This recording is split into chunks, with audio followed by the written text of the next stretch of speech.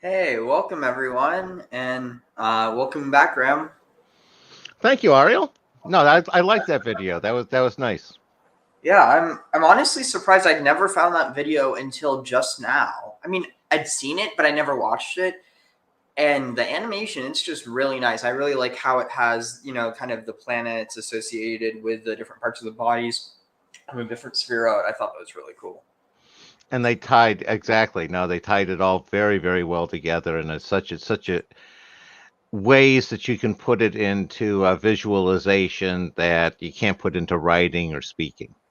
So, Definitely a way to communicate the same information, but a very different vector. so just Wonderfully done. so Go just for ahead. context, oh yeah, so just for context, so that song, the lyrics are Eitz Chaim Hidat, she is the tree of life, Lemacha Zikim Ba, to those who grasp her, Vitom Chea Meushar, and those who like hold on to her are happy or blessed. I think there might be more to it. Let me just look that up real quick. So let's see. Eitz Chaim lyrics. I'm just also going to pull it up here.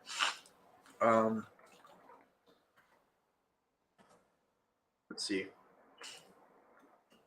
Present screen, share screen. Here, Chrome tab. Here.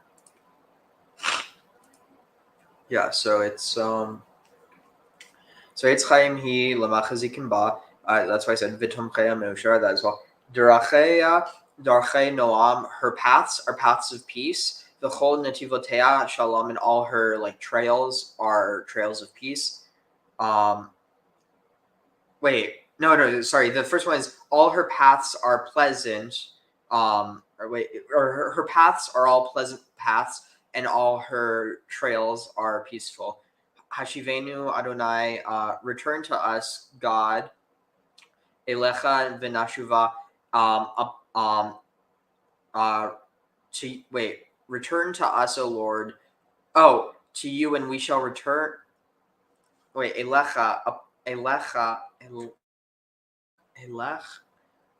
Oh, Elecha v'nashuva. So return to us, and we will return to you. That was just a weird way it phrased it. So Chadesh Amenu v'kekedem. So Chadash. It means make new Yamenu. So like renew us, renew us at as the days of old. And it just repeats. So any thought on those lyrics? No, it's definitely evoking the tree of life here, but it's also the Asherah poles that we were talking about earlier. Oh, definitely. And actually, yeah, I sent you something about this. I think this is a perfect time to mention it. So here, let me find it. So actually, yeah, let me see if I can find a video on that. So, Well, yep. before I was going to say, you look for that one, and I'll fill some air and sort of ask you a few questions there, because when I saw you showing that very, very ancient one that they found, the I forget what they called it, but oh, here it is, 7,500 year old Asherah idol, and what I saw looking at that one is all of a sudden I didn't know what all went into the creation of an Asherah idol or an Asherah pole, so to speak. And what I saw looking there reminded me a lot of the traditional meteorites that were used as gods and goddesses. And it immediately occurred to me that this could be a slightly different parallel, where the meteorite is stone falling to earth, and the idea of now that stone is the deity and you need to erect a central location on that one. But is there any tradition about Asherah poles being made out of trees that are struck, say, by lightning? Because the idea of the storm lightning striking the tree and the earth and it being made out of the surviving, and it's that same connection of earth and heavens like you would have in the meteor, and it would seem to be it also wouldn't need permanent location as much because of the living aspect of it. Any of Yeah, that make sense? Any of that resonate to actually things that actually are written down, Ariel, or is that just all in my head? I mean, it would be interesting. I don't know of anything specific, but um, I mean, it's something I could look up, but I'm not sure where I would find it. No, just say keep it in mind as you're looking forward. It's one of those things that it resonated strongly with me, with that idea, the syzygy between heaven and earth, and now you have an object that commemorates it, you know, embodies it, incarnates it, and thereby that becoming the object of worship. So here I found it. So 7,500-year-old burial in Eilat. It's also interesting to note that Eilat is derived from like El, or which is probably a form of El, and so Eilat is like essentially the female version of El. That's cognate with a lot, right? Yeah. So in the barren hills over a Red Sea resort, a prehistoric site replete with religious symbolism may indicate the dawn of new belief in life after death. Interesting. I mean, like maybe there's some connection to that there, like this concept of life after being struck. I don't know, but on the slope of the here, sweet, we can just do this. Awesome. Let me know if you can hear this. 7,500-year-old Yep. burial in Eilat contains earliest Asherah in the barren hills over a Red Sea resort. A prehistoric site replete with religious symbolism may indicate the dawn of a new belief in life after death. On the slope of a barren mountain overlooking today's Red Sea resort city of Eilat, a prehistoric community erected a cemetery and a place of worship, starting at least 7,500 years ago and continued for over 1,000 years. Amid the graves, among Masboth, archaeologists found the stump of a juniper tree. So just for context, so that word matzabath, it's it's because it's mispronouncing it because of the auto pronounce, but so it's matzevot, or it's the plural of matzeva, and so matzeva is like a matzeva is actually the word that's also used to describe what is it, headstones. So it's basically it's a standing stone. It's a standing stone that has typically ritual markings on it denoting the god or the person that this place is located or associated with. Sort of the spirit of the place concept. Yeah. So, like for instance, when Jacob and Abraham go throughout the land of Israel, they place Matzevot everywhere they go, and so that's why you have like Beit El, you have Peniel, like basically all the places that are named are supposedly done so because they placed Matzevot there. Oh, I did have a quick thought on the tie-in with the lightning. And that's the concept of like the seraphim with the poles in the desert attracting the lightning sort of concept. The what in the desert? The poles that Moses had him create, weren't those the seraphim? Wait, sorry, one more time? The snakes on the poles. I'm probably pronouncing it wrong. Yeah. Yeah, and collecting the lightning, and I'm seeing that with the banishment of those from the temple as being related to the banishment of the Asherah poles. Interesting. And they were constructing those in order to catch the lightning in the desert, and that would create the pole. That's I'm getting some resonance there. Just throwing it out there. We can get back to the article now. This may be, they claim, nothing other than the earliest Asherah ever found, predecessor of a cult that would come to be embraced by the Canaanites and abhorred by the Yahists. The excavators also found beads from afar, made of exotic materials, including the earliest ever examples of faience and of steatite found in the Levant. To the unaided eye, the site perched above Eilat looks like rocks in some sort of arrangement. To the trained archaeological eye, it brings insight into the belief system during the late Neolithic and Chalcolithic periods, and its significance to the later traditions of the ancient Near East. First discovered in 1978, the site was only excavated in the late 1980s as a salvage dig ahead of Eilat's westward expansion. The excavation was carried out by Israel Hershkovitz and Uzi Avner, who found 11 simple graves, 20 tumulus tombs, 2 areas identified as open-air sanctuaries, and a cultic installation. It would take 3 decades for analysis to be pursued and papers published in 2018.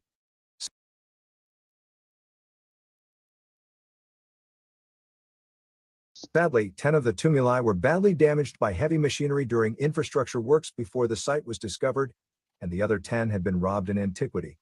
Luckily for posterity, though, the raiders didn't quite finish their job, and now Professor Abner shares the insights reached from the remains. Below the red sands, the cemetery overlooking the modern city had been in use for over 1,000 years in the 6th and the 5th millennia BCE, circa 5450 to 4250 BCE, according to finds and radiocarbon dating of charcoal found at the site. Of the 11 simple graves the archaeologists found, 3 were excavated. Beforehand they had been barely distinguishable on the surface. About 20 centimeters down, the archaeologists encountered a stone bed of rocks, seemingly arranged to correspond to a flexed position of the deceased, along with very few grave goods. The tumulus-type tombs, on the other hand, were hard to miss. They were constructed using large rocks placed on the ground, supported from the outside by additional stone pavements. The tumuli burial chambers contained mainly the long bones, pelvis, and skulls of the dead, covered with soil and medium-sized rocks. Avner believes that the simple graves represent the initial burial, and once the bodies had decayed there, selected bones would be secondarily placed in the tumuli with grave goods. Examination of the remains indicate this was done for all members of the community above the age of about 5. The grave goods included stone tools, arrowheads, scrapers, grinding stones, and sandstone bowls. 2 of the bowls were decorated with reliefs that may represent a geometric design, a snake, Avner says. There were also fragments of early pottery, bones of sheep and goat, wild animals and fowls, and an abundance of small stuff, from shells and pieces of coral to minerals, semi-precious stones, and beads. Most of the beads were skillfully crafted from seashells. But some clearly originated afar, including the oldest known faience and glazed steatite beads. The faience and steatite beads apparently hailed from Mesopotamia. The archaeologists also found a lump of red realgar arsenic ore from Anatolia and a copper bead that also may be one of the earliest known smelted objects in the Levantine lands. Sacred meals. Some of the tumuli's burial chambers, which range from 1.5 to 3 meters in diameter, contain multiple individuals. These Avner believes were nuclear family graves. Others featured several chambers. In some cases multiple tumuli were connected, perhaps serving the extended family. There was one exception to the tumuli serving for secondary burials. One contained a partially articulated female body next to a child, both buried in a flexed position.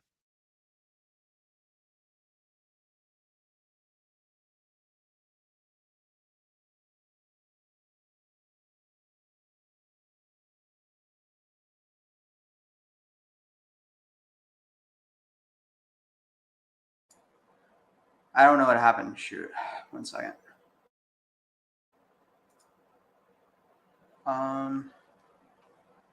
Shoot, where'd it go? Here. Reload, maybe? Oh, here. Sorry about that.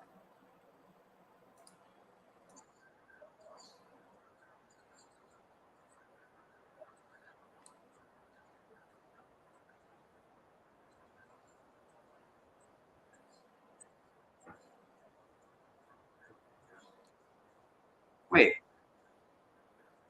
Please tell me I was sharing it this whole time.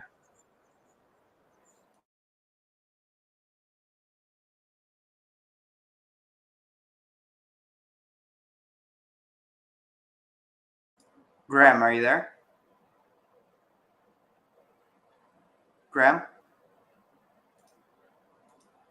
Graham?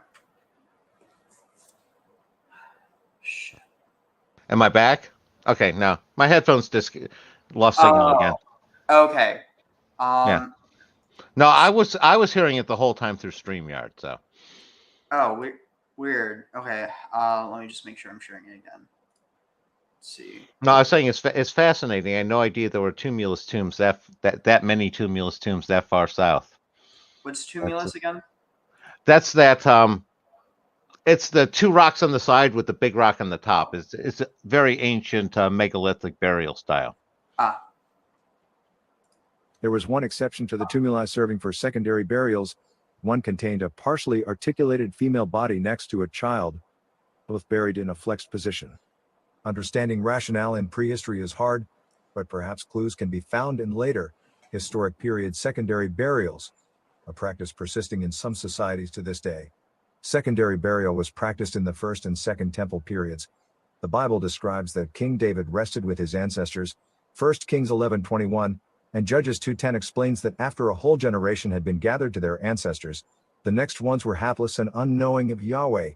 The bodies would be placed in burial caves, and once the bones were clean, they were transferred to another room in the burial cave where the remains of other family members rested.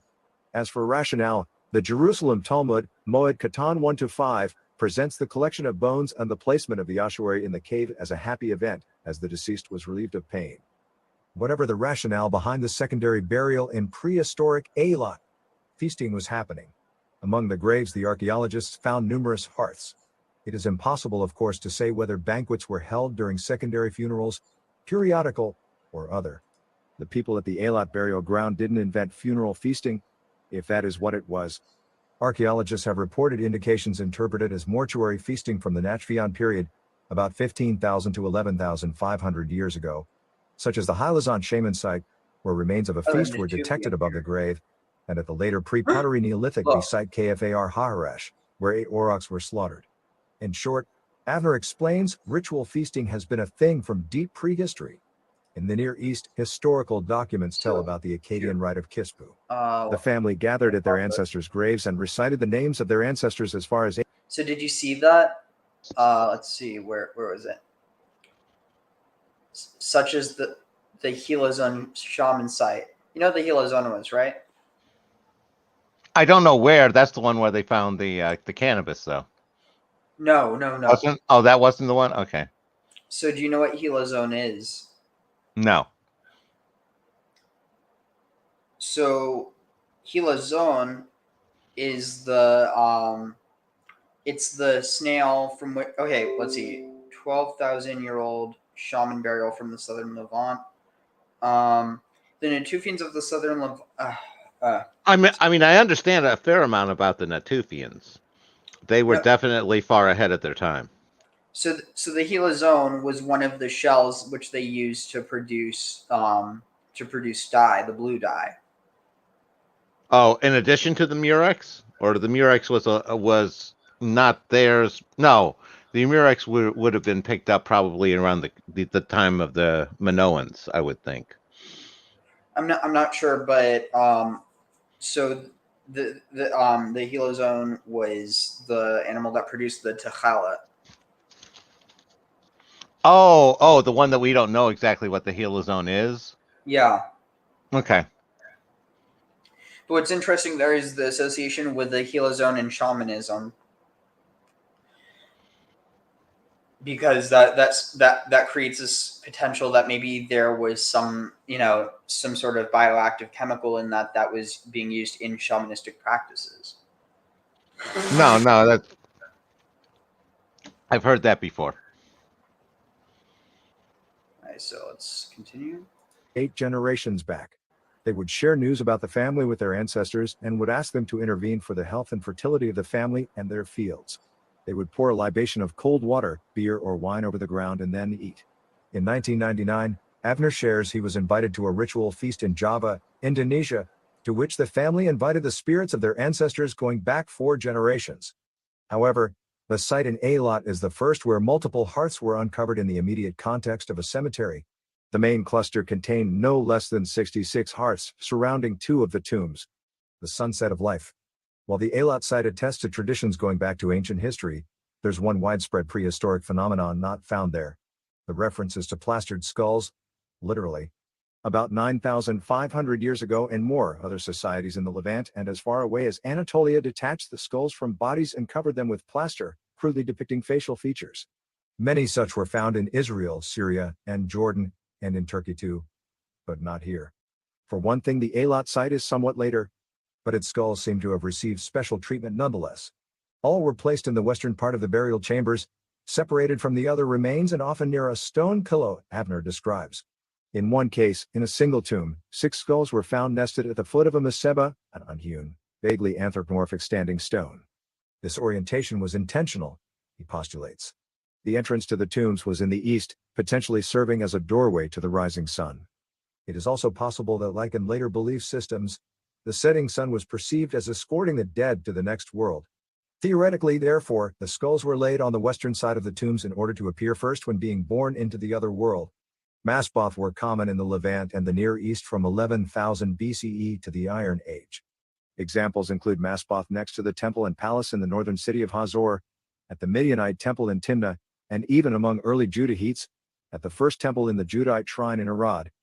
In Eilat, the archaeologist observed two types of Masboth in connection with the tumuli burials: wide stones, usually as a set of two, located on the eastern perimeter of the tomb facing east, sometimes with stone offering benches or semicircular cells in the front. The other type is 1 to 3 Masboth inside the tombs, facing north. Based on multiple finds in Israel and beyond, historical documents, and anthropological observations, the broad Masboth in front of the graves may have represented fertility goddesses. The ones within the burial chambers may have represented the ancestors. But the story of this peculiar site isn't quite over yet. The archaeologists also identified 2 open-air sanctuaries, built by placing a perimeter consisting of 1 row of field stones. The outline of the smaller sanctuary, which is 10 by 4 meters, looks vaguely anthropomorphic. On its eastern side was an installation with no less than 99 Masboth inside, 2 of which were relatively taller, 55 and 65 centimeters. These may have represented a pair of deities, while smaller ones, 10 to 30 centimeters in height, may have represented the ancestors, Avner said. The roots of Asherah. East of 2 of the graves, 2 installations were found. One was built 70 centimeters into the ground and was paved with small flagstones. It was on this pavement that the archaeologists identified the remains of a juniper tree trunk. The wooden relic is 30 centimeters tall and was found still standing upright. The trunk had probably been brought to the site from the Edomite mountains, in today's Jordan. The presence of the juniper, brought from afar to be placed on a pavement inside a burial and cultic site, leaves little doubt that it was a sacred wood, Avner says. Later, such sacred trees were common in the Levant and the Near East. In the Bible and Ugaritic texts, Asherah, often symbolized by a tree, was the goddess representing fertility, endowing life and prosperity to her followers. Sometimes, she is also referred as the wife of El, and her cult was mentioned several times in the Old Testament. The Bible also disapprovingly references Asherim cult objects relating to Canaanite worship. In the Mishnah, redacted in the early 3rd century CE, she is represented as a living tree, tree stump, or a wooden sculpture. Before the discovery of the juniper tree trunk in Eilat, only 3 sacred trees potentially identified as Asherahs were found in the Near East, although from much later, and 2 of them are still hotly debated, in the early Bronze Age sanctuary in Beyt Zoltan, Turkey, in the Bronze Age sanctuary in Katna, Syria, and in the Iron Age sanctuary in Lachish. The Asherah in Eilat was dated by radiocarbon analysis to 4540 BCE. It is the oldest Asherah found anywhere. There is one other extreme oddity about this cemetery, which is said was created on a rocky, barren slope with a view of the Red Sea. Unlike other prehistoric cemeteries in general, it seems to be an independent institution, separated from settlement. It is also among the earliest to integrate Masboth within the burials. If the interpretations of the types of Masboth are correct, then the dead were laid to rest with symbols of female fertility and rebirth, as indicated by the broad standing stones, the orientation of the graves and elements within, and the Asherah. And perhaps, the strange mortuary ground above the sparkling blue sea among the red mountains might represent a new, cyclical perception of life and death and rebirth, as opposed to the common, linear perception of a one-way passage from the short life on earth to the eternal afterlife that apparently prevailed among the desert people as early as the 6th millennium BCE.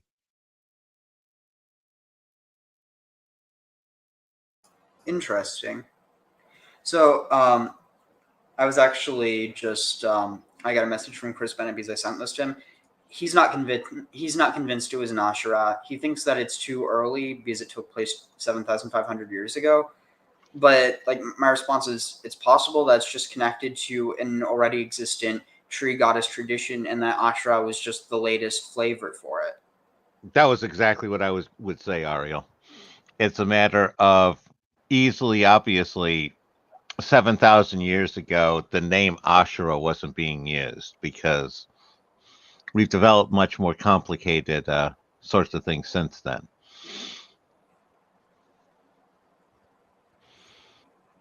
Yeah, definitely. No, that's fascinating. That is also fascinating is the that inversion cycle. It seemed like, what were they saying? Life to death and then death to life. It seemed like you had a double death and then you came back to life. I don't know. I may have just misread that or misheard that. Sorry, I was kind of distracted half the time because I was responding to him, but No problem. No problem. It was like at the end, they're talking about it being light, instead of the eternal afterlife, it was life to death and then death to life. I was wondering if that was just a single cycle or if it was you went into the after realm for those 8 generations and then you got reborn again. It almost had a certain connotation of that going on. interesting. So, oh yeah. So what were the because we're going to get back into some of the 12 numbers. So I want to at least address some of them.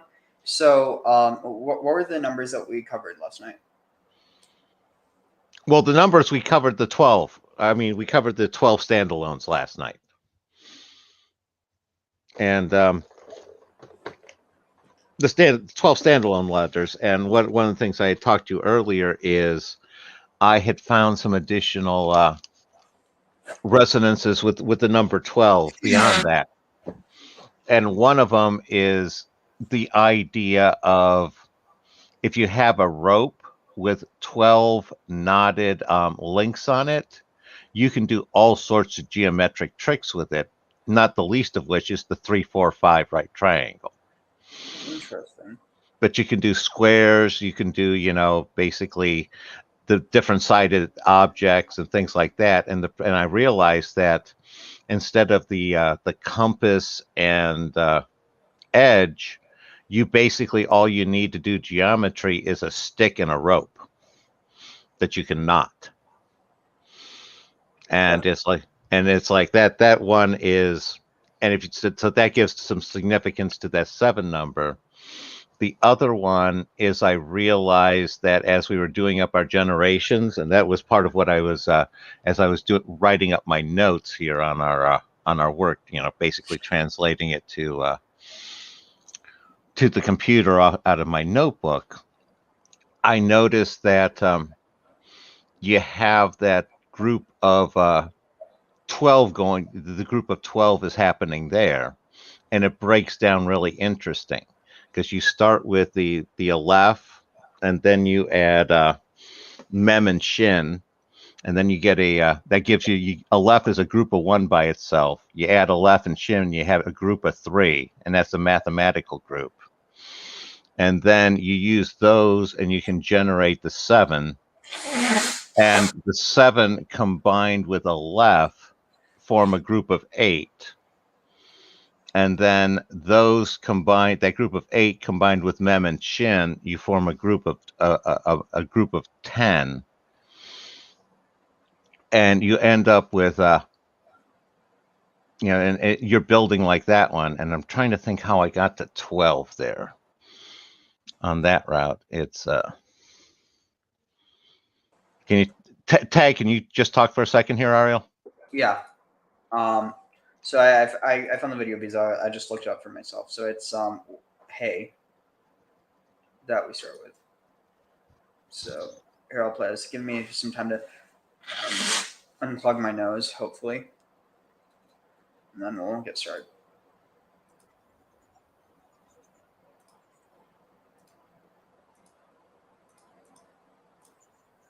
Oh no! Now I remembered that one. What I was thinking of. It's a matter of it's the generations. What happens is you do it with the multiples. You start with alpha times 2. You double it. You get 2. You get 2.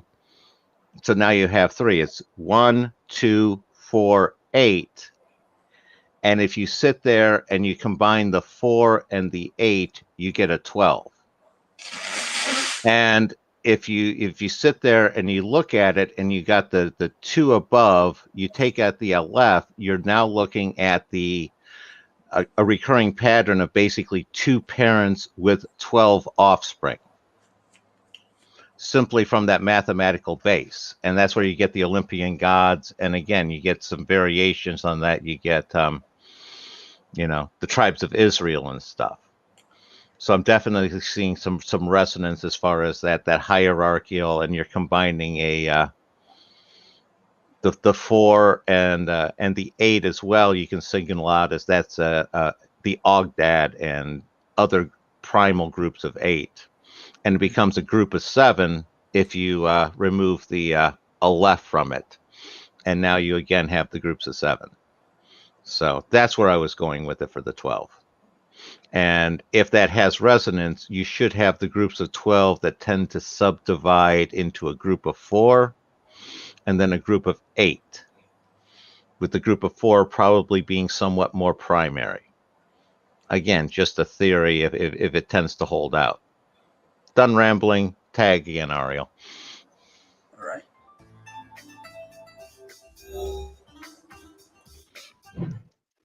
When looking at the letter Hey, you'll notice that it's constructed from a Daled and a foot. So the sages taught the Gimel, which means to give, gives, as it were, part of its foot to the Daled, the poor person, and that becomes the next letter, the Hey. So the letter Hey represents a unification of giving and receiving. It's And humbleness. therefore, it's a letter of great unity Or thanks. and completeness. We're taught that the letter Hey stands for expression and revelation. In most languages, when you want to get someone's attention, when you want to express yourself, you say, hey, ho. In Hebrew, we have 2 expressions like that. One is hine, which means Here I am. Here it is, here I am. And then there's hi. This is what it is. And the other one, a very important word, is many times in the Torah, when God appears to a person, Hallelujah. the answer, hineni. Oh. I am here. Here I am. So the letter Hey has much to do with revelation and expression. And this is manifest that in the 4-letter name of God, the only letter that's repeated is Hey. There are 2 of the 4 letters of God's name are the letter Hey. And they're That both should feminine. alert us immediately to how important this letter is. When you take the name of God and you permute it in a different order, it spells out Havaya. And many people refer to God with this name, Havaya. Havaya is a word of being, because God brings everything into being, and his essential name is very connected to this idea of essence and being. A further manifestation of the letter Hey regards time, because God, who is above time and space, brings time into being. Thus, the words in Hebrew for past, present, and future are all connected to the letter Hey. Past is Haya, 2 Heys. Present is Hoveh, and future is Yiyah. So God's name is hinting to that all being, all time, all reality is animated by God's infinite light. When you look at the shape of the letter Hey, you will notice that it's made of 3 distinct lines. And we're told that this represents breadth, length, and depth. Because expression in the level of worlds in space is made up of 3 dimensions. All expression, we'll see, follows these 3 levels. That's why we have what's called thought, speech, and action. Each one of these is an expression of revealing a person's inner essence through thought, through speech, and through action. God also, on the level of divinity, has these 3 levels. One is called essence. One is the transcendent nature of God. And one is the immanent nature of God. In other words, there is an essence of God that transcends all time, space, and all concept. And then you have a transcendent level of God that, as it were, surrounds the worlds. And then you have an immanent revelation and expression of God that fills all of the worlds. Now, going along with this is the number of the letter He. The number of He is 5. And we'll see many, many Did you things get that that? have to do I'm going to with go back a bit. expression and manifestation. So, what's the outer layer? He said. Is an essence of All right. So the immanent essence of nature God. of God. In other words, there is an essence of God that transcends all time, space, and all concept. All right. And So then it you have transcends a it. transcendent level of God that, as it were, surrounds the worlds. All right. So And then transcendent, you have an surrounding, immanent and then immanent. revelation. This is and that expression of immanent and God that- transcendent antinomy. You know, that's a philosophical concept with the sort of opposites merged. And this is that, you know, it's that immanent and transcendent at the same time. It's inherently a paradox, but it's a concept unto itself. Interesting. So, and it's interesting because you have this almost this idea of, so you have like the monad, then you have like wisdom or Sophia, and then you actually have the actually no, it'd be like the transcendent, the logos, and then Sophia, and then those two things are different. That's one way of looking at it. Another way you can build it in the alphabet here is out of the Aleph, and you're pulling the Aleph is dividing the line in the Aleph is dividing the transcendent and the immanent, and basically merging those together into one concept, sort of like it's an antinomy paradox in and of itself. And it's the separation, and while it's merged with that like that, it's fine, but it's when it separates, it creates the whole world.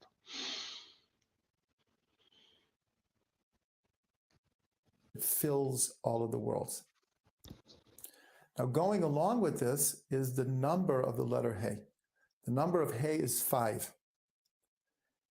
And we'll see many, many things that have to do with expression and manifestation and revelation that have to do with 5.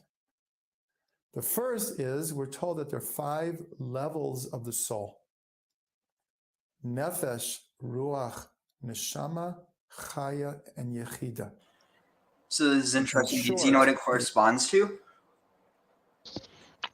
Immediately, I'm jumping to the Egyptian soul structure, but I'm not sure what you're going to there. Right. So there's 5 different levels.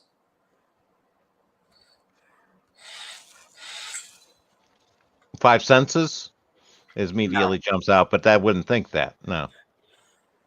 Okay, what are there 5 of? 5 of that make up the world.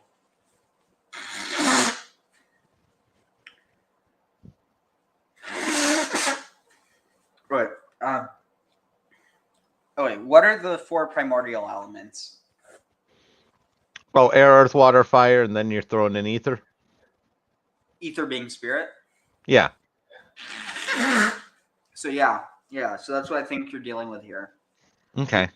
You have you have the earth part of your body, which is basically your nefesh, or kind of like basically your consciousness. Then I'm trying to think. So it goes. Actually, here, let me just pull this up real quick. Oh wow, yeah, taking that dab made me feel a lot better. It's amazing. All right, so let's see. What was I looking up? Oh yeah, Jewish levels of the soul. All right, so there is let's see, 5 levels of the soul. So there's the nefesh, which is associated with like the body, the ruach, which is like the spirit, the neshama, which is let's see, does it actually go in depth? So basically, and I'm probably going to butcher this, but so you have the nefesh, which is like your body, the ruach, which is like your spirit, like the animating spirit. Like, so that's more of like a kind of, how would you even compare this? Like, yeah, I don't know how you would associate it with like different elements, but basically, so you have the nefesh, which that would definitely be earth, and then you have the yechida, which is like unity. It literally means unity. It's this idea that a part of us, a part of every one of us, is, it comes from God. And so the idea isn't that we are God, it's that we have a little seed from God that's in our souls. And then I think that's the part that reunifies with God after we die. And then you have like the other parts of the soul that kind of get recycled into new lives. Okay. No, I can see where you're going with that one.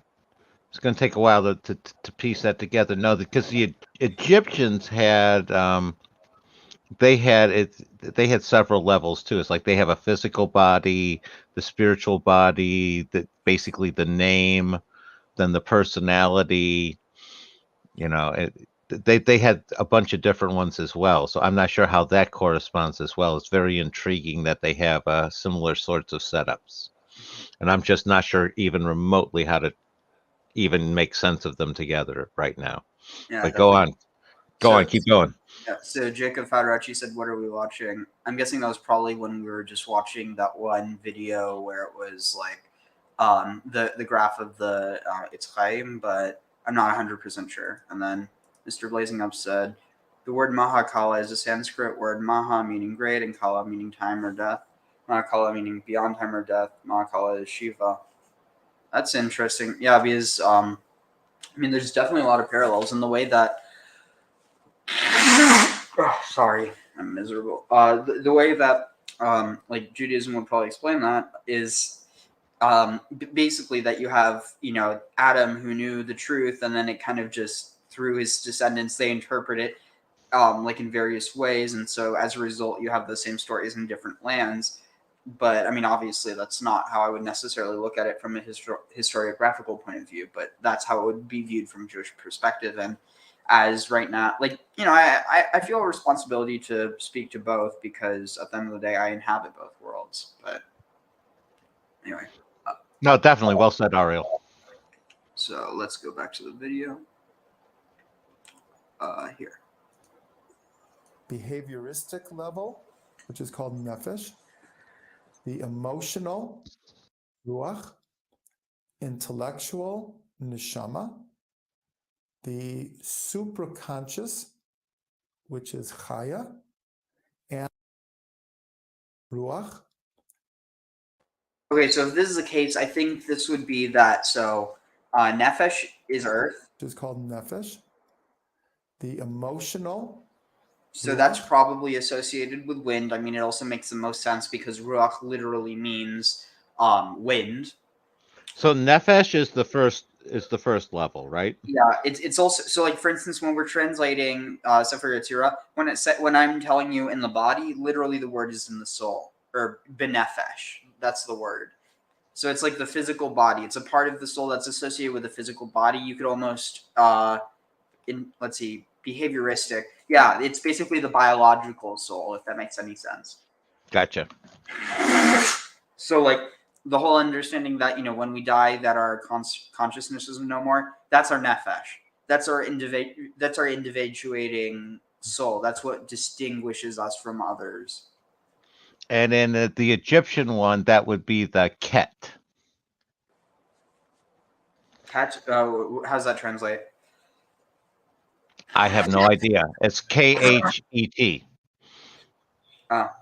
No, but I mean, like, how does it translate? Like, what does it mean? That means the physical body. Oh, okay. The Egyptians, like I said, the Egyptians have it: the physical body, the spiritual body, the name that's associated with it. That they have different ones as well.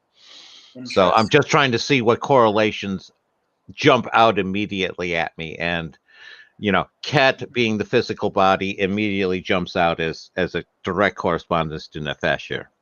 Yeah. It's called nefesh. The emotional. So emotions, that's associated. So malchut or the earth is associated with like, you know, the physical body. So now you're dealing with emotions. That's the next layer up, and that's associated with air. The next layer up from that is like what's the word, like moral, or it has to do with like, you know, good and bad, or right and wrong, or, you know, severe and merciful. And then the next layer of that is up, and that would be associated with fire. So it's basically earth, wind, water, and fire. Okay, that You I've are. always not liked that correspondence, that sequence, but Why is that? from an alchemical standpoint, you can correlate air, earth, water, and fire with states of matter. And earth corresponding to solid, water corresponding to liquid, air corresponding to vapor, fire corresponding to plasma, and the ether equaling the background vacuum.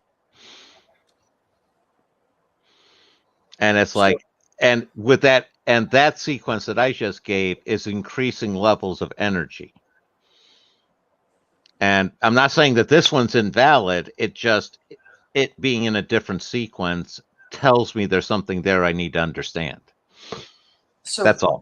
So basically, it has to do with this idea that, so I mean, even within that context, you could look at it. So you start off with a fight. Well, I think maybe this is also kind of where it breaks down. So, like, what happens if you view air as the vacuum? Then you have fire is the or actually no. Here's no. It's more like so.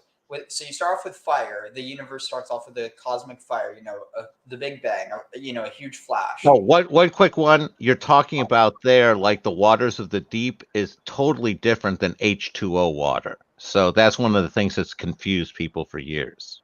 Go on now. Yeah, so you have the cosmic fire, and again, it's not like a literal fire that's consuming anything, but it's, you know, it's a spiritual fire basically. It's a fire that won't consume a bush. Right. It's like you know, it's a fire of creation. But then you have the Great Sea, which is like this expansion. But also, if you were to apply this to our level, if you apply fire to water, you get a gas. The gas being air, and then the but basically what it is, it's like you have this cosmic battle between fire and water. So you could just view that as dark and light, or, you know, the two polarities. And then those two polarities create something new, which is the air. And then through the fusion of the water and the fire, and then the air revealing what they have created, you expose the air, you expose the earth.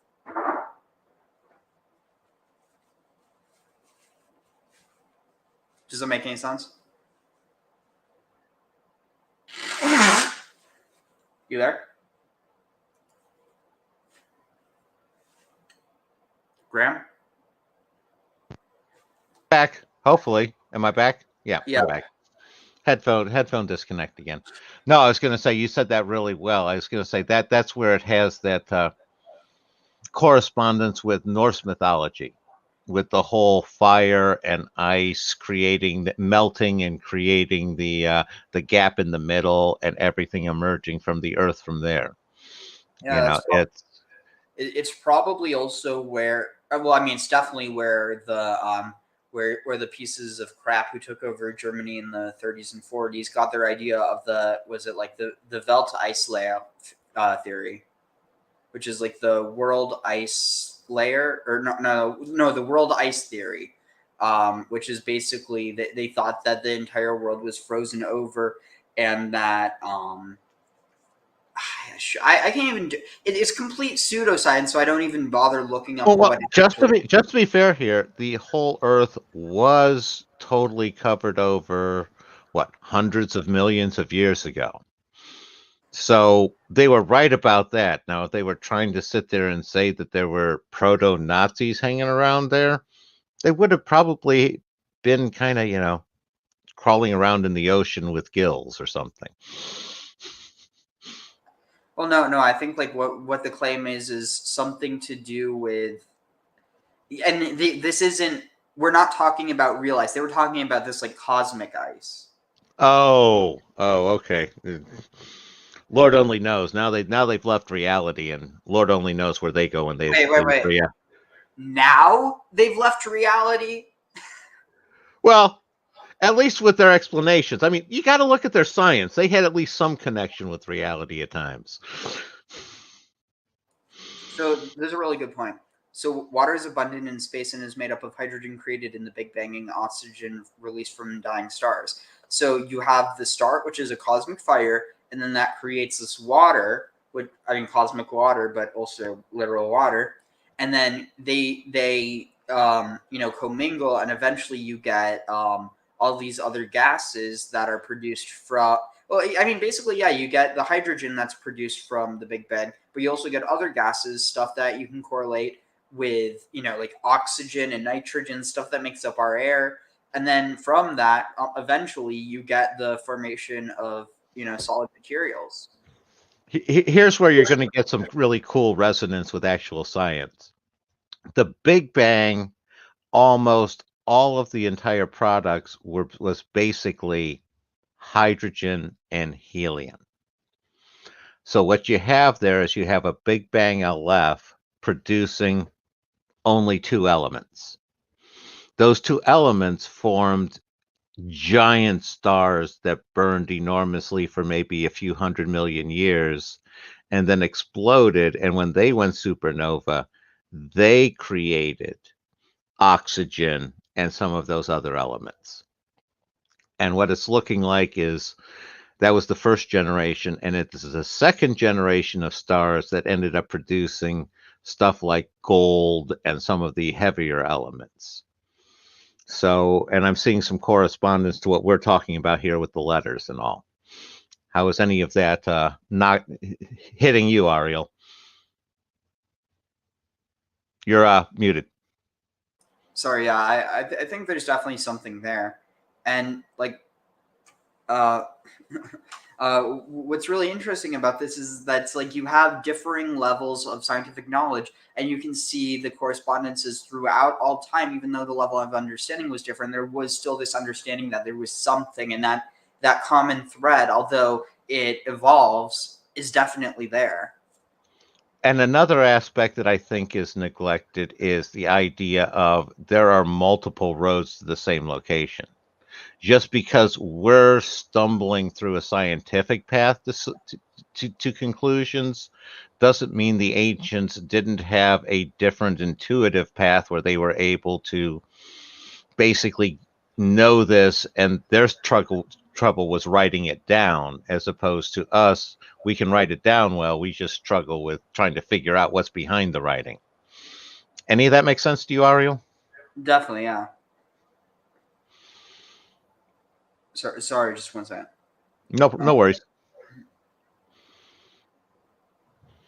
No worries. Oh, and also on the immanent and transcendent there with the letter hey here, you have the gap in the middle, your black fire on white fire, and you have that separation from the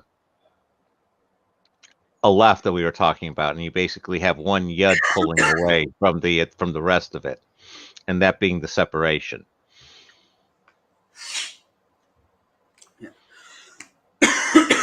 Sorry, let's continue this one, and then we'll probably crack into the text. Intellectual neshama, the supraconscious. Oh yeah, so hold on. Let me get the second one. What was the second one now? It was neshama. Neshama. Yeah. Ruach, intellectual neshama. So the intellectual one, like No, emotional is ruach. So it was nefesh was earth, and then its ruach would have been the emotional, would be air. No, or yeah. Sorry, yeah. Yeah, ruach is air, and he's saying that, and neshama is I'd say philosophical. water. I'd say yeah, so water, but I'd say philosophical rather than intellectual. So ruach is emotional, and then you have intellectual. So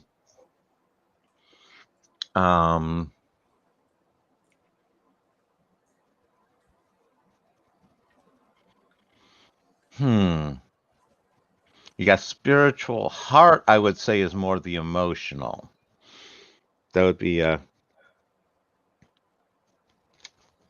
don't know. But you're saying that's the emotional,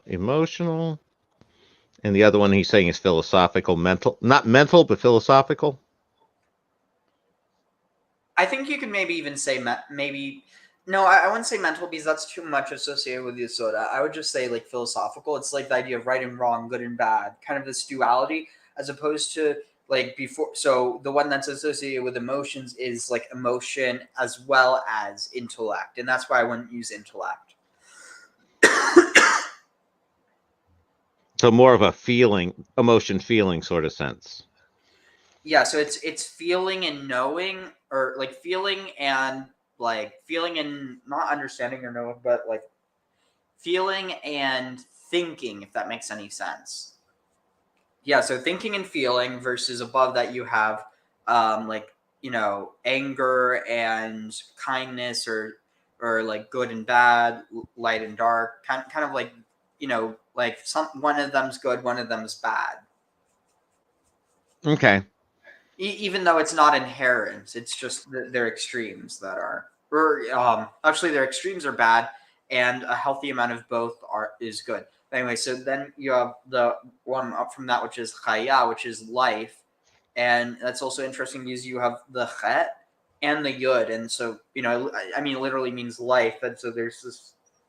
I think there's a connection with flame there, but yeah. The supraconscious, which is chaya, and the point of God within a person, the highest level, is called Yehuda. So the soul is expressed through 5 ways. On the level of worlds, we just look at our hand and see our hand is made up of 5 fingers. In other words, we act in the world through our hands. Our hands represent our ability to act in the world. Which one was the point of way God, we Ariel? speak, we're taught linguistic. Yehida, so Yehida. Okay. Yeah, no, what I'm picking up on this one is basically complexity of processing, where the first one is basically it's just existence. You can tell that something is emotional. You can basically, you start to be able to get a judge of it. You can feel a difference between things. When you hit the next one, it's the philosophical. You can judge good or bad, whether that's a good or bad feeling. Now that you can tell a difference, you can judge whether the difference is good or bad. And then you would add a level with superconscious, and my guess there is how we connect with others in a society sense, and the next level up being God, which would be how we connect with everything. That's just sort of off the cuff here. Interesting. Basically, that sound comes out of our mouth from 5 different places in the mouth. So we see on many different levels. What is this? Bigaron, so in the throat. Bilashon on the tongue. Wait. Bigaron, bilashon. Wait. What was it? How's it go?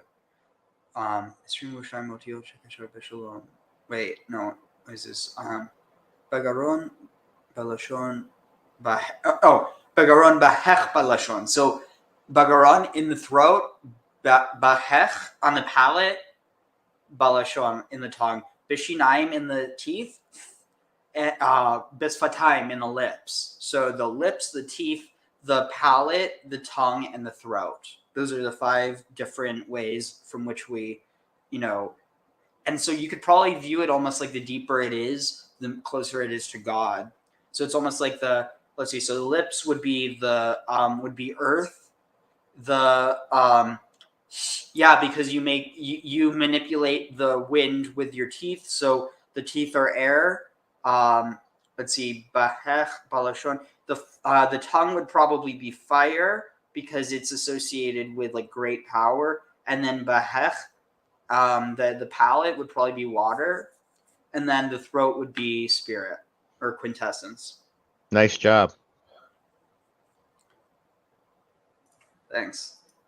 5 represents revelation. We are taught that everything has its source in a more spiritual, godly aspect. So when we look at the creation of the world, we see that on the first day of creation, the word light is mentioned 5 times. And we're told that this represents the infusion of God's light into the world that will animate it and keep it going for all time. And that these 5 expressions of light represent the 5 books of Moses, the Chumash, the core of the Torah. A meaningful meditation on the letter Hey is to take these ideas of 3 lines and the number 5, because they go together very well, and really meditate on how we express ourselves through thought, speech, and action, and how this is revealed in the physical world through our hands, and in the spiritual. Oh, and think about that. So a hey, it's like there's this idea of 2 hands, because one of the connections is like it's a man praying or giving praise, and so you have the 5 hands, you have 2 of those, so you get 10, and 2 heys is a yod. So it's Okay. like I can see that. So the hey is 5, and then 2 heys is a yod. I mean, I don't know. It's maybe it's almost like, you know, the hey is the 5 fingers, and then the other hey to make a yod is the actual hand. So together you get, because you could almost think of it like you have your 5 fingers, but then you also have your 5 knuckles. You see what I'm saying? Yeah, I see what you're saying. So like you know, you can have knuckles without fingers, but you can't have fingers without knuckles. Or actually, I don't even want to think about that, but my point is that you have your fingers and you have your hands. What connects them are the knuckles, and the knuckles are part of your hand, whereas the fingers, you could almost say the fingers are they're extensions of your hand, whereas the knuckles, the knuckles are just the joint where they meet. So maybe it's almost like, because you don't have 5 things in your hand other than the 5 fingers and the 5 joints that connect the fingers to the hands, maybe that's how you're getting it, because otherwise you'd think that a yod should actually be looking like 2 hands, unless it's 1 hand, because the hey is representing something else. I have not enough knowledge to make any sort of argument for or against that, Ariel. Just sit and listen to you. What I'm saying isn't influenced by any special Jewish knowledge. It's literally just the thought that you have. I mean, what is a hand? It's 6. You have your hand, or you have your palm, and then you have your 5 fingers. So that's 6. So how do you get 5 and 5 to make a hand, which is yod? Well, there's got to be another 5 other than the fingers, and so that's what leads me to think it's the knuckles. It's just a process of elimination. I was going to say the other one would be 2 hands together, but I don't know. Yeah, I mean, so like maybe it's almost like, I mean, I don't know. This is definitely a stretch, but it's like you could almost look like the hey. It's a square. Like your palm's roughly the shape of a square. So then you have another hey, which is representing 5. I mean, they both represent 5, but this one, like, basically, literally representing 5, and then those 5 are 1, 2, 3, 4, 5. So that's how you have a hey, which is the palm, potentially, in this interpretation. And then you also have, you could even look at it that way, because look at your hand. You have, so the dalet is 4, and then the yod, in this case, could almost represent like a 1. So you have, the yod is like the thumb, or the joint where the thumb goes out of, and then the top are the joints where the 4 fingers come out of. You see what I'm saying? Yeah, I can see that. And so if that's the case, then you take another hey, and what you get is you basically just split up the dalet into each line of the dalet. You cut the dalet into half, and then you cut those halves into half. You get 4, you use them to make the 4 fingers, and then you use the extra yod to make the thumb. You see what I'm saying? Yeah. I'm actually going to draw this because, let's see, I have my notebook. Shoot. Oh, here it is. Okay, so let's see. So you have the hey here. So then you have a here, here, here, here, here, here.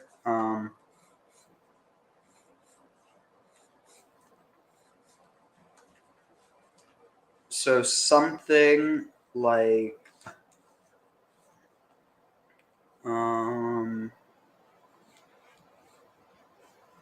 something like this.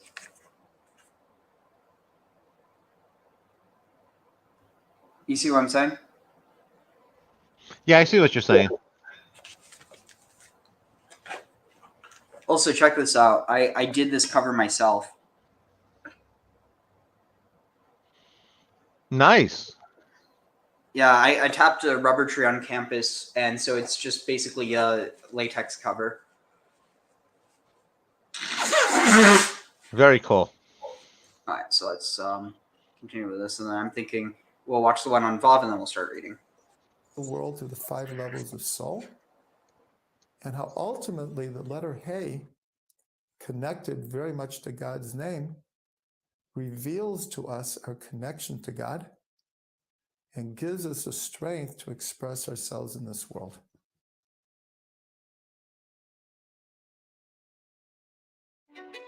In the beginning, God created the heavens and the earth. My name is Kermit.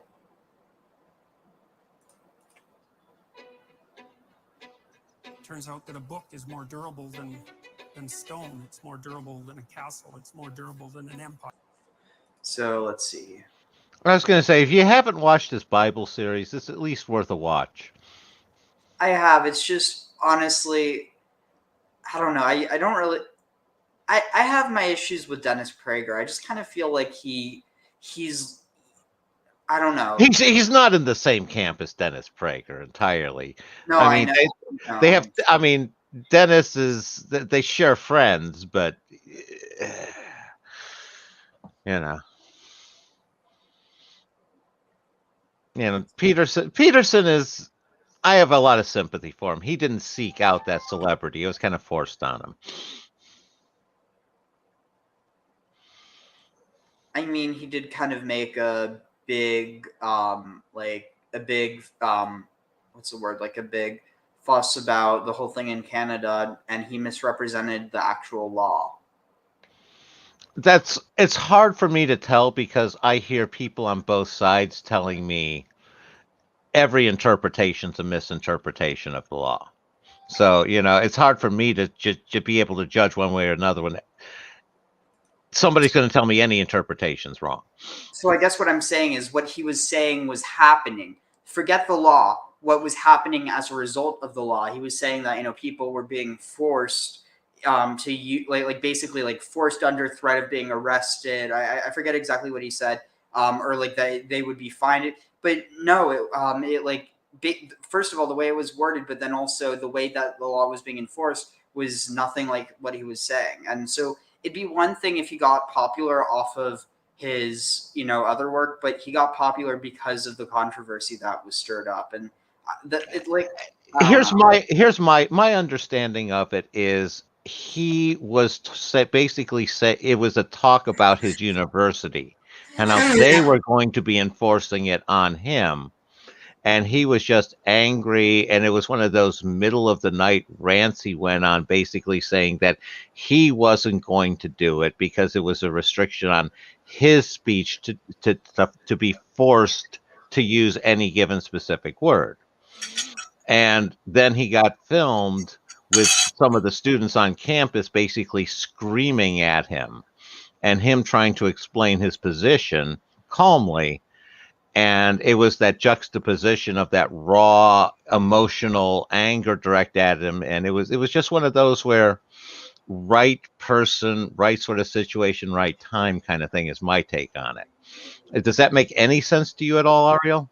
Yeah, I guess my issue is less so him and more so some of his followers. Like, Now we're on the same page. He's got some really, that's the problem when you get followers. You get some nasty people who do stuff in your name that you wouldn't endorse. It's like, I think there's a lot of stuff Christians have done that Jesus wouldn't have endorsed.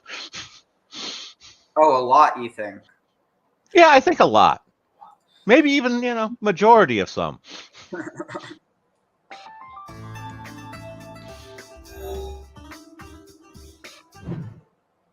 The Vav, shaped like a vertical line, represents a man standing.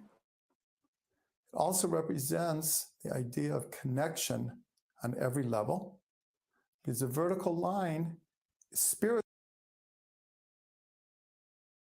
So, I mean, it's kind of horrible because it does represent a nail, and so, like, obviously you like there's like all these Christian interpretations of, like, Yud Hey Vav Hey, and then the fact that it has a Vav. Oh, the fact that it's a nail, it's foretelling that that God will be nailed to a cross or whatever. And it's like, wait, so a Vav represents connection. So the connection of what? Being nailed to a crucifix? I mean, like, I don't know. It seems very, very odd to me. But like the context of using like a tent peg as a weapon, like that's definitely in the Bible. Like with Yael and Sisera, how she drugs him with milk, and then when he falls asleep, she drives the tent peg through his head.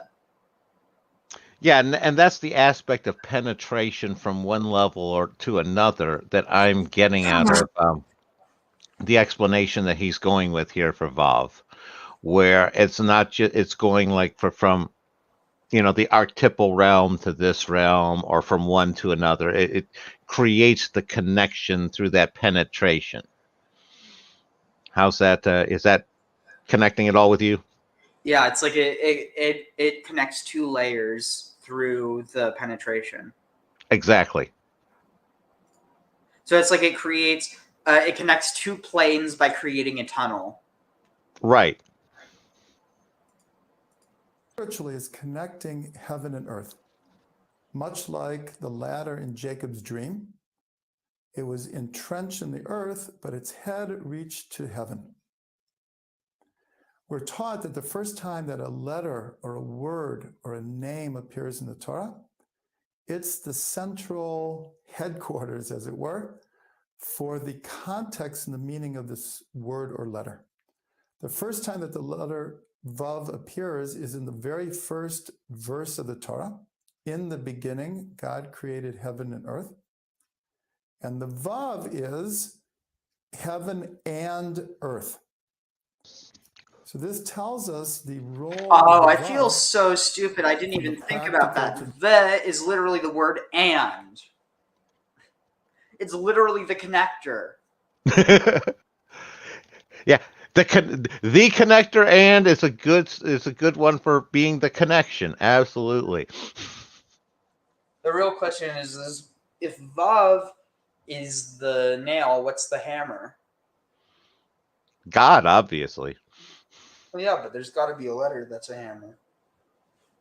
I guess maybe a Zion because it's a sword, but you could also interpret it as a hammer, maybe. You just have to change the sword blade into a handle and then the actual hilt into the head. the mystical is connecting everything in the universe. We see further that in the first word of the Torah, Bereshit, which we've mentioned before, in the beginning, there are exactly 6 letters.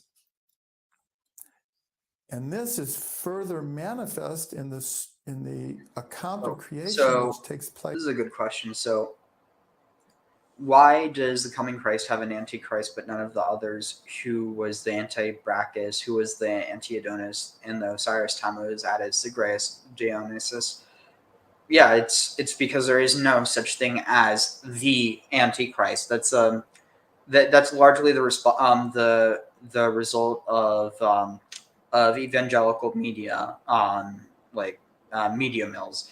Because think about it, there is such a thing as Antichrist, and there's such a thing as the false Messiah, or a false Messiah, or like what was it, the false prophet. That's what it is. So you have the false prophet that gets equated with Antichrist into becoming the false prophet who is the Antichrist, when in reality they're two different characters.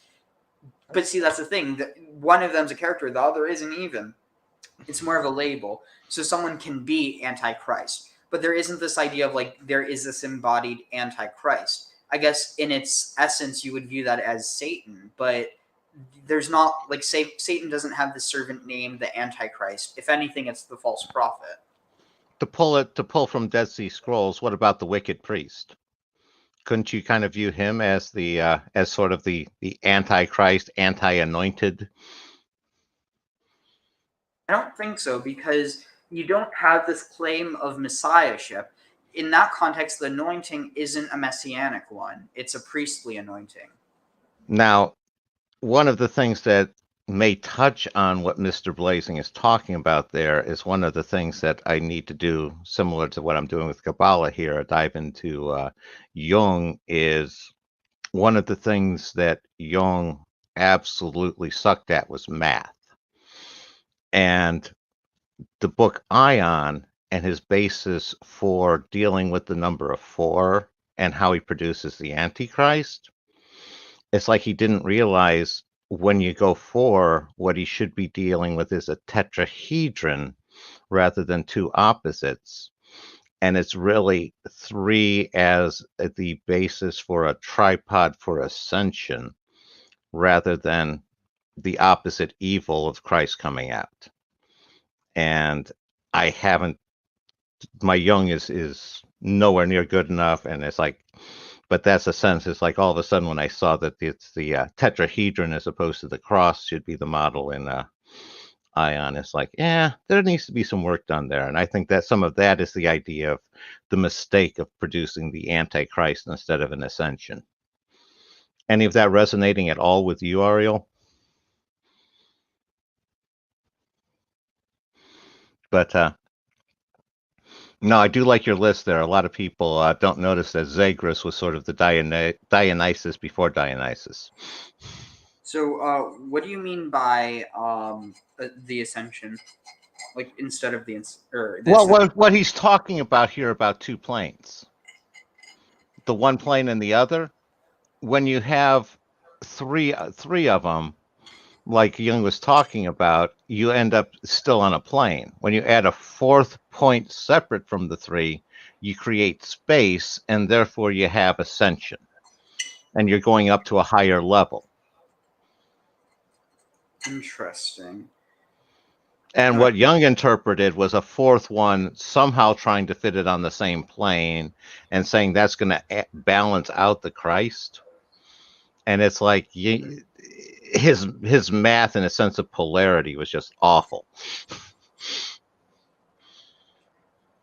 I don't know enough about Jung to comment on that, but so Usal said, Boker Tov Achim, good morning, brothers. And then Good morning. Is Jacob still here? Not sure about that. Let's see. There's someone watching on Twitch, so that might just be a bot, because it seems like that's where all the bots are. And then there's 2 people watching, so it's probably just you and Blazing Up. So I'm guessing not, but who knows? Maybe. In 6 days. So the idea of 6 represents all of creation. Further, we see in the first sentence of the Torah, the first verse, the letter Aleph appears exactly 6 times. From this, our sages in the Talmud said that this era of history, this cycle of history would last for 6,000 years, because if you remember in the letter Aleph, Aleph also means Aleph. So 6 Alephs in the first verse of the Torah hints to 6,000 years of history in this cycle of history. And we also see the number 6, as we said, 6 days of creation, followed by the Shabbat, forms the basic code and cycle of all process, of all cycles. 6 days we work, and on the 7th we rest. 6 years we work our fields, and on the 7th we rest. 6,000 years mankind works, and it will be followed by the 7,000th year, the Messianic era. Another manifestation of the letter Vav connected to the idea of connection is that the letter Vav has a unique role in the Torah. It only appears in biblical Hebrew, that when you put a Vav before a verb, it has the power to reverse the tenses. In other words, if you put a Vav before a verb in the past, you read it as the future, or the opposite. If the verb is in the future and there's a Vav in front of it, you read it as happening in the past. And this is an awesome idea of the Vav being the connection between past and future. That function of the Vav to reverse past to future and future to past is called in Hebrew Vav HaHipuch, the Vav that reverses time. Einstein revealed what's called the relativity of time. That until Einstein, everyone thought that time moved unaffected by anything in the world at its own pace. Einstein revealed that it's not true, that time is affected by gravity and velocity, and that times are different in different places depending on those two factors. So it's very interesting that in the word for light, the middle letter is a Vav. And because Einstein further taught that the mystery of light is very connected to the relativity of time. The letter Vav equals 6. We already mentioned how in the first verse of the Torah, this sets the scene for the cycles of all of history. On the level of the... So this touches on this one idea that, dang it, I can't remember exactly where it is. Saul probably knows. So it's this one reference where it was like from the from the very beginning, the end was planned. How is it? Oh, Mirosh Mikadem Nesucha v'sof ma'aseh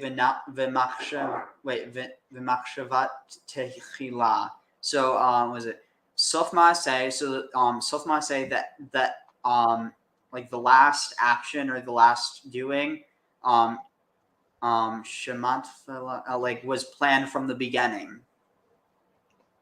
Any ideas about that? No, that makes sense. It's sort of in the sense of maybe not so much planned as the sense I have, but was written into it from the beginning. Was inevitable from the beginning. Well, so was it inevitable, or was it like it was already known, or it was already devised? Well, you're at the level we're working on. How do you tell the difference between those two concepts? I guess you can't. That's one of the ones where I've always had a little issue with some of the early parts of Kabbalah where they're attributing intention to God, where God may be acting more out of a reflex from the light, seeing the light and having reflex from that one before he was conscious and understanding how to deal with the light and stuff. Well, but you have to keep in mind that's heretical. I mean, I don't have an issue with it, but it is heretical. Well, I understand. I explained to you that's where I always had the issue, where I'm trying to learn it and figure out how things work on my own. I'm not necessarily trying to figure out necessarily accurate to what the Kabbalists saw. Yeah, I just do feel like it's important to state what. Absolutely. No. I'm That, 100% able to trot all over heretical ground without realizing it. well, it's And not even. I want you to point out when I do so, Ariel. I do, because I may be wrong when I do so. Oh, it's not that you're wrong. It's just that's the reason why the Kabbalists didn't interpret it that way, because to imply that God acts in reflex as opposed to like God creating reflexes, like basically being beyond reflex.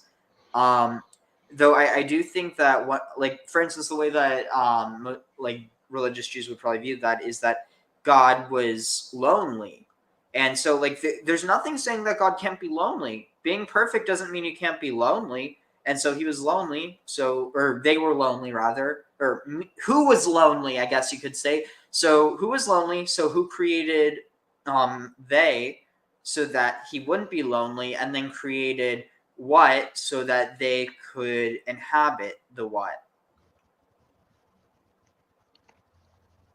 No, I understand what you're saying. And like I said, for me, it's a question of attributing loneliness as opposed to raw yearning, which is more of the sense that I would have for it. More of a wanting somebody else rather than just missing somebody else is just what I get with loneliness. I see what you mean. So Usal said the cure before before the sickness. It's interesting, and I think maybe like what you can see is that with a lot of things, there a lot of the not maybe not cures but treatments are found in yeah, bore mine besamim, amen. Actually, what I was coming off of what from you Saul was saying was the cure is so many times the cure is found from the antibodies in response and reflex to the sickness. Like that's where vaccines come from and all. So the only reason that interpretation doesn't work is that it's the cure before the sickness. You in this case, you're talking about the sickness before the cure. But I'm saying that the cure already exists in the sense of that immune system is going to produce the cure. So the means to have it's incarnation. It's tough to then you have cause and effect. When you're talking in more of the time of Timson and all, you're talking no time, no cause and effect before all of that got created, so you can't apply the same sorts of rules. Is my opinion. So I don't worry too much about it, but that's violating some rules.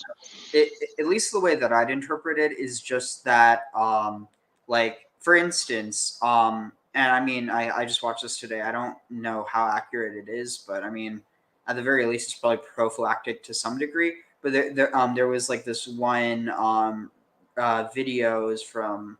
Actually, yeah, here I'll play it because it's relevant to this. Yeah, And yeah. also, No, I was going to say just on this one, I tend to go into more of that Spinoza and heretical mode here, where to a certain extent everything being God and pantheism. So just fair warning. let's see. So it's grapes, chocolate, and tea. And the reason I'm playing this video is because I don't want to get struck for misinformation because I could easily see that happening. But if I share something that literally is from the news, how am I going to get struck for misinformation? Meeting FDA compliance requirements is now easier than ever, thanks to Registrar Corp's. Oh, yeah, here. In our health center tonight, and so what I'm trying to say here, and it's not to say that you're wrong. I'm not trying to say that. At least the way that I'm thinking. Yeah, exactly. Usal. So it's the idea that for every disease that comes out, that there is already something in nature that God has created. Maybe not specifically for that, but that has a purpose or that has a role in being used to treat or to prevent something. And so, like, that's probably the case, for instance, with cancer. On some levels, it's not like you can just take something and it'll get rid of everything if you're surrounded by an environment full of carcinogens. But I mean, there definitely has been some interesting studies that do show show an ability for cannabis to like to like absorb free radicals, or I forget exactly how it is, but that I mean, like at the most base level, it helps people who are in pain. and more than that, it might actually help treat some things. But it's just like to say that it's a cure. I think the term cure is more of like the idea of perfection. Like a true cure is very rare, and if it exists, it's something that we've probably yet to discover. I mean, for anything, I mean that's what a panacea is. But in terms of just finding a treatment, there's treatments everywhere. Well, But you also raised the larger question of what is considered a cure, and some of this for me is it seems like people they haven't accepted the idea of life is a suicide mission. You're born, you're going to die, and it's what you manage to do until that point. well, but I don't think that really meets that definition, because that would imply you're born with the intention of offing yourself, as opposed to born with the inevitability that you will die. They're two different things. Right. Well, it's for me some of these treatments. I've had this talk with doctors before, and it's I developed this from my dad because he was the doctor, and it made sense to me is how much quality life are you adding? Because you can spend a lot of money just to live for a couple of days, and that you're doing no quality of life, and there's all sorts of balances. It's like I said to the one doctor, if you said eat this cardboard tasting paste and you're going to have an extra 100 years of quality life, yeah, I'd probably do that. If you tell me eat that, I'm going to have another week of quality life, I'm enjoying my food. And somewhere in there's going to be a balance point where I would trade off, and everybody's going to have their own separate balance point. But is any of that resonating with you, Ariel? Definitely, yeah. And it's like some of these people, it's like I don't know how many people got upset with me when I sat there and said to them, everybody who gets the COVID vaccine is going to die. And they get angry. And they get angry because it's like, everybody's going to die. It's a question alive longer. And if the vaccine's going to keep you alive longer, take the vaccine. Absolutely. But don't be emotional about facts. That's my point, Ariel. Sorry. It's just, I mean, like if you phrase it that way, of course they're going to respond that way, because everyone's going to die. Like, I mean, for instance, it's like that whole joke, like, if you've drunken or if you've ingested this chemical H2O, you're going to die. Well, I'm also, and again, bringing this back full circle of Eden. If you eat of this fruit, you're going to die. It's the same sort of statement, same sort of question. So do you think that, I mean, because it's not, well, no, because under that predication, you're saying if. So the implication is if you don't, you won't. No, I didn't say if. I said everybody who takes it is going to die. Well, I didn't sit there and I didn't specify that, again, everybody who doesn't take it's going to die too, and they may die sooner. No, but what I'm implying, though, is that with the snake in the garden, there isn't that implication that that if she doesn't eat, or there is that implication that if she doesn't eat, that basically the way it's phrased, if you eat of the fruit of the tree, you shall surely die. So it's presented as if you don't eat of it, you won't surely die. Right, which is what I'm taking of, that they were in that more higher state of being where they were not going to be tasting death. And it was once the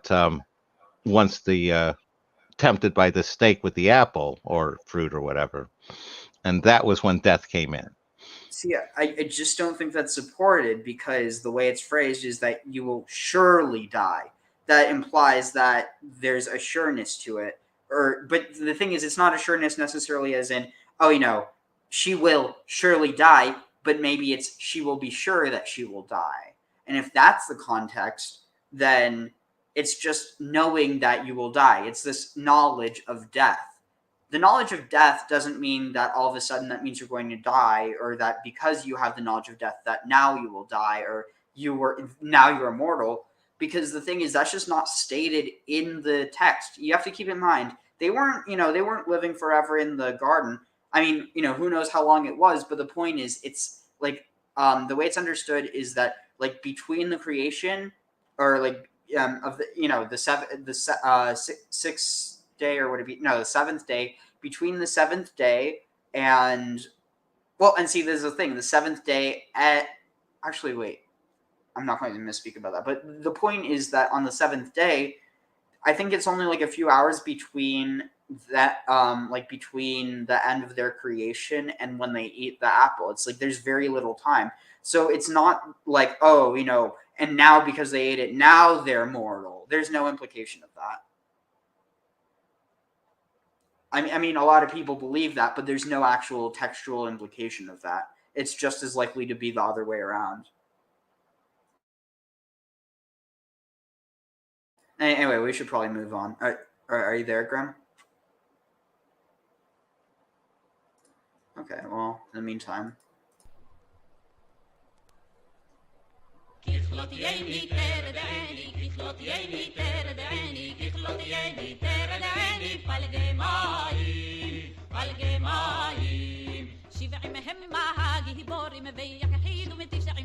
Graham, you there?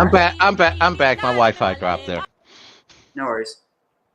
No. What I was saying is, I know I'm stomping all over everything, but my sense was always the garden was partially material, partially spiritual, and it was an indeterminate amount of time. And we're talking about the days before that are they're different measurement of days than what our material measurement of days are. And that it was an indeterminate amount of time that they were alive, and they wouldn't know what death was because they were in that partial material, partial spiritual state. But once they ate of that tree and they realized, and they basically, that was the fall into the fully material state then. And they abandoned that partial state. Yeah, but again, they were created nude, yet they only realized it after they ate of the tree. So you could imply that it's the same with death, that they were created without the knowledge that they were going to die, but that they were still going to die. It's more of they were in a, like I said, partial spiritual, partial material, and this is they knew they were going to die. I always got the sense with the temptation, the message was an immediate death was going to follow, basically like a Snow White with the poison apple. You bite it, you drop. And that was where Eve was able to go with Adam, whereas hey, I did this, but I didn't drop and get him involved. And like I said, that's where the descent came from, was that they lost that connection with that spiritual realm at that point. And we're far off where we're supposed to go. So just really quick. So Usal said his wife is up. After run, brother. See you soon. Thank you. And then also yeah, thanks for looking in. And I think there is some metaphor for coming out of a state of ignorance. Definitely that one. That's one of my interpretation levels of the Bible is emergence in consciousness from that spark of awareness up to full consciousness of everything. Definitely, so no, I'm definitely resonating with you, Saul. So yeah, here, listen to this and tell me what you think of this, because this is what I get from the whole idea of the cure being created before the ailment. To fight COVID-19. So if you're a fan of green tea and chocolate, in our health center tonight, a natural way to try to fight COVID-19. So if you're a fan of green tea and chocolate, you may already have what you need in your pantry. News Nation reporter Dina Baer shows us the research. Green tea, chocolate, and grapes all contain compounds called flavonoids, historically known to enhance health. So a North Carolina State University researcher decided to put them to the test against SARS-CoV-2, the virus that causes COVID-19.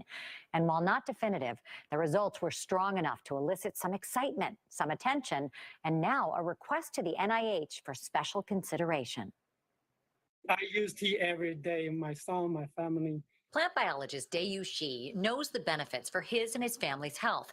He spent his career studying the compounds in nature. I study how plants.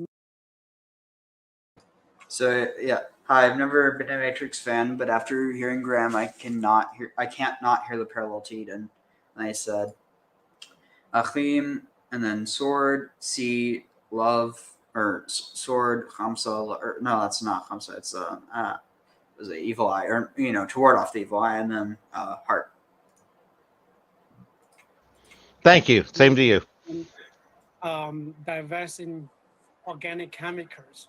And those chemicals make great nutrients, but in some cases, they also have power against viruses. Many phytochemicals like flavonoids, organoids, many of them, they have antiviral activities. In the lab at North Carolina State University, the plant compounds are extracted and saved for research.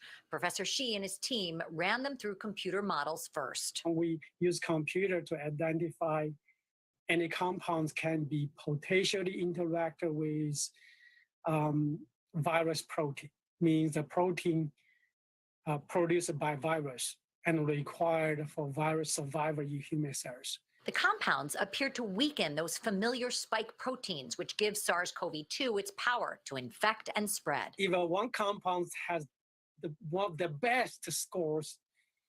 We were excited that we expect that compounds possibly give much better activity. The chemical came from green tea. In lab studies at high concentrations, it worked to weaken the virus that causes COVID-19. The best products, to my knowledge, that is green tea.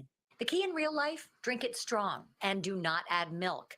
Cow's milk and soy milk can deactivate the power. That's why only dark chocolate, not milk chocolate, has health benefits. And cacao powder, cacao drink, dark chocolate. Grapes are also beneficial, but to get the most out of them, chew the grape skin till it tastes bitter. That's your cue. The chemicals are strong. 3 potential tools to help in the pandemic. Most of people know that green tea, grape, and chocolate, cacao, they are functional to human health. And if they can protect against the ravages of COVID-19, if we can do it, my career will be very meaningful. After publishing the paper with his results, Professor Xi filed a formal application with the National Institutes of Health to attempt to make a supplement with these compounds to aid against COVID-19. For now, Dr. Xi says he urges people to wear masks, distance from others, and take a vaccine when it's available. Just like the science of natural medicine, he says these tools are scientifically proven to save lives. Wait, did they say anything about wearing a mask? I kind of zoned out. They did. My guess is this is from several years ago, because they were talking about get the vaccine when it's available. So it sounded like this was before the vaccine was available. Yeah. So no. Here's my thought. Yeah. Here's my thoughts on it, and this is 100% unfiltered, and I know it's going to irritate a lot of people. I agree with everything he says about the green tea and the vegetables and the natural remedies like that one. My approach is you need to layer, as it's a question of how many pluses versus how many minuses in your lifestyle are you adding up against the different given diseases. It's like eating these things on their own, that's great. And it sounds like what too many people are looking for is one pill they can take that's just, it's going to, an all or none sort of thing. I have this, take the pill, it's gone.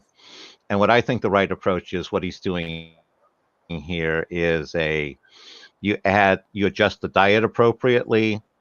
Everybody should have probably about half an hour of aerobics 3 times a week in order to get the nutrition to the cells, to get the cells up and working right, and stress the system a little bit there. You should probably get some sun, at least a few times a week. Get some sun exposure, get some exercise, keep the body in shape, and then adjust with nutrition and things like that as you need to with the diseases and the challenges you're facing in the moment.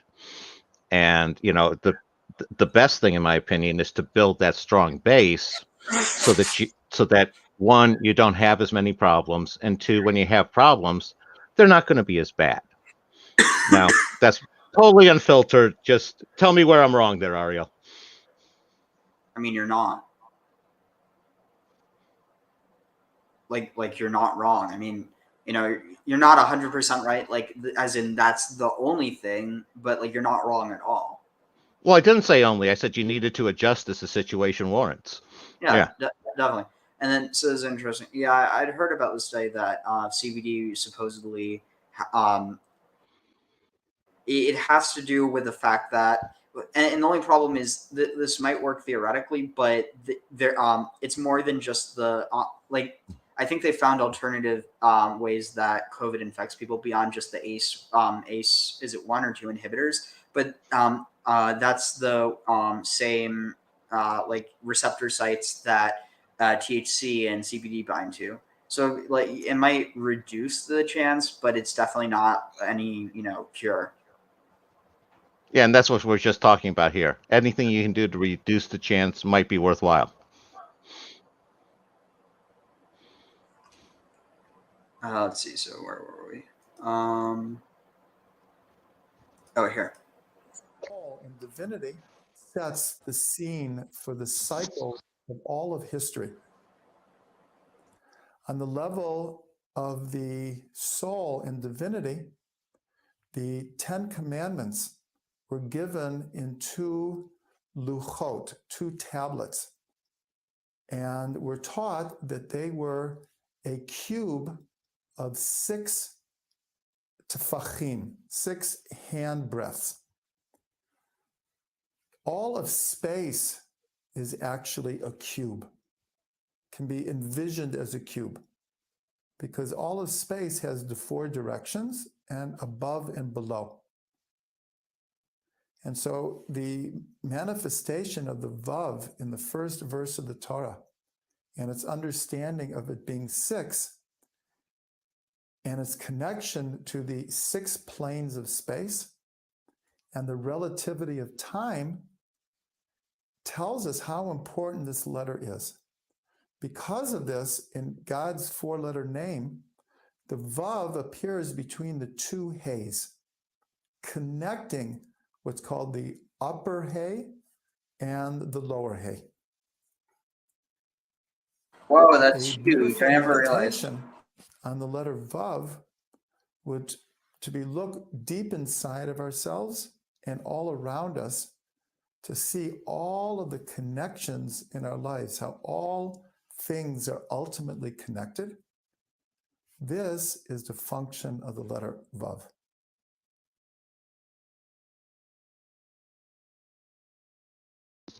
So maybe we could actually watch one more just so I can get myself like where I'm a bit less congested, and then we'll start reading. Sounds good. All right, let's see. So we are on. That'd be Zion. Zion. Yep. Let's see. Also, interesting thing. So the word for prostitution or fornication is also derived from that same root. Zona, Zayin, Zon. Oh, here it is.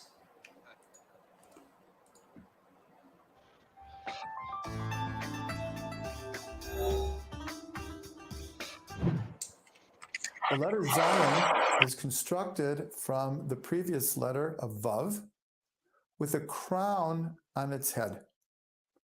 This is the expression Eshet Chayil Ateret Bala. Wait, what? I've never heard those two together because Ateret Bala is from Lachadodi, and then Eshet Chayil is its own song. So Eshet Chayil Ateret Bala. So a valorous woman, the crown of her husband. But I still really think that there's a pluriform interpretation to that. It's not just the crown of her husband. It's also Atirat Bala, lady Atirat. I was going to say something that I picked up there that I think is significant is that square there, he called a crown. Crown is one of those functions, operations that we've been talking about throughout the reading that we've been having, where they seal it and they crown it. Yeah, Kesher Loketer, bound it with a crown. Yeah, and that's what I'm seeing is basically that's what happened here is he took a Vav and Kesher say Kesher, or however you pronounce that. I think I was at least somewhat close. Let's see, what's this? M- Melachim Zohar. Melachim. Did you misspell that with a chet, or am I? I mean, melach. That's like salt. So maybe you could comment with what you mean, because I mean, to be fair, it's been a while since I've actually had a proper Hebrew class. I've been keeping up, on my own, but yeah. What's Malachim supposed to mean? Is it salt, or is it kings, or rulers, or what? Like in what context is this? Salt. Okay, the salt of Zohar. And then isn't Zohar spelled without an aleph? And if not, or if so, what's Zohar? I'm guessing that's the Aramaic Shlatim. Slatim. I need to look this up. Let's see. And if you have to look at Ariel, it's so far beyond me. All right, let's see. So, slot team.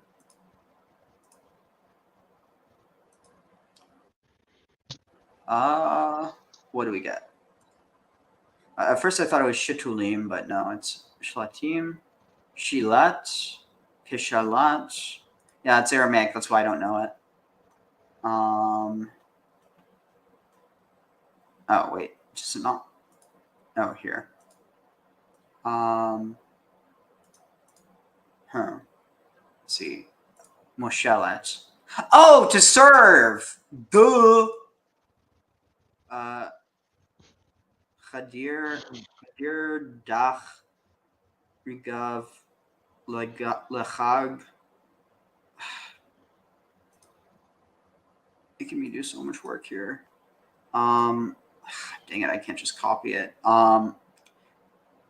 Chadir Dach Rinag Lechag Galgali. Yeah, I'm. Can you type it in English?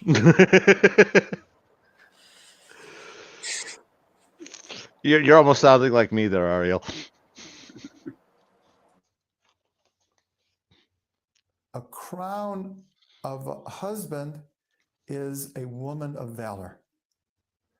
In relationship to the Vav is considered a male energy, and the Well, that Zayin doesn't help at all. feminine energy. I don't know Arabic. And this is manifest in the 6 days of creation, which is represented by the Vav, as the Vav equals 6, followed by Shabbat, which is the 7th day, represented by the Zayin.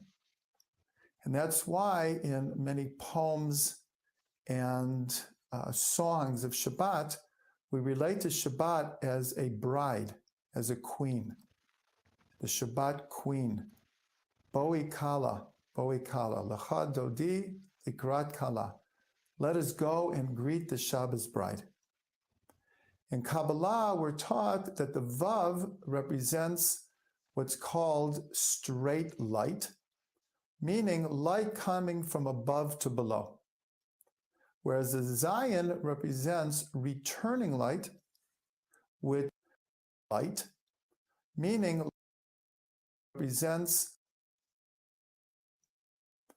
In Kabbalah, we're taught that the Vav represents what's called straight light, meaning light coming from above to below.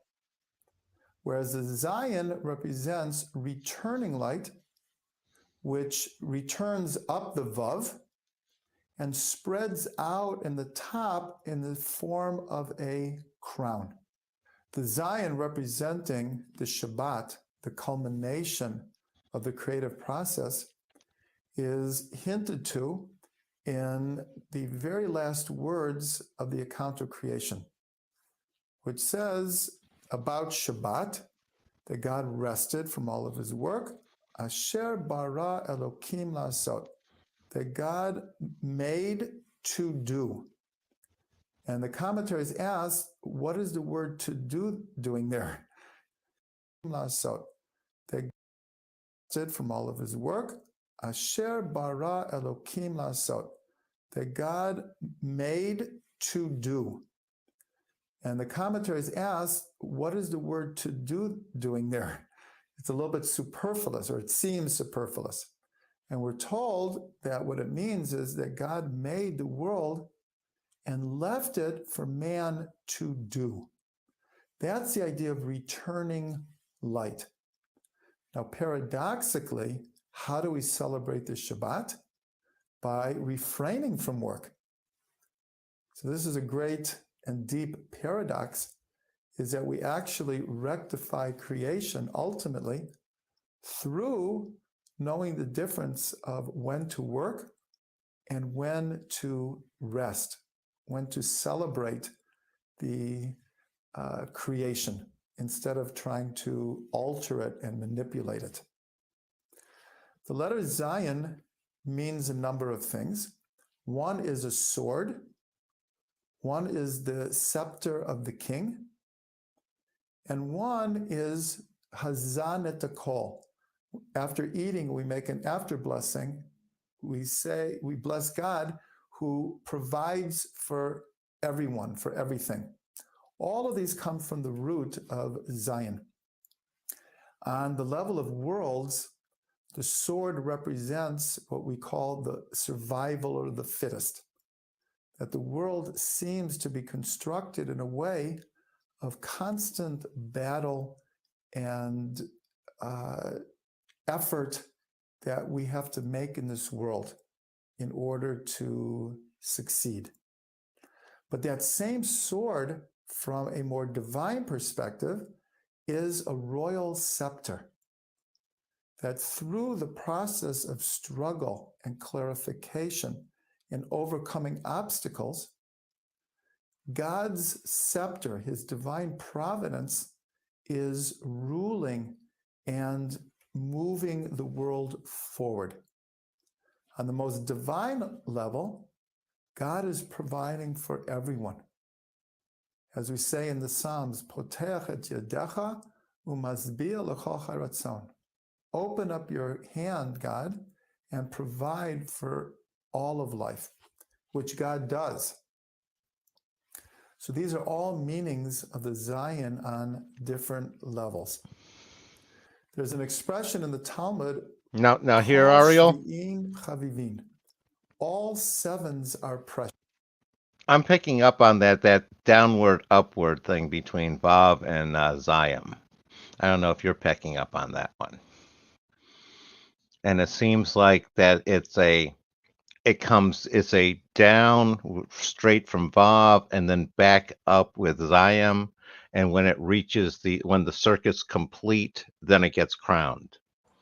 Yeah, maybe it's almost like it goes down through Vav, almost like you plant a seed with Vav and then it grows back up into Zion. Yep, and then flowers like that one, and you can see the flowers on top there, though I'm not sure that's intended, but... Oh, interesting. Yeah, I wasn't even thinking of it. I mean, that's a lot less graphic than the other interpretation, because Zion is also understood as a genital organ. Okay, no, I can understand that one. And the other one is, I'm picking up that line across as being the different levels of creation, which the Vav and penetrates in various different ways. That's sort of a sense I'm picking up here.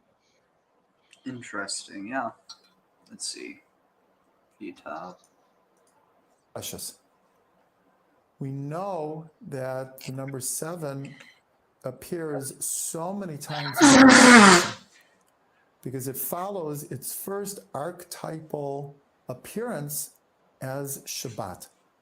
The code of the cycle of 6 days of work followed by a 7th, a day of the soul, a divine day, is encoded in all cycles of creation. And that's why we have 7 days to the week. Between Pesach and Shavuos, we count 7 weeks before receiving the Torah on the 50th day. All of the holidays mentioned in the Torah happen during the first 7 months of the year. We work 6 years the land, and then we have the Shemitah, the sabbatical year, on the 7th. And then we count 7 times 7 years, culminating in the 50th Jubilee year. Then we have the 6,000 years of history, crowned by the 7th millennium, Morning, Bastard Priest. which is the era of the Mashiach. So we see in the pattern of Salvation's been cycles how cycling. 7 repeats itself over Oh, and over. interesting. On the Look, he said grand pong, not gram pong. Good morning.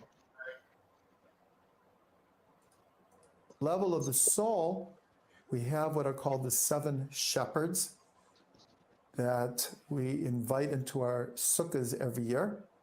The 7 leaders of Israel, Avram, Yitzhak, Yaakov, Moshe, Aaron, Yosef, and David. Pesach is 7 days. Sukkot is 7 days. The menorah, the candelabra in the temple, which represented the mission of the Jewish people to receive God's light in the world and then to spread it to the whole world, had 7 branches. The Kala, the bride at a wedding, goes around her groom 7 times, walks around him 7 times. And then under the chuppah, the wedding canopy, 7 blessings are given to the bride and groom. And then they celebrate for 7 days with these 7 blessings. On an even higher level, we see that the 10 sfirot, the 10 divine emanations, which, along with the Hebrew letters, are the archetypal model through which God creates, are usually divided into the 3 higher sfirot and the 7 lower sfirot. And these 7 lower sfirot appear on every level of creation. A wonderful meditation and visualization is to see oneself as surrounded by these different cycles, to understand how the cycle of weeks and months and years surround us and create our context in the world, and how our work in this world is to return the light that's coming down from above in order to fix and rectify all of creation.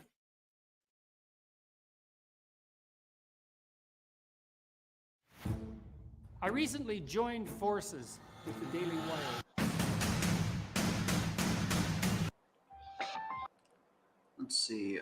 Here, let's watch the chet and then we'll start reading. Let's see, where is it? Chet.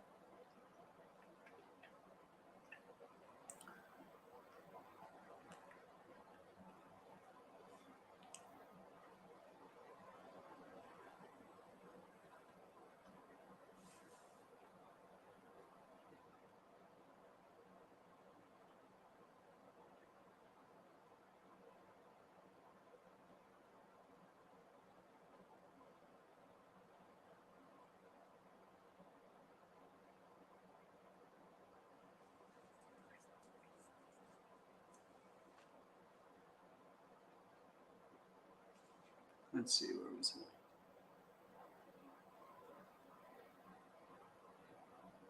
Here.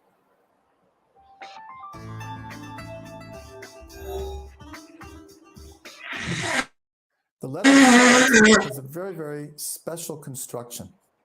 You'll see on one side there's the letter Vav, the other side a letter Zayin, connected by a triangular bridge called a Chatoteret above it. The Vav represents a male energy. The Zayin represents a female energy. The connecting triangle is like a chuppah, is like a wedding canopy. Thus, in Hebrew, the word for wedding canopy, chuppah, begins with a chet, because that is what a chuppah is bringing together the male and the female. And the upper triangle is what's called the third partner in a relationship, which is God. Now, the form of the chatoteret, the triangle, reminds us a bit of the letter Gimel, because the Gimel is 3, and it has to do with movement, because the letter Gimel looks like a foot walking. So the letter Chet, in a sense, represents a similar type of energy. In the letter Gimel, we talked about what's called Ratzov v'Shav, running and returning. The Chet looks like a gateway through which one runs and returns. And the connection between the Gimel and the Chet, the Gimel equals 3, and the Chet, which equals 8, but we'll see it's made up of 3 components: the Vav, the Zayin, and the Chatoteret. The letter Chet is the first letter of the word Chai. Very, very famous word in Hebrew, life. Many people wear a necklace or a pendant that has a Chai in it, because the Jewish faith is connected to life, is life affirming. L'chaim, l'chaim. That's really true. So the letter Chet is full of life force. We're told that there's life force of the body, there's a life force of the soul, and then there's a higher life force. When one connects to God's energy, one can draw divine life force into both the body and the soul. The idea of the Chet being a gateway through which we come in and go out is connected to the number of 8. 8 in Judaism and in Torah teaching is very similar to how 8 is related to in many other cultures and religions, as a number of one beyond 7, representing full cycles. 8 represents something that's eternal, that's infinite, one beyond. Thus, the symbol for infinity is a number 8 on its side, where it seems to go in circles infinite amount of times. So this is connected very much to the number 8 as relates to circumcision. We're told that circumcision in Hebrew is called a brit, a covenant. And a covenant is beyond any normal relationship. For example, a husband and wife can get divorced. But a covenant means an unbroken, infinite, eternal type of relationship. The circumcision represents and symbolizes the eternal connection between God and the Jewish people. The covenant he made with Abraham and the patriarchs and the matriarchs down to our day, that he will be our God and we will be his people, and the covenant on the land of Eretz Israel, the land of Israel, as the homeland of the Jewish people. So the idea of circumcision is one beyond a regular relationship. The one holiday that we have that has 8 in it is Hanukkah. And it starts the other holidays that we mentioned, Pesach and Sukkot, are 7 days. But Hanukkah is 8, because 8 is connected to light. It's called the holiday of light. And light has an infinite connotation to it, the infinite light of God. So the number 8 of Hanukkah represents connecting to that light that is far greater than anything of the physical world. And that's why we only merited to the light after a physical battle.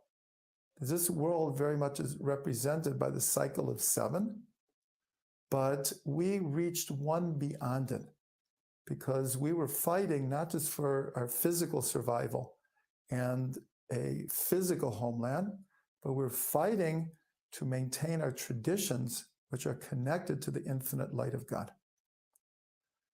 A beautiful meditation for the letter Chet is to connect to this run and return of the soul and imagine going through the gateway of the cycles of this world and connecting to a infinite, eternal light of God. Sure, actually. No, really. Yeah. No, I was going to say I can fill for a bit. No, that was interesting. One of the things that I was picking up was the male and female joined together aspect, and it's inherently one letter that's carrying energy tension within it. Much like I forget what other letter he was talking about, where it had the running and standing combined. And it's like a letter that inherently contains potential within it that then can then be released, but maybe with other letters. I don't know if any of that's resonating with you, but it just seems it's like it's letters that are inherent. The letters themselves are kind of inherently contradictory. It's sort of like that antinomic aspect that we've been talking about, that paradox. Male and female merged together into one, walking and standing merged together into one. How's my babbling working for you, Ariel? So it's interesting because remember what the associations are. So you have, what is it? Shtei yadayim, shtei raglaim. So you have 2 hands, 2 feet. So the hey and the vav are the 2 hands, and then the zayin and the chet are the 2 feet. Okay. So then what's the third one there then going to be? Sorry, what? Oh, You had 3 of them there. Was it head? Then you have the kidneys. Okay. We'll get to that coming up here, I'm sure. One second.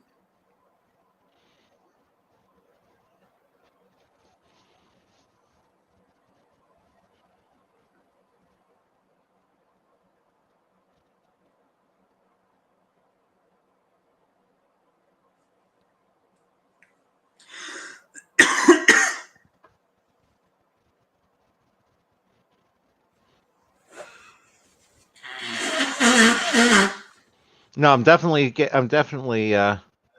seeing some patterns in the letters. I'm going to have to write out some sort of correspondence for what are the patterns I'm seeing emerging, and then see if those patterns actually have any relevancy. I mean, the patterns exist. It's just a question whether they connect and are relevant to anything. Let's see. So there's vav, hey, vav, zayin, chet. Zion Tet is next. Yeah, Tet Yod. Let's watch the ones for Tet and Yod, and then we'll start reading. Sorry, it's just because I'm still a bit congested, and we all see it, Ariel. It's fine. Yeah, and then also that way we'll be halfway through them, so we'll have covered 6 out of the 12, and then we perfect stop point, and then we can go to the text, and then at the end, if we have time, finish up the last 6. If not, just pick it up at with the second one. But yeah, let's see. Depending on how you feel, of course. Yeah. Let's see.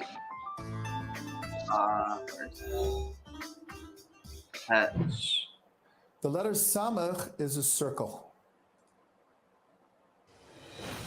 The message was good on, balls. the only way to bring the power back.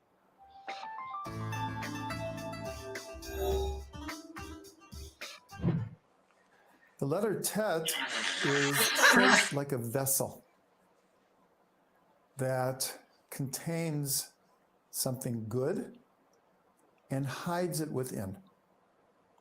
According to tradition, we can envision the Tet as a That's womb. another one of those written tensions I'm talking Now, this about there, connects Ariel. very beautifully.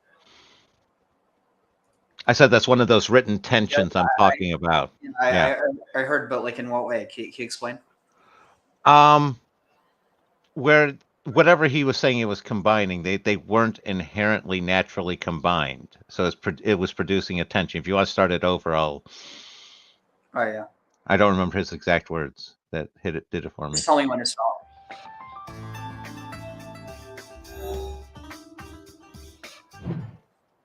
The letter tet is shaped like a vessel that contains something good and hides it within.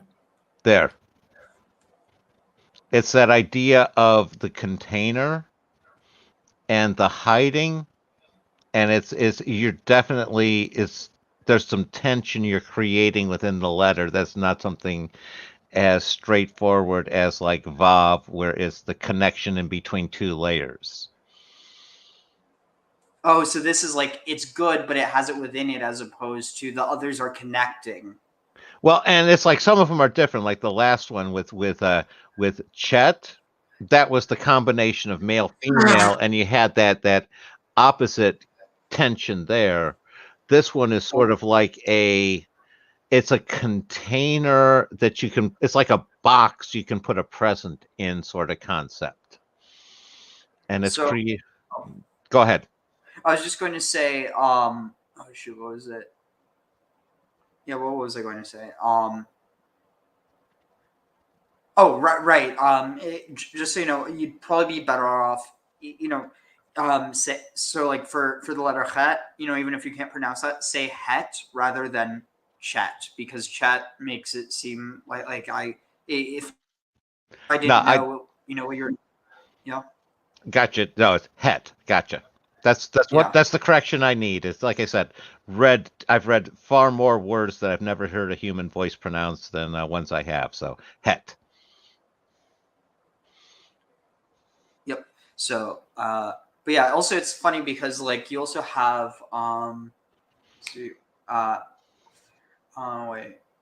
wait, what's the word that I was thinking of? It was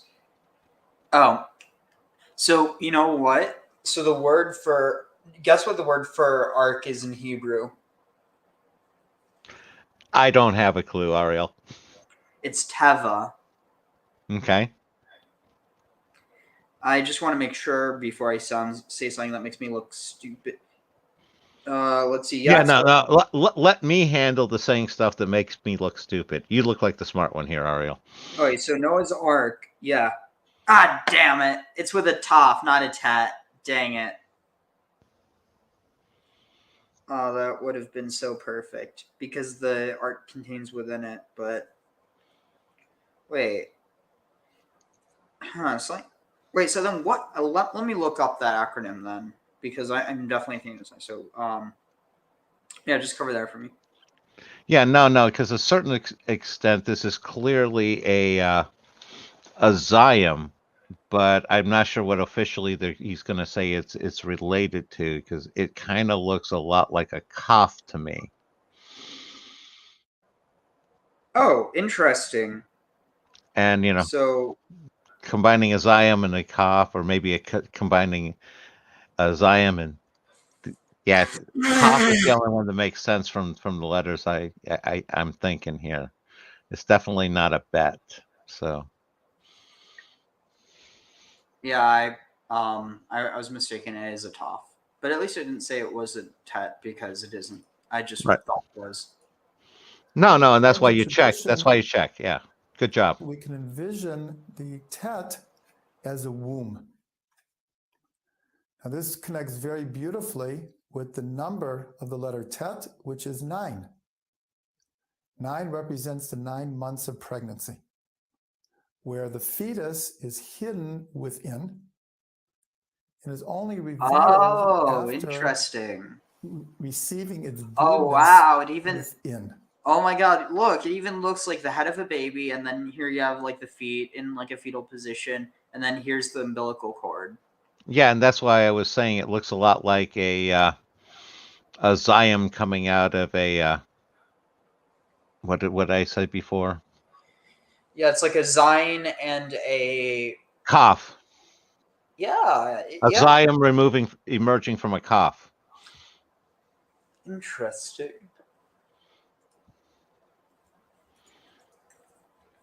The first time that God says that a creation is good is by light.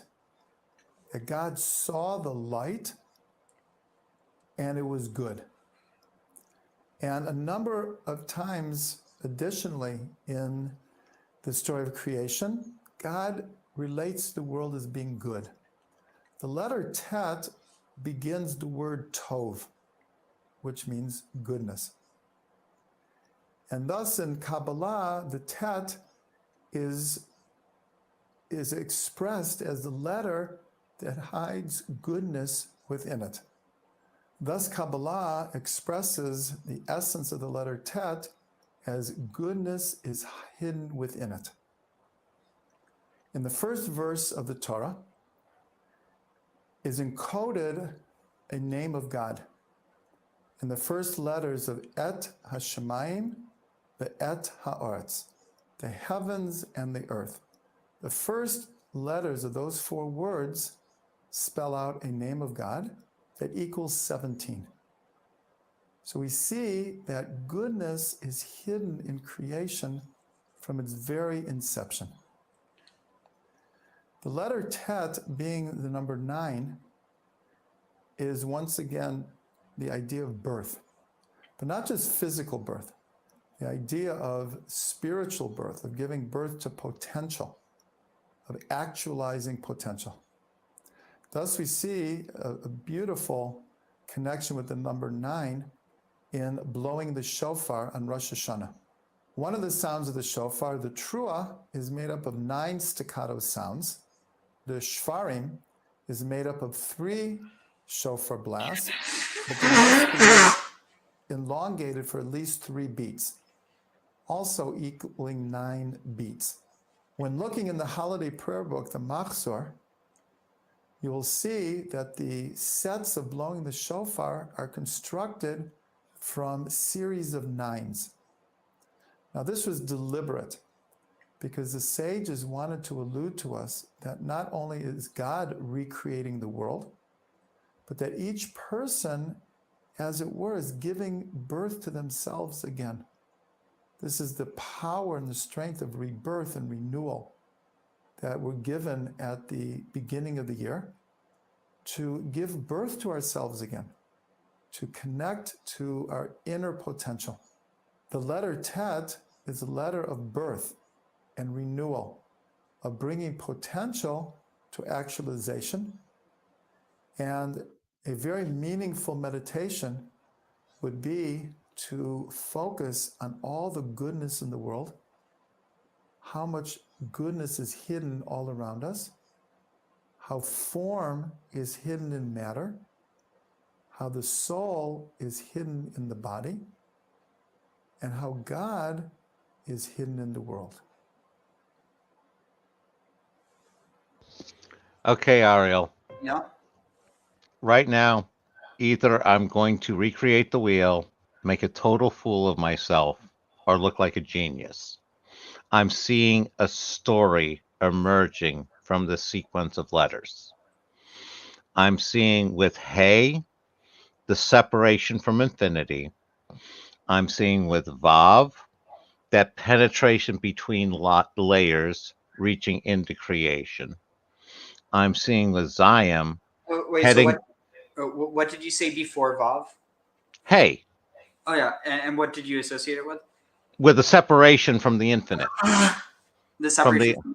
from the infinite, from the Aleph sort of concept, because it was the one part is separate. It's a separation, and I'm getting the separation. I'm getting the descent with the Vav. I'm getting the Zyme, the back ascent, and becoming basically that cycle starting where it's a dependent creature. The next one is Het, which is the male and female being bonded together creatures. next step after that is tet, with the womb and the production and the emerging of the new Zion from it, the new being. So my guess is Yud is going to be some sort of baby offspring. Let's see if my story interpretation here keeps tracking, or whether it gets or whether it goes into the lake. So far, how is it tracking with you so far? I think that's really interesting, and I'm kind of seeing it as well now that you mention it. I have to go to the bathroom real quick, so can you just fill some space for me? Sure. No, that's the sort of thing that I my not following the orthodoxy and not even knowing it allows me to do, is sometimes I'm able to see some patterns that others who actually know what they're talking about may not see. And a lot of times it ends up being absolutely nothing. It's just pareidoia. I'm seeing nothing's there, but sometimes I end up with something. And this one, so far, we're five for five as it's emerging. With 7 more to go, it should be a good indication whether it's 7 tests of the hypothesis. That's kind of how I look at it. Is, theory, does it explain what I've seen so far? So far, pretty good. How does it predict going forward? We got 7 tests going forward to see if it builds up together, or whether the tower collapses. Let's see. Should be interesting to see. I like how the shapes of the letters seem to be correlating to things. Rather nice. And the numeric math aspect of it. No, very much appreciating Ariel letting me tag along on this deep dive into it. It's a lot of fun so far.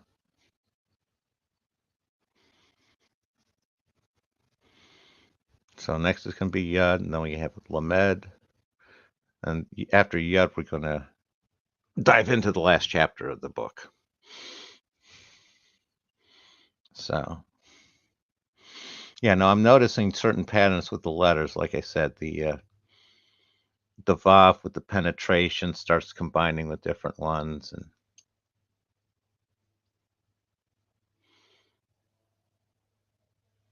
let me keep going on the dead air.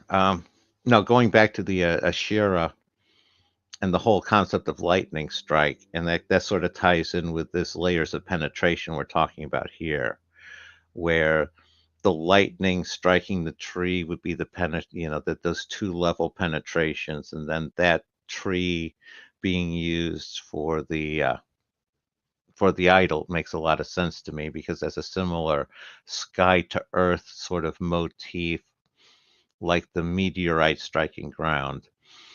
But with the lightning and the tree is much more on the natural, organic side of things, which makes so much more sense for Ashira, and the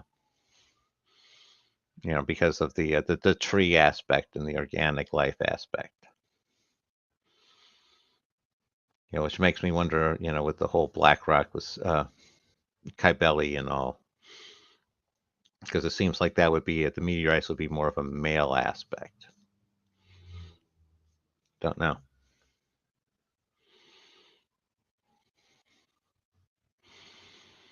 No.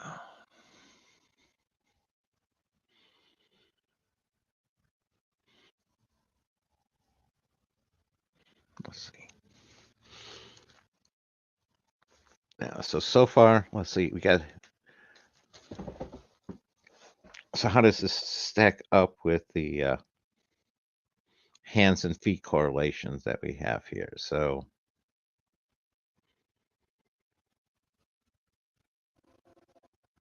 we have. Let me check back here.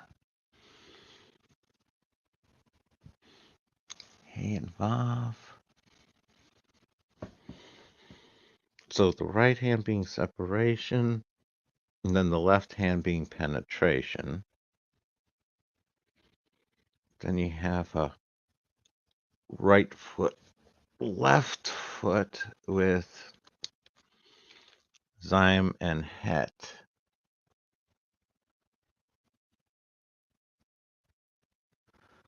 Okay.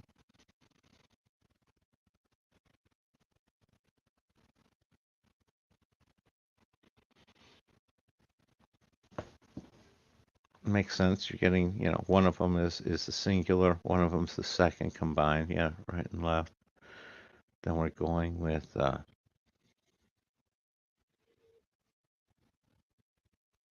right kidney, left kidney,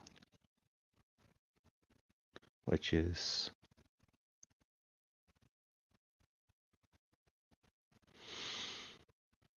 okay. Yeah, no, that makes a little sense. And you're combining much more internal organs because you got hands, feet, and now you got kidney.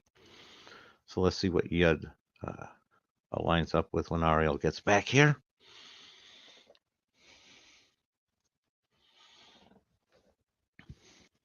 Because I am about to grab back to the Egyptian soul correspondence, since I don't know what else to babble about. So we have earth with the Hebrew is earth with nefesh, which is the physical body, air with ruah, which is the emotional body, water with nishan, which is the mental philosophical, which is the sense of good and bad, and fire kia, which is life, which they're saying is the super consciousness. And that's we track that with the lips going up there. When we're trying to compare that to the Egyptian sense of the concept of the soul, because they build up here with it's definitely the physical body, the nefesh and kesh is a strong one. The feeling one is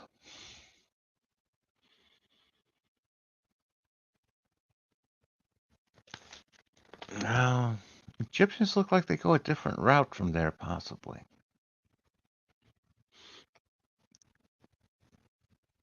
If anything, their immortal part, the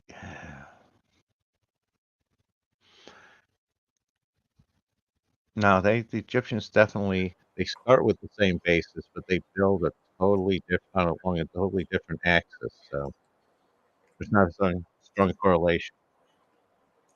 Okay, so we're on Yud now, right? With the Fry's app, no matter Yeah. No, I did my best to babble while you were gone, Ariel. My apology for anything I got wrong. It's all me, not you. No worries. The same great deals as you get in our store.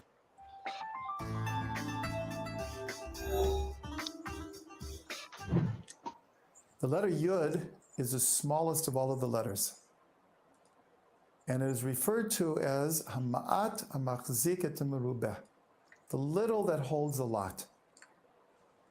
It is the first letter of God's name of 4 letters.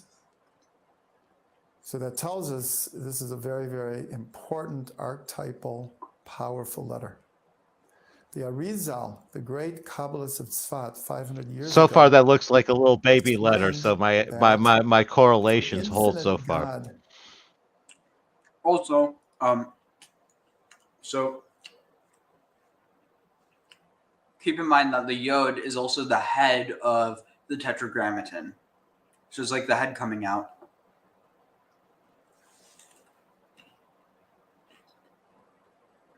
Yeah. What do you think of that?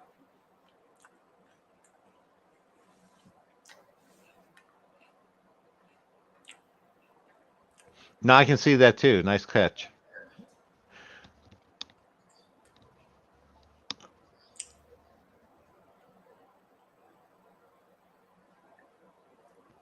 I'm back. It's headphone. No, I can definitely see that. I said nice catch. To create a finite nice world. Catch on the head coming out. Also, our Resh, which is Rosh or head, looks like a Yod, but with like it's grown more. You see what I mean? Yep, I do. It necessitated what was called tzimtzum, a contraction. Because in a philosophical sense, where would an infinite God put a finite world. Sounds simple, but it's much more complicated than that. That God needed to, as it were, contract. Now, I absolutely have to infinite comment being at this to point make about place. we have contractions pushing out the yud. Interesting catch. I didn't even see that.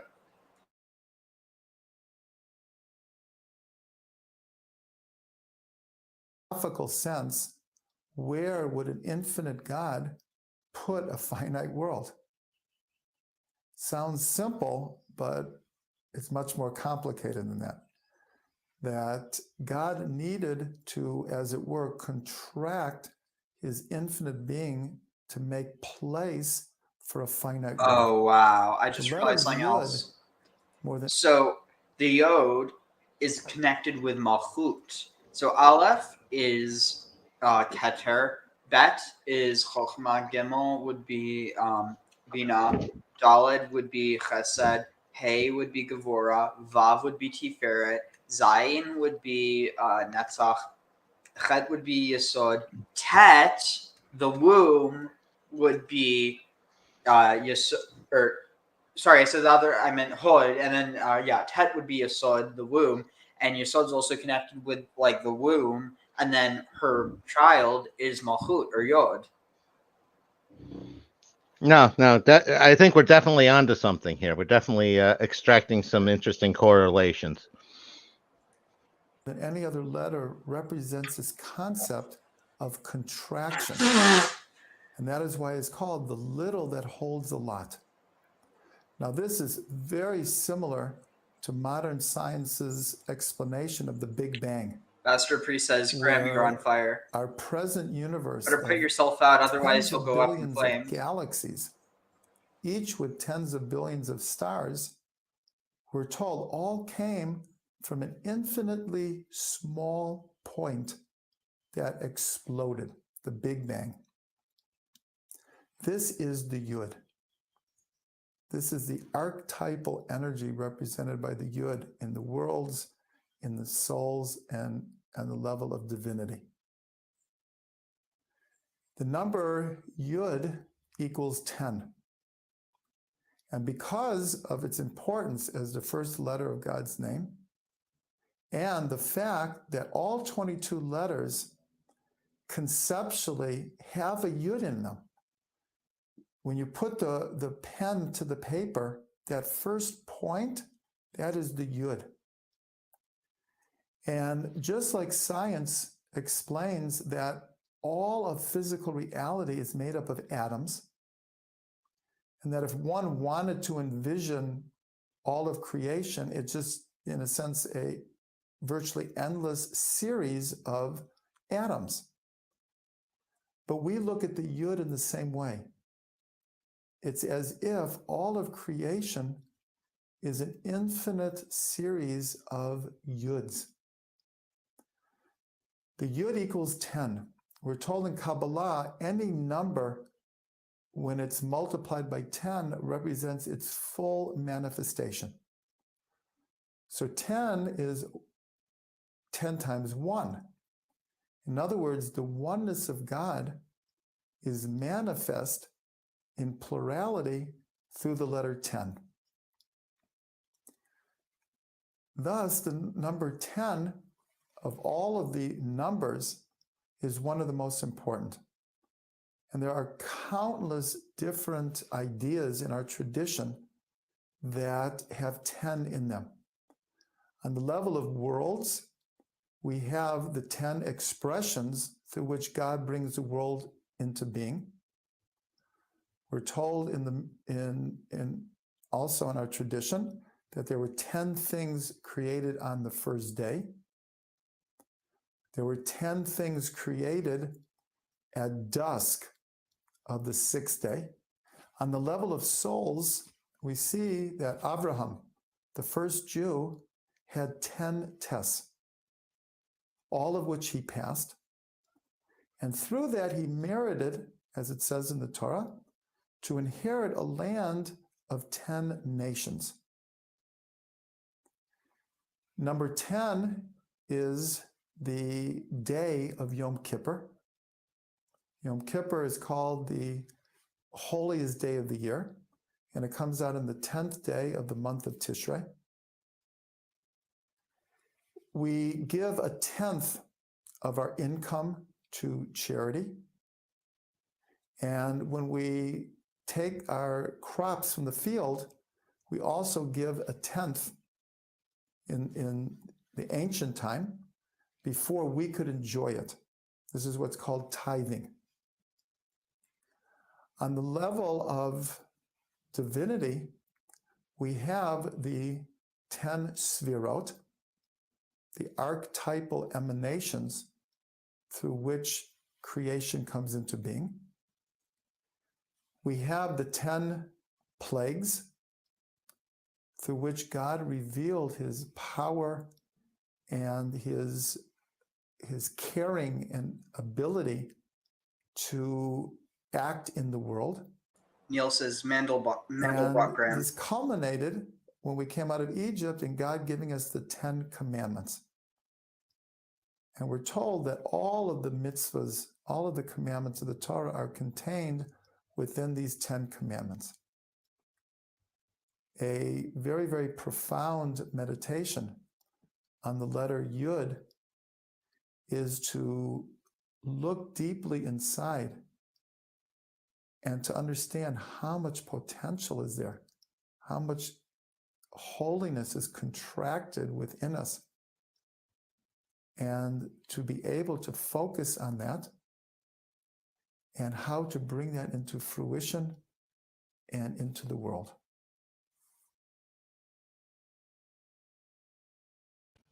Hi, Neil. Thanks for watching. All right, so let's get into text finally. So, and that seems to have helped. Okay, so Shlosha Avot, so three fathers, V'toldotehen, and their generations. V'toldotehen, yeah, and their offspring. V'sheva kochavim, and 7 stars. V'tzvaotehen, and so the 7 stars and their hosts, and then their armies. Okay, so this is interesting. Are you picking up what I am from this? And Neil, if you're still listening, okay, yeah, you're still listening.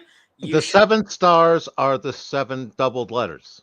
Well, yes, but the 7 double letters are associated with the 7 stars, or like the 7 planets. But no, so the 7 hosts. So that's how it would typically get translated. But so it's Sevaot, so the armies, so the 7 stars and their armies. What this is saying is the armies of heaven are literally the armies of the 7 planets.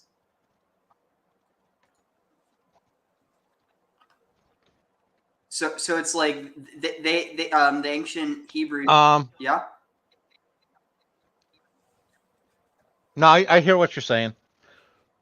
So, given this is a 4th century CE text, but we should still keep in mind it's based on ideas that are far older. I mean, if you believe the tradition going all the way back to Moses, I don't know that I necessarily believe that. I think it'd be cool, but the point is, we know that this is only 4 centuries removed from the destruction of the. Actually, not even 4 centuries removed from more like 3 centuries removed from the destruction of the temple, and so. A lot of stuff's getting written down that previously would have been kept hidden. Anyway, the point with this is that you have this idea that the seven spheres, or 7 heavens, that each one of them has an army associated with them. So it's almost like you can imagine like the army of. I mean, you can't take this too seriously, like within the context of the syncretisms, because obviously that's probably.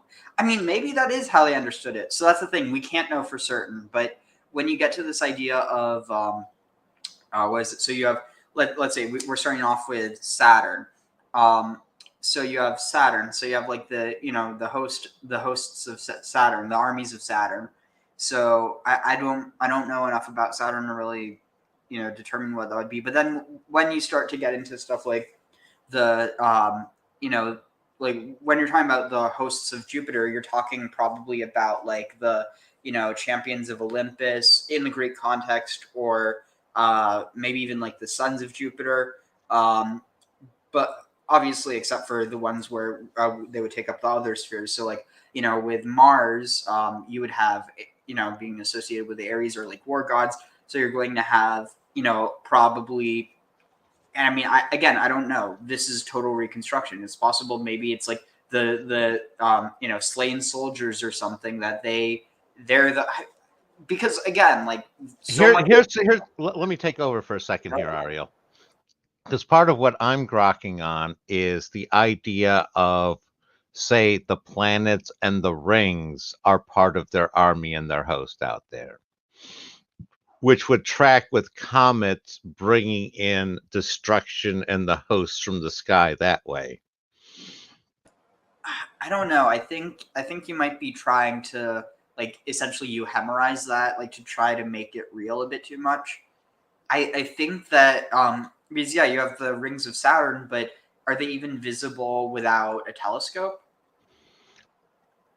Well, once again, we talked about them being able to determine stuff through different means than the physical ways we did. That was how they had such a knowledge of the ancient cosmology as well. So if we're willing to give them a bit of a pass there, we can't rule out that they were able to do it here as well. Again, even using the as within, so without, I could imagine there could be some way somebody could track, could track things that manner. I don't know. It just I don't find it a convincing argument. It's possible, but I just it's not. It's easier when you don't have Netflix, admittedly. What do you mean? Well, you don't have Netflix to watch, so you may as well just look inside yourself with some, So anyway, but I guess my point is like, I mean, you at least the context I'm looking at it in is okay. So you clearly do have this idea of the seven heavens, where it originated, when it originated. That's another question. But within this context, I don't think it's that unreasonable to suspect that maybe it's like soldiers, like the heaven of the soldiers is the heaven of Mars. The heaven of kings is the heaven of, I don't know whether that would be like Saturn or Jupiter, or like I guess rulers would be Jupiter and like tyrants would be Saturn, and then something like musicians would be like the heaven of the sun. Artists and prostitutes and like people who were overly lustful. Not, and in the ancient world, that wasn't necessarily a judgment, but that they'd go to the heaven of Venus with with like scientists and with people who were like authors and scientists and mathematicians, that they'd go to the heaven of Mercury, and then stuff like I mean, like so on and so forth, stuff like that. I see where you're going with that one. I'm seeing two different concepts here. I'm seeing one of them being the planet concept, and one of them being the heaven concept. Well, but that's the thing. They thought they didn't see any difference between the two. Well, and you can get there with differences. Again, we're on that, trying to describe it. We're all grasping at different parts of the elephant here. And you can see him as the same, but you can see him as somewhat differently. Just like I was talking about while you were gone, about you had the same correspondences between your, like your hands and your feet and your kidneys. And it's a multiple correspondence thing. And where I'm going with the heaven is that's more of a land, and it's more of a projection that creates the field. And it's like the planets are basically more of forces that enable the different heavens to exist. And where, similar to what you were talking about with the different ones, you go to the ones that are more suited for you, but it would be based off of, you wouldn't just have, say for the different ones, you'd have different ones based off of the interference patterns off of the 7 planets and all. I'm saying that poorly, but does that make sense to you, Ariel? I think so, yeah. It's also interesting how vivid this is when I'm reading it. But anyway, so Vishnaim Asar Gavuli, Gavuli, I think that means Gavul, it's like borders. So 12 borders, Al-Kasunin, Al-Kasunin. Let's see what this says. Let's see. Oh, come on. This is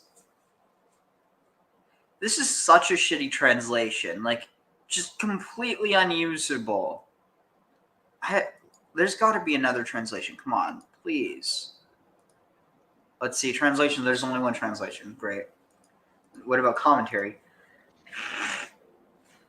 So commentary on Shalosh Shavot. Okay, what's this? Ve're'eh ledvar edi. Okay.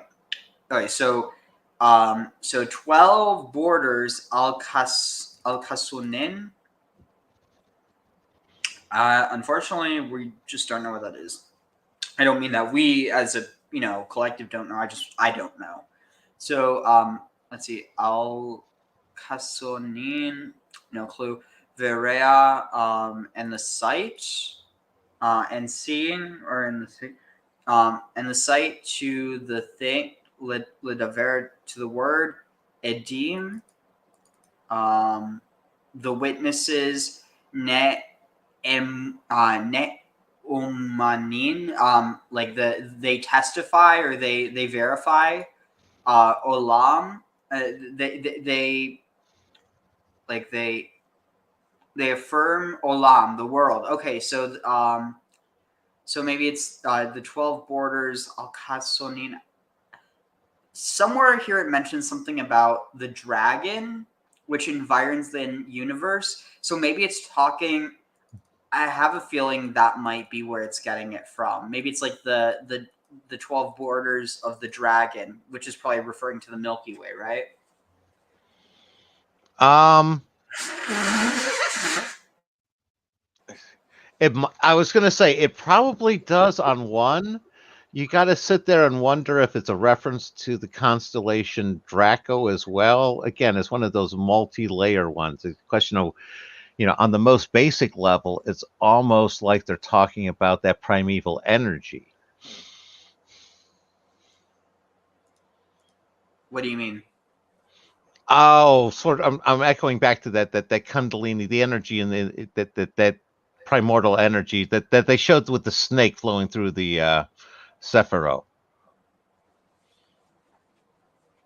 Yeah. On both of those animations we saw, that energy that I'm talking about. Okay. Yeah. So we were also talking about going up and down through it was like coming down through Vav and then back up through Zayim. That sort of energy flow, which is what I'm seeing happening in that serpent one as well. I see. So anyway, so the witnesses affirm the world. Shanat, affirm the world, the year, and the body. Chok shanim, they set or they fix the years. Chok, maybe the law. Shneim asar, 12, or Shneim asara, vishiva vishlosha. So 12 and 7 and 3. Ufakidon, faked, fakid. It means like and feared. Bitule, bitle. Oh wait, yeah, it doesn't have anything for this. Pakad means to fear.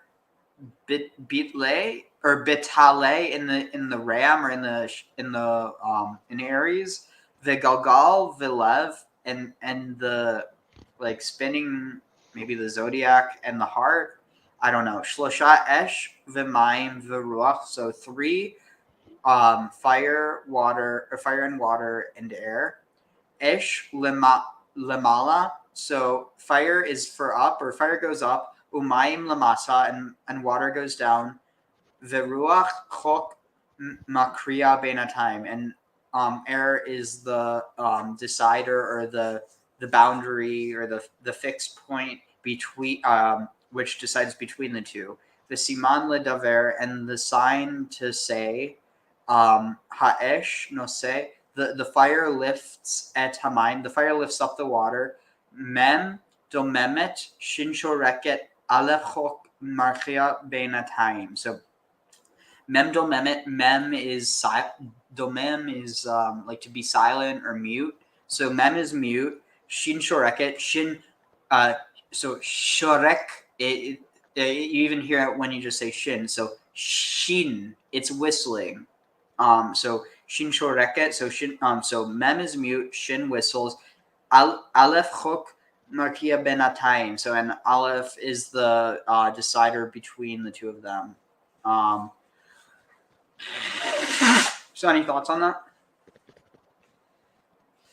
Yeah, no, definitely they're echoing back to the that's the three mothers that the three mothers we're dealing with here.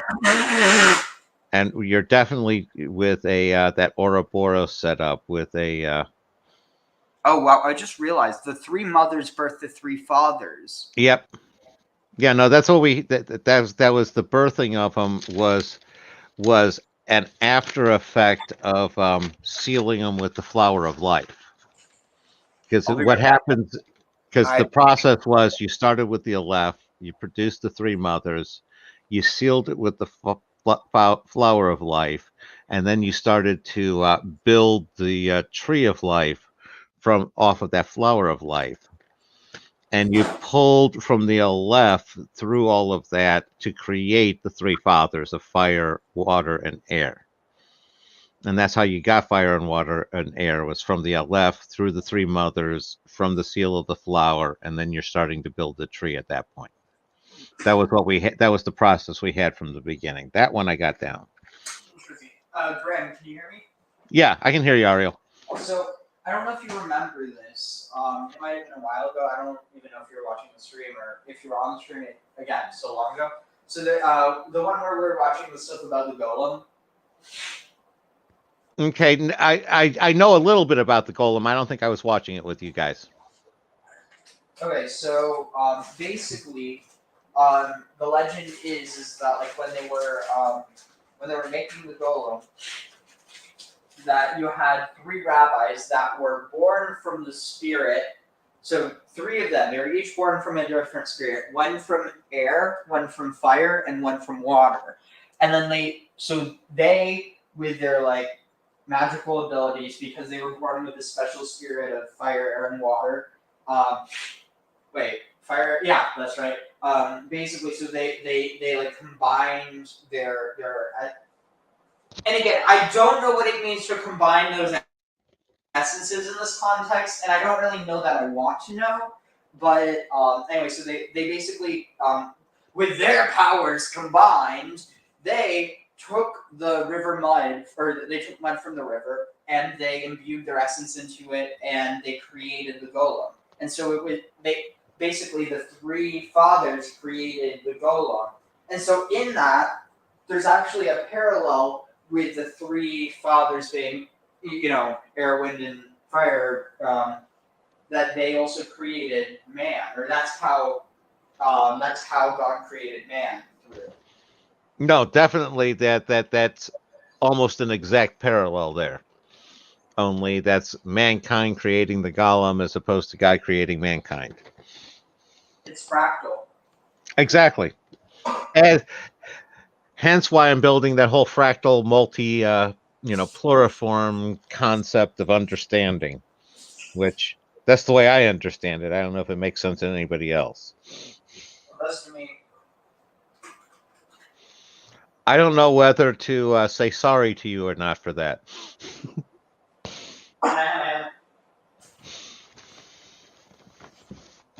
One more. No problem.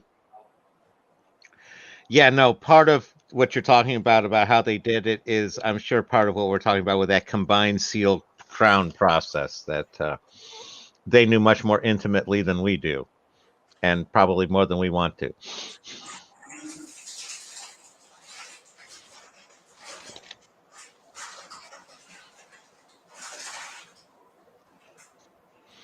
No, but the other one that I'm getting at when you're talking about with the three fathers here is I'm getting that sense of the generator concept with the Ouroboros going back and forth.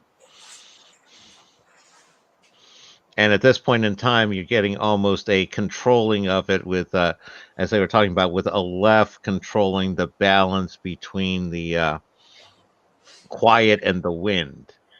So you basically had the three mothers in that process to produce some sort of signal emanation. Oh, I didn't even think.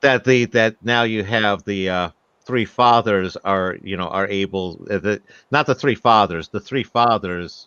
Well, the Aleph of the three fathers is able to decide between the three of them and manipulate those energies. Go ahead, Interesting. Ariel. Go ahead, Yeah, Ariel. I didn't even think about that. One is silent and one is noisy. Yeah, and you're talking almost Morse code you can do at that point. You're talking your binary math applies. Okay, so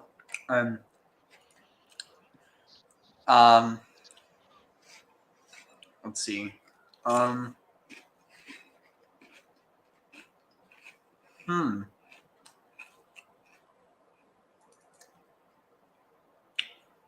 Sorry, one second.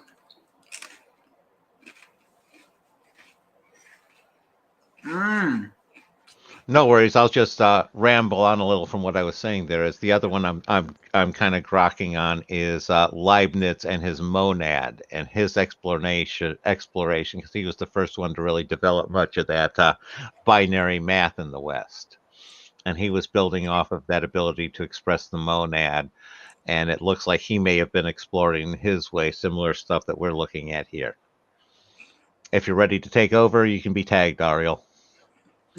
1 moment. I'm just still looking something up. Yeah, no, then I'll babble a little more about Leibniz, and because Leibniz then ties into, because he was dealing with the monism, the monad, and that's why I adopt a dialectical monad, where the monad exists, but it can't express itself as a unity, only as a duality, hence the whole binary aspect. And Leibniz's monad is very much a cognate for Spinoza's God. They're both very similar, but they're like looked at from very different perspectives. Fun fact: Spinoza wasn't even excommunicated, or he wasn't given cherem because of his beliefs. It was actually because of some dispute he had with his sister. Like, he owed her money and he didn't pay her back. I'm not joking. Okay. There's so many false false truths that people believe in. It's not their fault. Well, yeah, no, it's not that anybody's wrong for thinking Spinoza was excommunicated. He was, just not for that reason. Now, the church, on the other hand, they did excommunicate him, not because of a debt. He wasn't Catholic, though. That did not prevent the church from basically condemning you anyway. Oh, well, you said excommunicate. Okay, well, just being technical. So anyway, you're right. So Tali Bilam. So Tali Bilam, Tali in the world. So it didn't make sense to me because Tale is the word for Aries, but Tali in another context. And you're right, Draco, name of a constellation between Great and Little Bear. So any thoughts on that? Pulling out the astrotheology hat, you have the potential of setting a time period there in the when Draco would have been when the North Star would have been pointing into the constellation of Draco, which I think probably happened at some point. But there's definitely some events that happened during the Draco time period that from mythology, and you're definitely pulling out the whole dragon concept as well. That whole snake with wings. Which is in a lot of senses kind of like that Aleph with that above and below join. The antinomy concept. One of these days I'll actually get it right the first time. Oh, okay. This is really interesting. So there might have even been this like folk etymology that was drawn there. So, Tali, it's from Aramaic Atalia. Now, Atalia, does that name sound familiar to you at all? A lot, definitely in that sort of female goddess sort of concept. No, it's not a lot. Atal. Atal? Then no. Then no. All right, here. Look at this.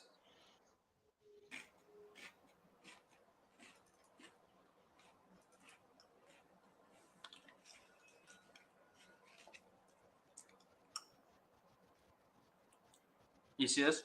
Yeah. I don't know my Bible genealogy well enough to extract the appropriate meaning. Look here. Okay.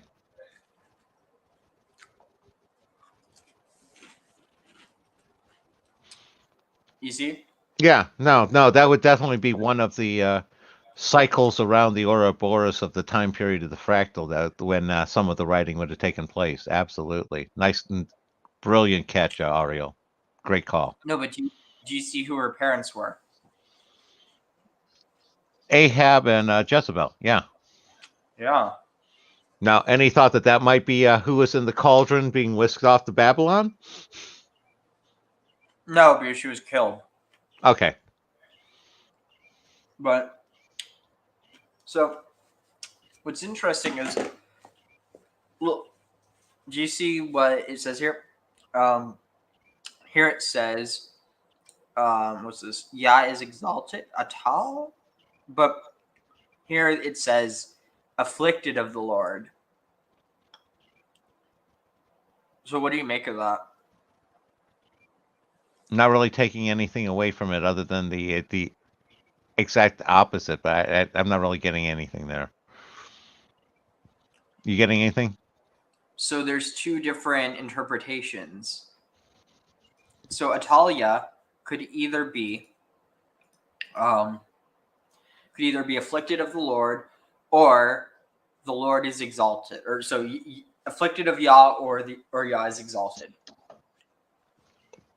So it sounds like one of those synthesis, thesis, antithesis, Hegelian dialectics we're talking about. It could be either side of the paradox joined. It's sort of like it's both sides of the paradox, but the meaning is one of the two, and we're talking something similar to those letter pronunciations with the 6 letters, or the 7 letters. Yeah, so here it says, the daughter of Ahab and Jezebel and the wife of King Jehoram of Judah, killer of all the members of the royal family of Judah, with the exception of one baby named Jehoash, who was hidden by the high priest Jehoiada until 6 years had passed, and Jehoiada led the revolution to put him on the throne, overthrowing Atalia and putting her to death. So the reason why it might be afflicted is because here's what I found. So do you see what it says here? So name of a star. So Atalia is the name of a star in Aramaic, which covering the sun causes its eclipse. These nouns are probably borrowed from Akkadian Atalu, name of a serpent, which according to the ancients swallows up the sun and causes its eclipse. It's just like Apep, right? Like Apophis? Oh, I think he disconnected again. Okay, in the meantime. No, turn off my. You're hitting stuff that's way too close to the bone for me, because that's hitting with some of my snippets. So I want to keep that out of here. What do you mean? No, this is it. Oh, the idea of the Nibiru rogue star being the star that covers the sun for an eclipse. Oh, okay. And that's happening every 3,000 plus years sort of concept.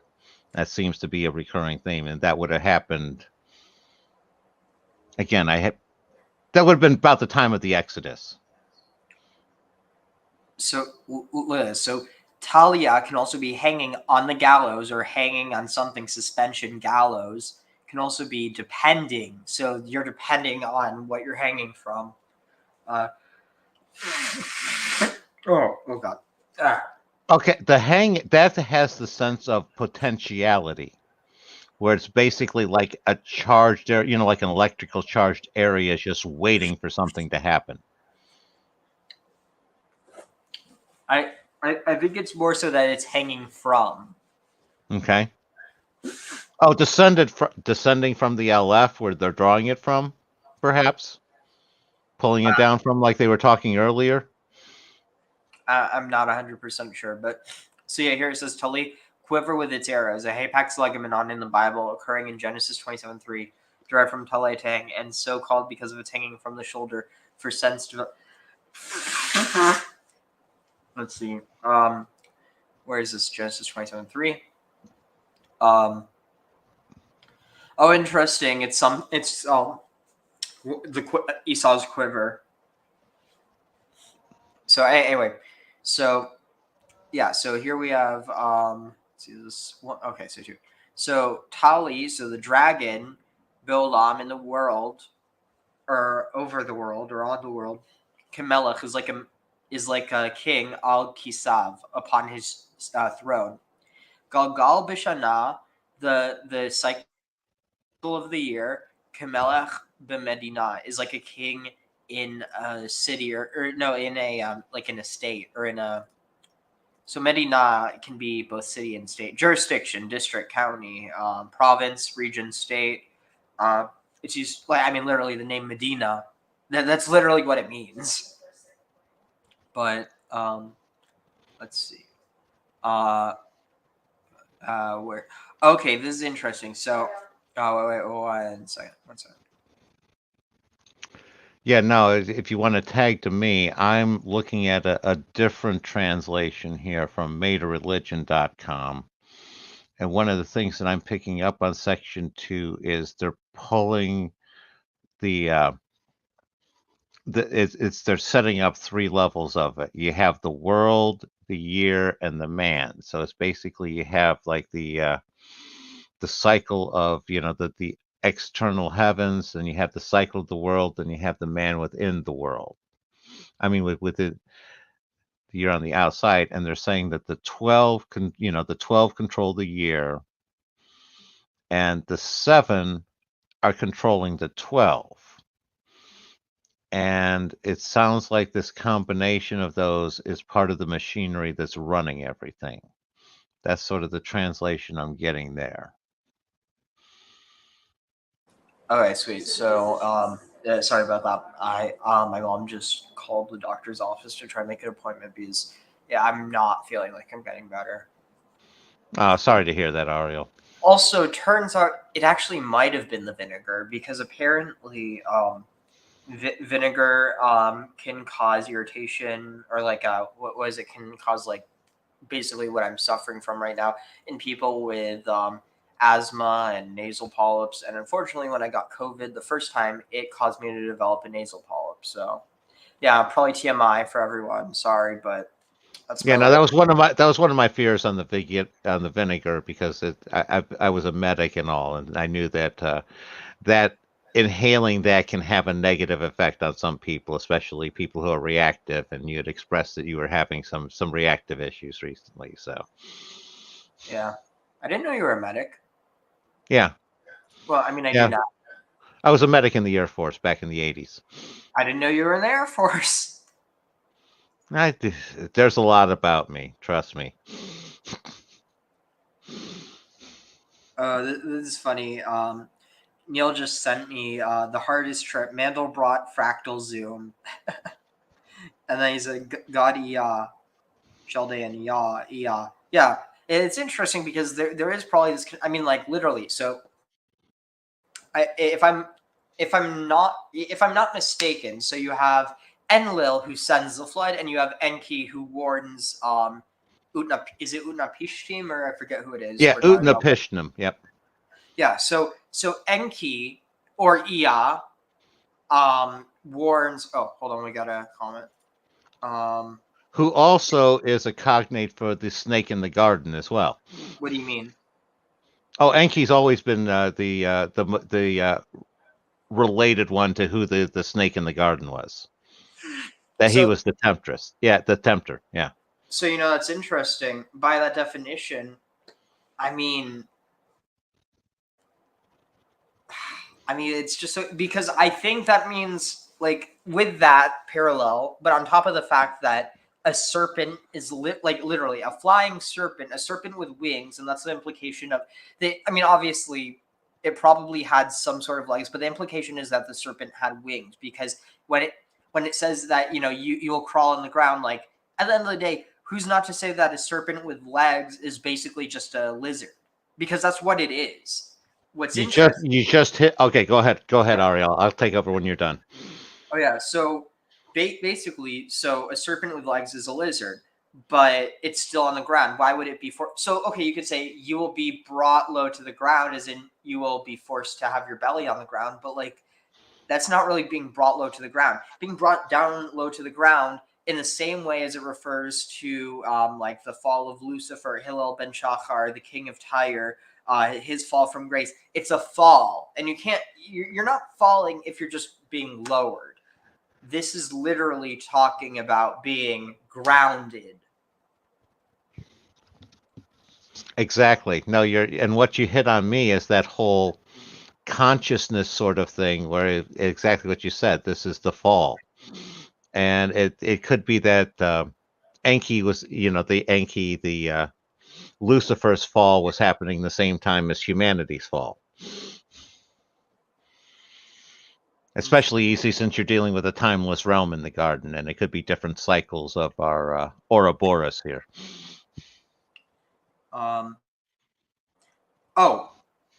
Let's see. He also sent me a screenshot. Ea, the Akkadian counterpart of Enki, was the god of ritual purification. Ritual cleansing waters were called Ea's water. Ea governed the arts of sorcery and incantation. In some stories, he was known also as the form-giving god. Oh, that's interesting, because one of the titles of God in the Bible is Yotzer Or Uborei Choshech, he who forms light and creates darkness.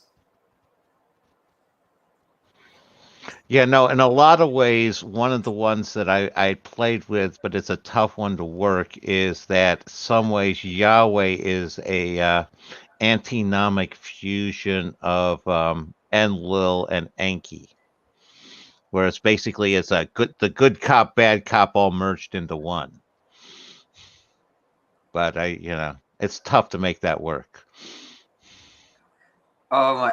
Okay, this is hilarious. Should I play this video that Neil sent me? If you want to, sure. All right, here I have to, let's see, copy, and then how am I going to do this? Let's see. Oh, right. Okay, I'll just send it to myself in Twitter.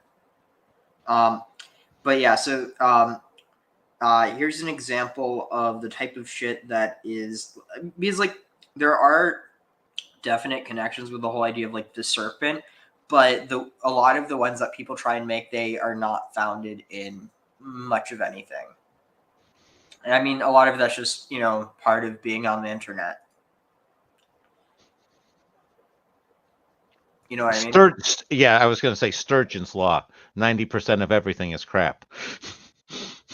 Hey, but and that's one of the whole things that like Saturn being associated with feces, like people are like, okay, well that's crappy, but it's also what causes the herbs to grow. And if you think about it, that's part of the whole cycle. So you grow things with manure, you eat those things, you produce manure, you use that to grow more things. It's part of the inescapable cycle of shit.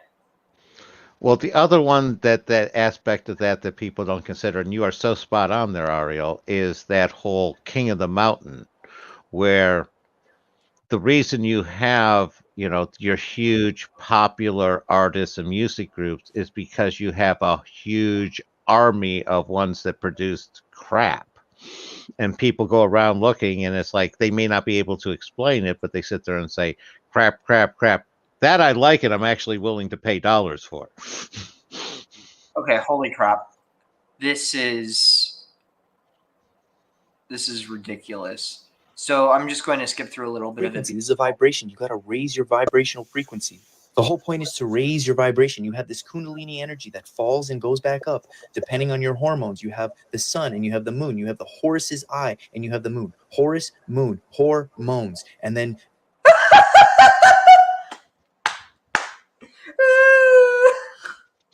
Now, what was he saying? You need to make the whores moan in order to make it work? No. The horse's moon. Hormone. Oh, okay. I'm not sure mine doesn't make more sense. I mean, Making the horse moan tends to move that energy. Oh, you go. just like how women have a menstrual cycle. Oh God. Men have a cycle too. You have the three gifts from the wise men. That is from your pineal gland. You have your dopamine, serotonin, melatonin, and it falls, creates the chrism oil, right? Oh God, this is literally the stuff I've been researching, and I don't mean researching as in I'm interested in this. I mean I'm interested in trying to figure out where all this bullshit's coming from. And so far, it seems like some of it honestly might be from Manly P. Hall, though I have a feeling that people are taking his stuff out of context. Well, you have to understand, Manly was much more of basically a gatherer of the information. He was a repeater and trying to synthesize it and present it and salvage it. And some of his stuff, he has contradictory stuff on different pages. That's part of the problem, is that a lot of these traditions, they have stuff that inherently contradicts each other because they have different perspectives on things. But yeah, no, this stuff is, and this is where I'm coming from. It's not like there's nothing to it. There's probably some truths and maybe some deep truths in what he's saying, but that doesn't mean that you can't muddle it into something really dangerous in the meantime. Wait. Oh yeah, I see what you mean. Yeah, no, you can find some things that are great. It's like, I always remember those old ads that I used to read at Wendy's on the tables about the Victorian eras, where they used to have advertisements for this drink dosed with radium or radioactive materials and stuff, and they were having people like drink it and put it on their body and stuff. And it's like, it's the danger of when something sounds good at the beginning and you half understand it. Half understanding is dangerous. Oh, 1 second.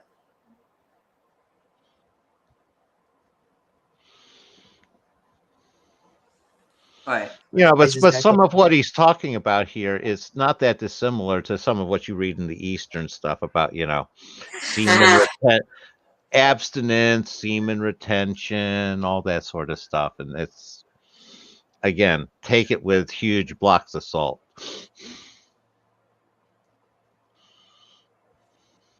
Christ consciousness. This, like, society has basically externalized everything of what you are, everything that is sacred about you. They've externalized it. You are the Holy Grail. Your neck is in your head. That's the chalice. You have. Okay, I think he might be taking the idea of the constellations in the world and the right eye in the head too seriously. Or again, you have a partial truth and then you just shut any other truth out and then you just shut down. Oh, that's great. Oh, wait 1 second. Let's see. 1 moment. Sorry. But yeah, so what are your thoughts on this? Well, it's one of those where there's a fair amount that I'm comfortable with the chakra system. There's something to it. And I see strong parallels between that and the Tree of Life in Kabbalah. And it makes a lot of sense, especially even where you got your repeating letters and your doubles there, your 6 doubles. It makes a lot of sense, especially when you line it up there. And you can extend that further to the Taoistic, the Danton system, where you're building the energies and the reservoirs on 3 levels as well. All very different takes on the same basic body system we're dealing with. It's one of the reasons I like the what we're going through now with the Yetzirah, is that this is more of a mathematical take on it, and I'm curious what I'm able to extract out of here with the various group theories approaches that I'm extracting, which I think I filled some of your dead air with some babbling like that.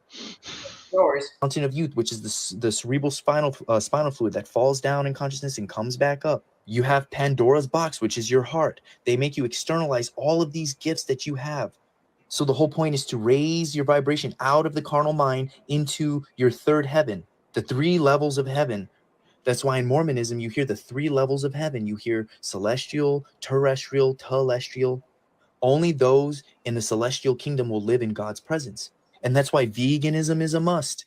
You can't be eating these low vibrational foods that make you more instinctual. You need to raise out of the carnal mind into your third heaven, into your third eye, into your 4th dimensional being, your light being. Jacob's ladder, and at the top was heaven.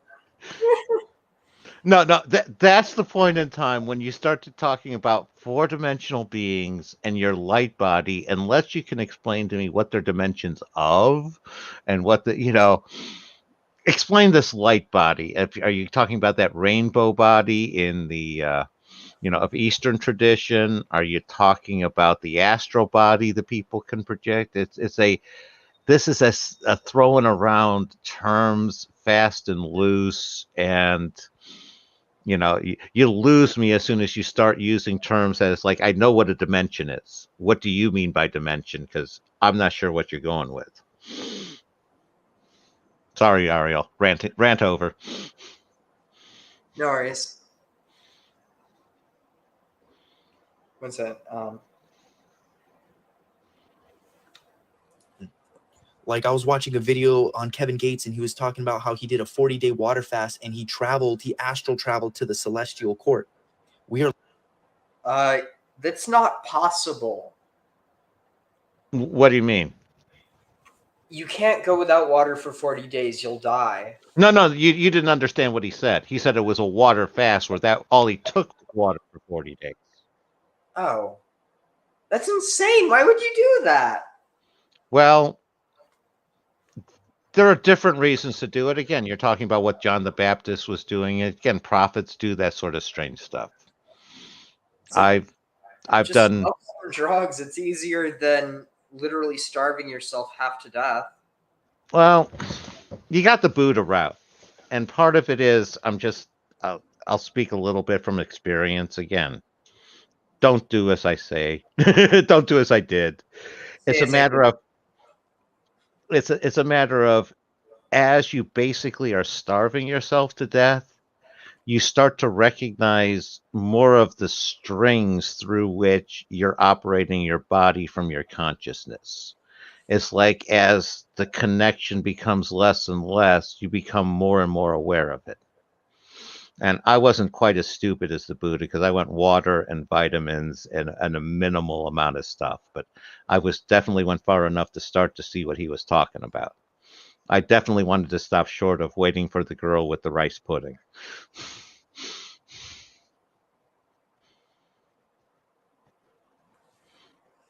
We're literally just CO2 constituents. We're just light and vibrations. So they say we're looking at the universe through a peephole that you put a key through. So if you're looking, you're only going to see what that peephole allows you to see, but there's different frequencies and vibrations, and that's what we're going to. Yeah, okay, let's go back to something a bit more relevant. Yeah, no, it's like I said, I'm not going to say there's nothing to it, but he's did I lose it again? Lose what?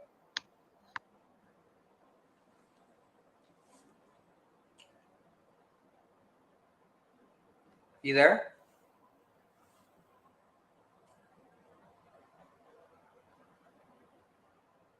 Am I here? Yeah. Okay. No, I was going to say it's not like there's nothing to some of what he's saying, but he's like putting together different pieces. And too often on this stuff, it's like, yeah, chlorine is a great cleaning product, and so is ammonia, but you don't want to mix them together. All right, let's see. So where is Safaria? Oh, here. Yeah, let's get back to something to something rational and Well, meta-rational.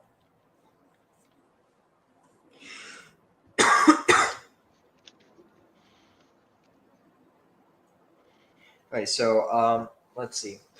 So so the cycle in the year is like a king in his province.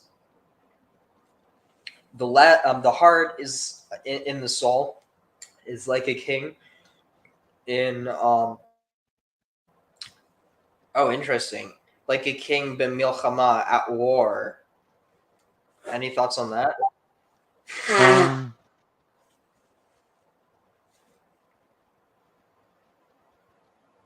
Oh, it shit. looks like I was going to say it looks like it's a total penetration through all three levels. Where they're talking about the dragon being Draco in the celestial sphere, being the king on the social sphere, nation sphere, and then the man on the personal sphere. Interesting. So Gamet Kol Chafetz. So also all pleasure. Zeleomet. This is okay. Let's see. So it says Talia Dragon is above the universe as a king on his throne, the sphere in the year as a king in his state, the heart of a man as a king in warfare. Okay, so it says, and our God made the states of opposition. So like Gam et Kol Chafetz. Oh, so oh, maybe everything. What's this? In the states of Zeleomet, Ze Aseh Ha-Elohim. I'm not sure. This is for opposite. Zeleomet Ze. Oh, Gamet Kol Chafetz Zeleomet Ze Aseh Ha-Elohim. So this is, I think, also all pleasure, or all, maybe all, wait here, all desire. This is the opposite of that. Aseh Elohim made God. I'm not sure. It says, and our God made the states of opposition, good and evil, good from the good. Okay, so then here we have Tov leomet ra, good to oppose evil. Tov ma tov, vera mera. So good to oppose evil, good from good, and bad from bad. The good mevchin mavechin. Um, Is there any special meaning for good from good? What does that from mean? we could look into commentary, but so mevchin, the good something. Oh wait, let's see. Happiness is reserved for the just and misery. Okay, maybe this. Let's see. The good mevchin et hara, the hara mevchin et hatov. Maybe they oppose. I don't know what it's saying, but let's see. Made the states of opposition, good and evil, good from the good and evil from evil. Yeah, it clearly clips out part of this, but tovash mora letovim. So good is for those who guard the good, and evil for those who maybe. Oh, you could also say who observe the evils. So, but here it just says happiness is reserved for the just and misery for the wicked ones. Yeah, because the sense I'm getting out of there is it seems like that's another pulling out of, and you're dealing with two different levels.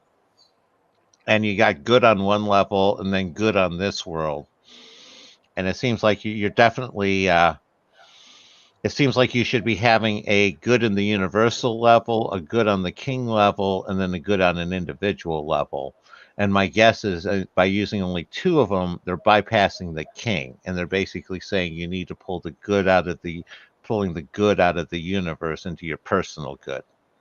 I don't know if that resonates at all with you there, or if that works with the Hebrew. A bit, yeah. Let's see. So, let's see. Shlosha kol echad. Wait, let's see. How much is it? So I think there's 4. Okay, so we have 2 more. So, let's see. So shlosha kol echad. So three three all one or three are all one. Li devru omed. Let's see. And out of the triad, one stands apart. So shlosha kol echad. So three kol echad. All wait. Kol shlosha. So out of all three, echad livru omed. One stands on its own. Seven. Zayin 7. Chalukin. Chelek in portions. Shlosha mavel. Is that mazel? Wait. Shlosha mul. What's it saying? And in the heptad, so in the heptad there are two triads. Where is this? Chalukin shlosha mul shlosha vechok makriya benatayim. Okay, so this is so mul. Oh, okay, opposite 3 and set. Okay, wait here. So it's so 7 7 portions 3 in like from across 3 and fixes and sets the decision between the two. Shnei Masar, so 12. Omdin, 12 pillars. Here, does it say that? Okay, so here's what it says. Dodecadon symbolizes war, the triad of amity, the triad of enmity, 3 of which are life-giving, 3 of which are death-dealing, and God, the faithful king, rules over all of the throne of his sanctity. 1 above 3, 3 above 7, and 7 above 12, and are all linked together with one another. So, let's see. They've got a different meaning at the beginning of their translation there, because what they're saying, what I'm getting out of this is, out of the triad is basically you're dealing with the 3 mothers or the 3 fathers, and that's one going to stand out. That's always going to be the Aleph. That's the balance point between the two. If you could scan up a little bit so I can see a little more of the English. Yeah. And it's like, and they're talking about the 7, the dodecad, the dodecad. That's the 7 of them. They're saying that one of them stands apart. Oh no, the heptad is the 7. There are 2 triads. One stands apart. It's like, what are the 2 triads, and which one is standing apart at that level? Is one of the things that we need to figure out here. And when they move on to the next one, they're talking about the 12. That's the dodecad. And that's where it symbolizes you have a war, and that's the triad, which is the triad of amity and you got they're saying triad of amity, triad of enmity, and there I'm a little confused at that point. But I know on the first part we're dividing up the 7 letters with the two vocalizations.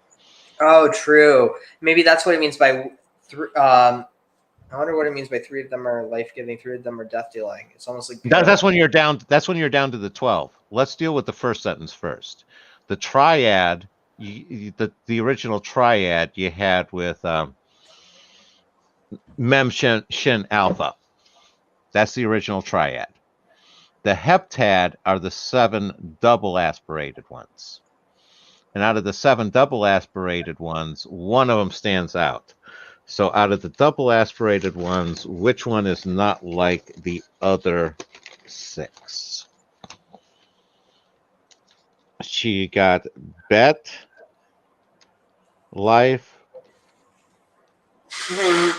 Gimel, peace, riches, beauty, wisdom, fruit, power. Power, maybe? Tav? Tav is the end, right? Or no? Yeah. Yeah, no. I'm going to bet Tav is the odd man out there. So the other 2 should line up then. So, let's see. Oh, so 3 symbolize war, 3 symbolize peace. Wait. 3 symbolize. Now you're dealing with the 12. Now you're dealing with the 12 single letters. Oh, wait, where are we? We're at the first sentence, the heptad. Oh, okay, I see what you mean. So we're trying to build the two triads here. One's out, so you're building two triads and an odd man out of Bet, Gimel, Daleth, Kaf, Pei, and Resh. Okay. Well, here, let me read the Hebrew first because that'll probably give us more context. So, Yeah. So Makriya ben time. Shnei Masar, so 12 Omdin stand b'milchama. So 12 stand in war or in a battle. Shlosha ohavim shlosha. 3 love 3. Shlosha ohavim shlosha shonim. So 3 love, 3 hate. Shlosha mechayim, 3 are for life. Vishlosha mimetim, and 3 are for death. So so this is love and hate, and love and hate, life and death. Okay. I'm looking at a different, like I said, I'm looking at a different translation here, and they are lining up Beth and Gimel,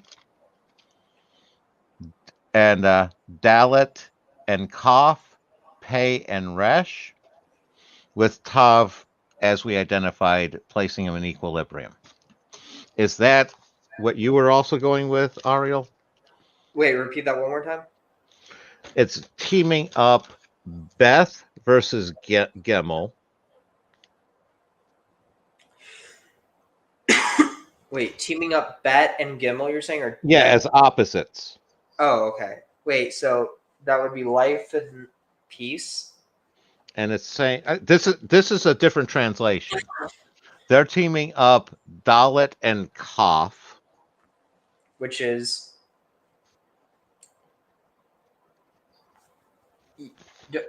you have the legend, right? Yeah, that's riches and beauty. And the other one is they're saying, oh, they're just doing it in order. No, not quite. Yeah, they're doing it in order, and then they're saying pay and resh, wisdom and fruit. But that just doesn't seem right. You know? Oh, this is funny. Mr. Blazing Up said, is there any reason you still have my comment up there? I completely forgot that I had the you can if you drink your pee up there. Let's see. So wait, where are we? So Shlosha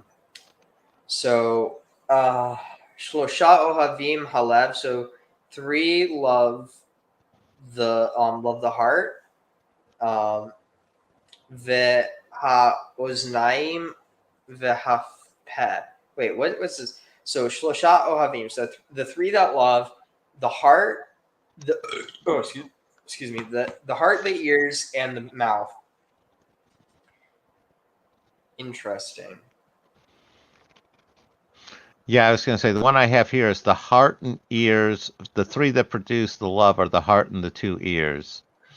The 3 that produce the hatred are the liver, the gall, and the tongue.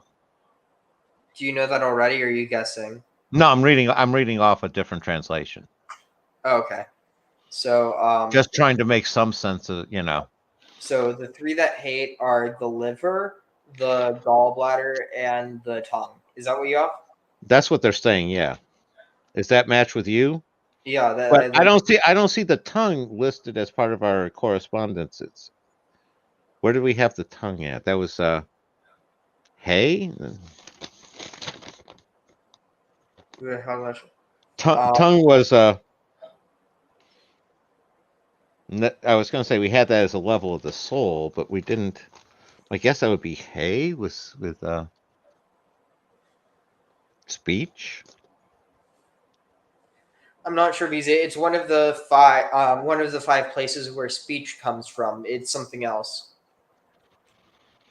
So let's see. So Ve'el Melech Naaman and God and the king and let's see, and God, or El Melech Naaman, the truthful king, Moshel rules bekulan, over them all. Echad al gavi, one upon the one on the back. Shlosha, three and three al gavi, three upon the back. Shiva, 7 al gavi upon the back. Shnei masar vekulan, so 12 in all. Adukin, edukin zebazeh. I don't know what edukin is, but zebazeh. Oh, linked. So, and all of them are linked, one with another.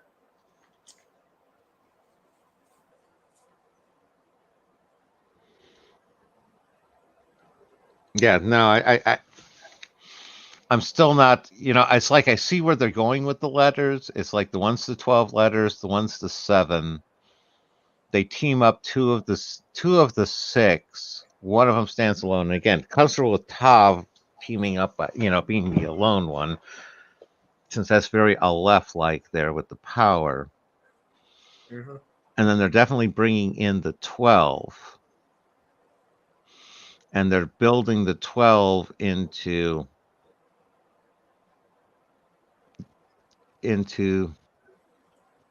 Manishma, hakol beseder. Ata? I don't know if this is your actual profile picture, but was it would it be sure would it be Echatem? Okay, they're where it is. That's what they're going with. It looks like they're talking about 4 triads in the dodecad, where one of them's amity, one of them's enmity, one of them's life-giving, one of them's death-giving, and then they have God, and again, which is probably the Aleph to rule them all.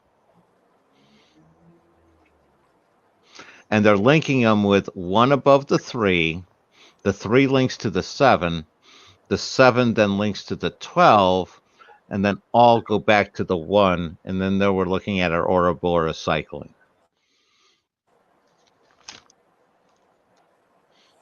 Interesting. Which, if that's just to build that a little further, if you're doing that one, it looks like basically, one turn of the lower one, basically it's like wheels within wheels. One turn so much turns one of the next wheel, and then that goes along, and then one turn of the outer wheel. Interesting. So let's see. So the Kion. Wait, the Kion.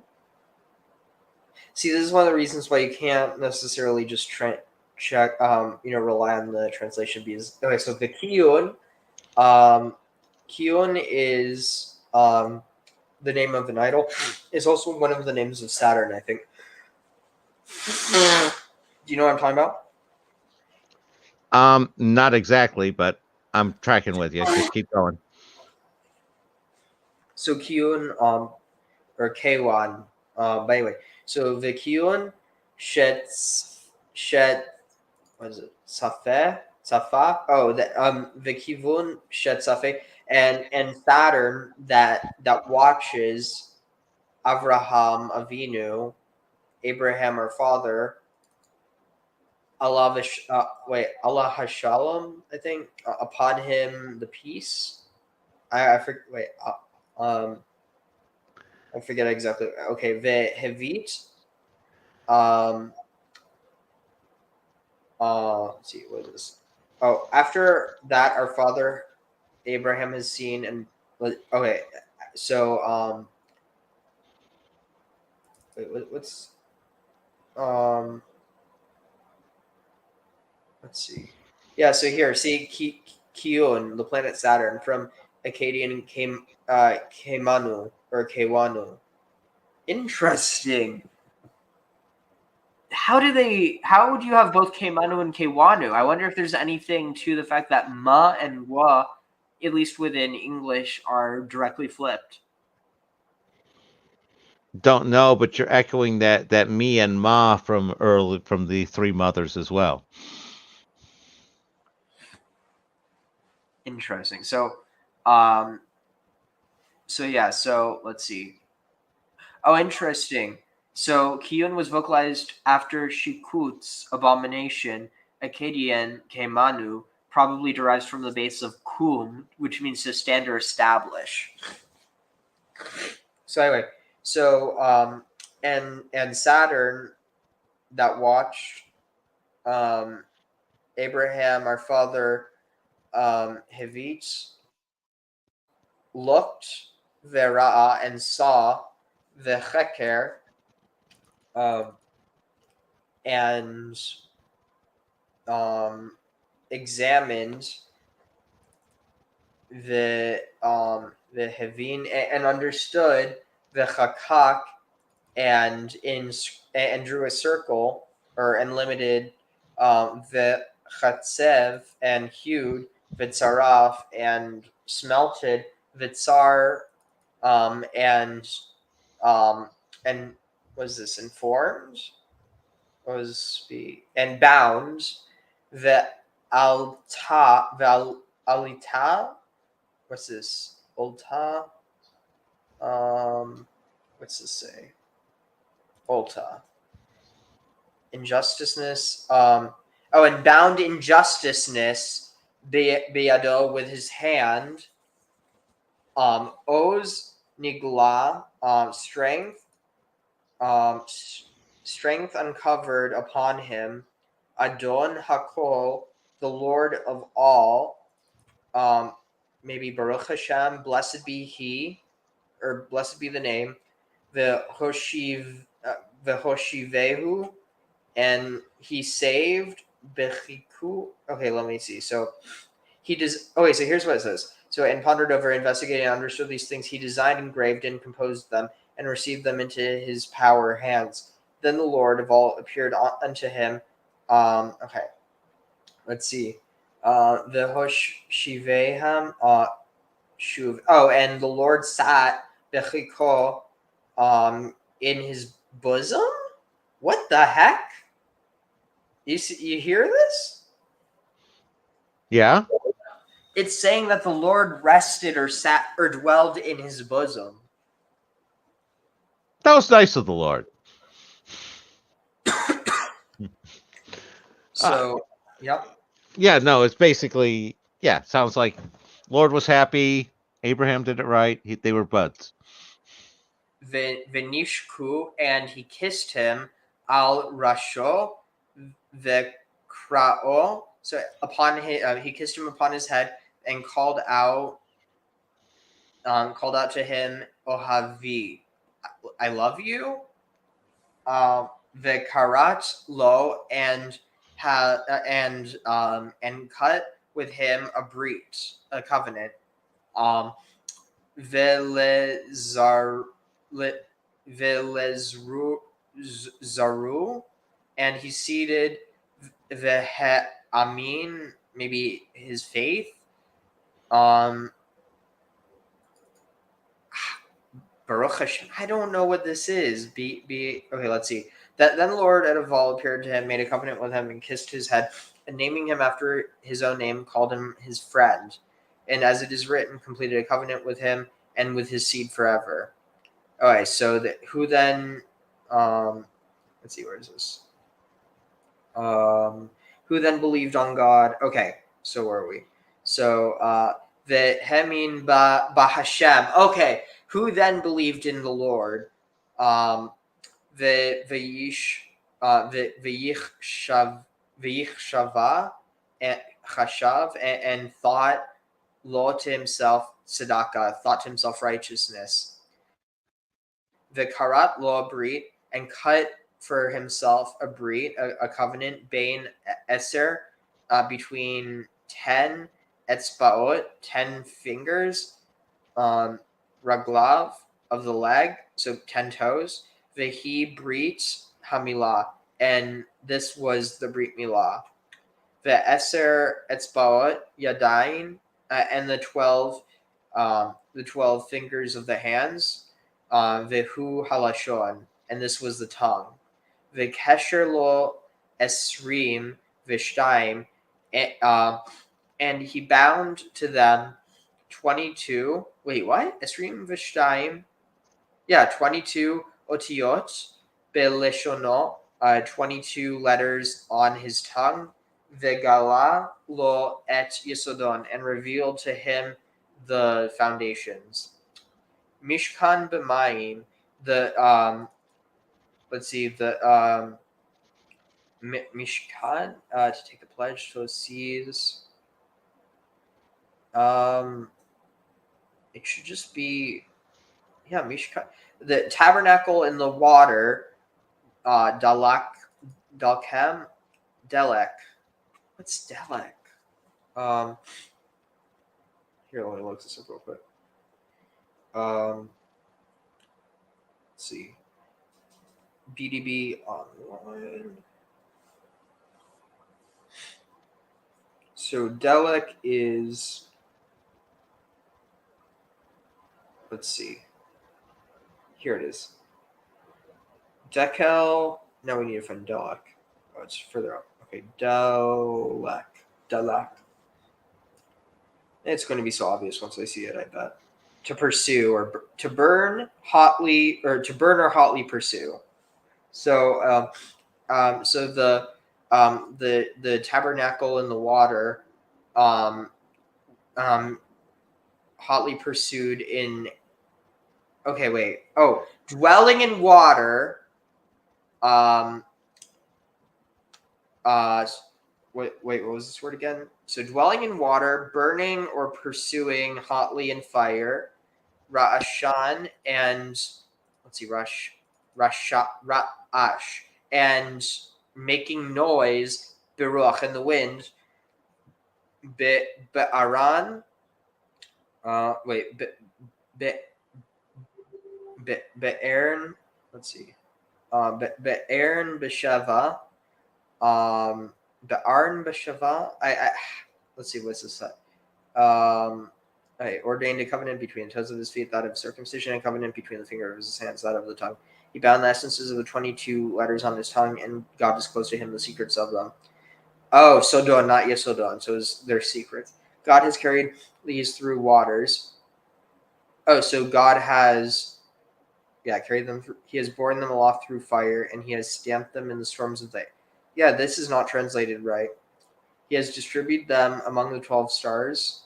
Let's see. So what's this word? Be'erin b'sheva nahagem b'sh. Wait, Baruch. Yeah, I have no clue what this is. Be'erin b'sheva. Maybe he has watched in the 7. Nehag. I don't know. Bishneim Asar Mazalot. Something in the 12 constellations. So he's distributed them among the 7 stars and has assigned them to 12 celestial constellations. Amen. So that's the end of Sefer Yetzirah. So any thoughts on this chapter? Yeah, no, they're definitely associating the 7 double letters with the planets, and the zodiac with the 12 standard letters. If you could go down to that last part. Oh, yeah. There you go. No, they're definitely talking about 2 levels of covenant. One of basically a covenant of action, which seems to be associated with the feet and the circumcision. And then you have the covenant of the hands, and that's associated with, like I said, the speech or the word and the tongue there. And that makes me wonder if the covenant of circumcision is related to that concept of self-restraint, where the concept with God is you're binding yourself to restrain yourself to doing the will of God. And back then that was early primitive, and the circumcision is a very strong reminder of such a promise you made. Any of that resonating with you, Ariel? Wait, sorry, just repeat the part about the promise.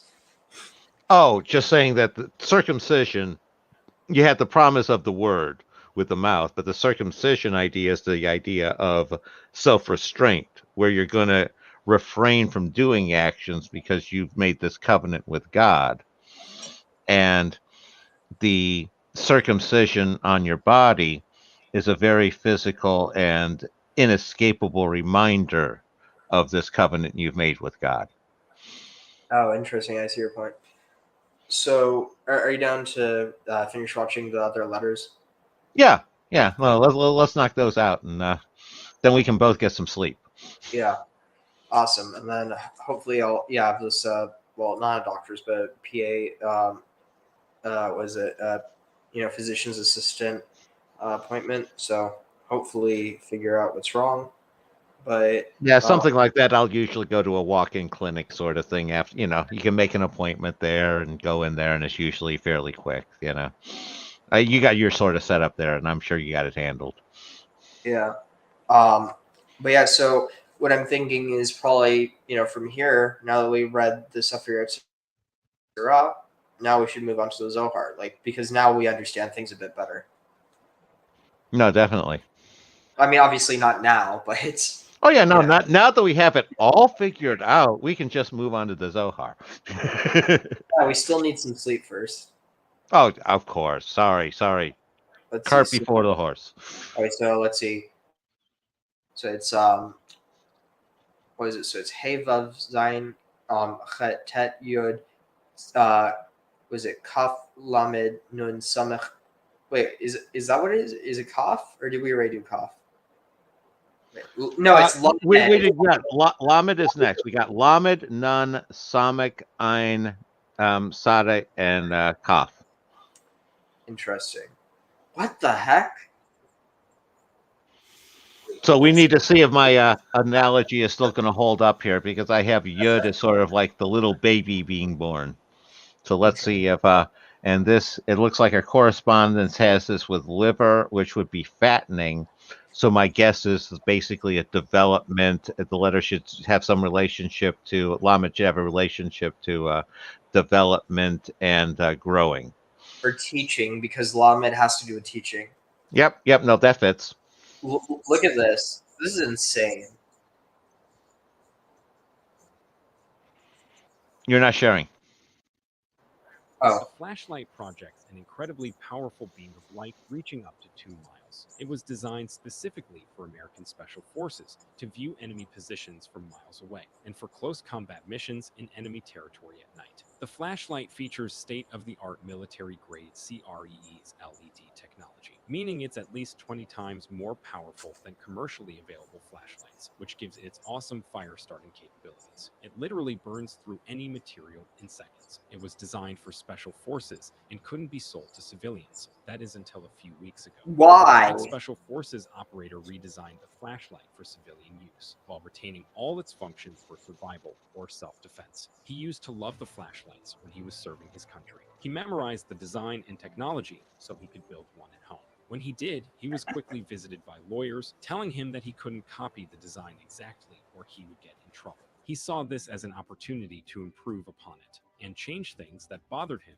when he was on missions using it. He adapted it for better survival and home use. It still has all the same functions, strength, and technology as the military version, but now it's perfectly legal to own. He's the only one manufacturing it, having explicit permission to make and sell these. Okay, so he chose to call his product. It's just, I don't know. Some things you probably shouldn't sell for public consumption.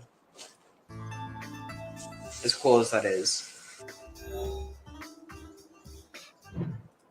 The letter Lamed is the tallest of all of the letters. It is the only letter that, as it were, goes above the line. And thus, the sages coined the expression that the Lamed was like a tower soaring in the air. The letter Lamed has to do with aspiration of the heart. The word heart begins with a Lamed. Lev. And the Lamed has to do with what the heart longs for. The heart longs to rise up, especially the spiritual heart, to rise up and elevate oneself and connect to the higher worlds and to connect to God. An expression of the aspiration of the heart of the Lamed is the word for prayer in Hebrew is tefillah, which has a Lamed in it. Tefillah, prayer, is in a sense, one of the most ultimate expressions of the heart to draw close to God, to aspire to go higher, to go deeper.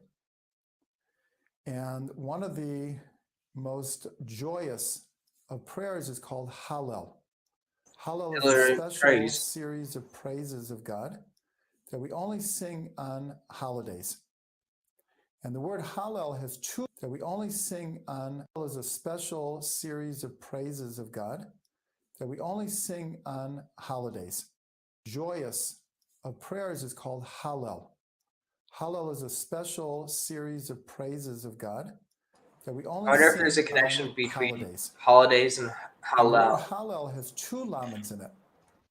And that's because It certainly would seem like there would be. Incredible, joyful expression of our gratitude and love. Hallelujah. The letter Lamed means to learn and to teach. Lamed. From this, we learn a profound idea that the greatest way to learn is to teach. Anyone who is a teacher knows this, and many, many people become teachers from their innate love of learning. There is learning on many, many different levels. On the level of worlds, we can understand from what the Rambam says, Maimonides, that to know about God, to understand how God manifests in the world, look at the world.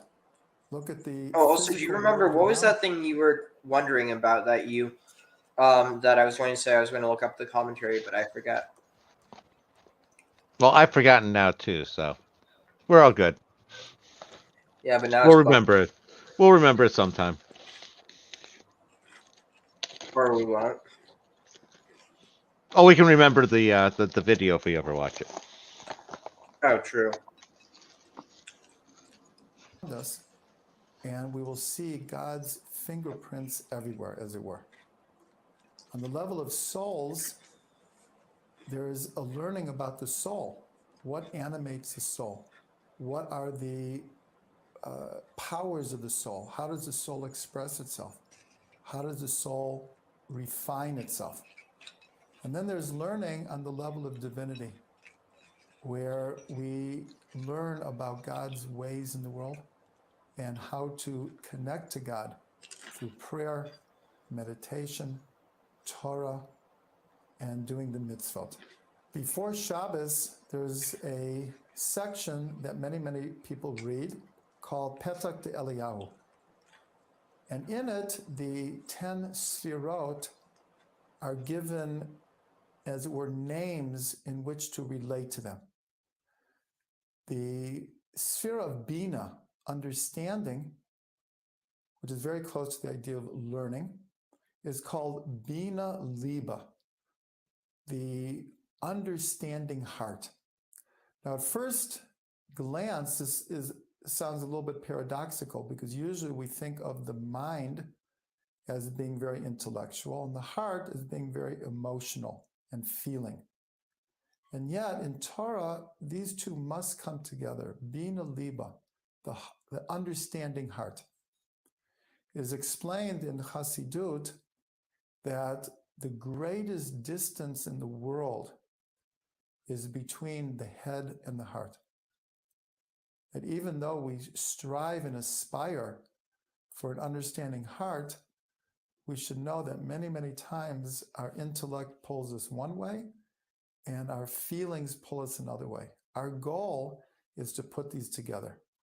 And this would be a very appropriate meditation, is to look deeply inside ourselves and make that attempt, make that meditation, and we can bring the heart and the mind together to work together in order to understand the world in which we live, the soul as it goes through its journey in life, and ultimately to understand and know God. Interesting. Agreed. No, from the letter, what I was getting out of the letter there was the idea of a Vav connected to what was that one? To a cough, and sort of the idea of it. And he's saying it above the line, sort of bringing the superior, higher knowledge down into the container. Interesting. Also, I don't know why, but this commercial always just gets me. It's so funny to me. You don't get away with anything. And so you might think you can bend the fabric of reality and that you can treat people instrumentally and that you can bow to the tyrant and violate your conscience without cost. You will pay the piper. It's going to call you out of that slavery into freedom, even if that pulls you into the desert.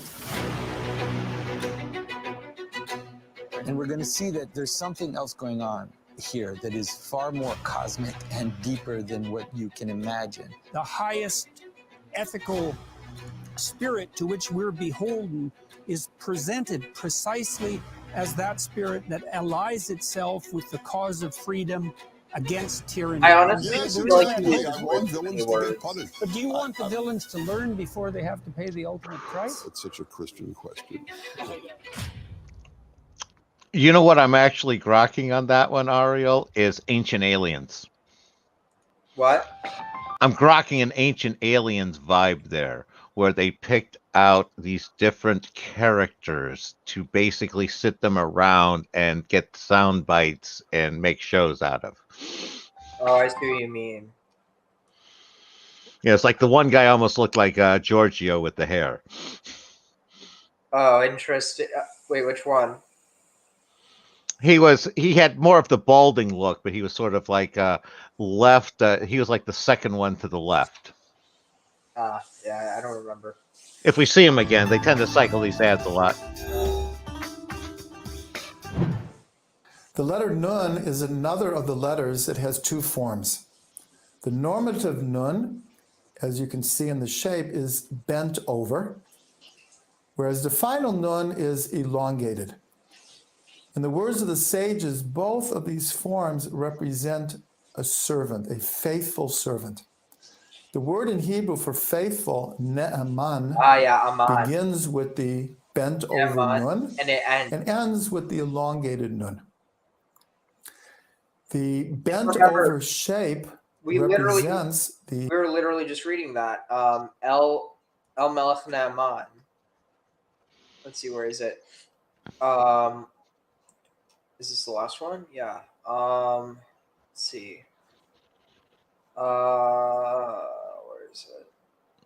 El Melech. Oh, here. Here it is. The El Melech Ne'eman. Here, you can see exactly what he's talking about. It starts and ends with a nun. Yeah. It's kind of like with Mayim, how it starts and ends with a mem. Yeah, the other thing worth mentioning right now is nun. We have a correspondence for of walking. So that would definitely help to continue what I was bringing that story interpretation about now you know, and his servant, building off of the servant one, where you've now downloaded the knowledge and now you're putting it into action with the walking and moving. Interesting. We're almost to 4:20 of the stream. the servant in a state of humbleness, in a state of subservience. Maybe it's like this idea, like when you're walking, you can't be prideful because if you're prideful, you'll stumble. And I'm willing to bet at some point here we hear something about Abraham doing the walking for God. What do you mean? Where he left Ur and went to Haran. Oh, Lech Lecha, yeah. Sense a good connotation, because perhaps the highest compliment that God pays Moshe is he calls him a Eved Ne'aman, a faithful servant.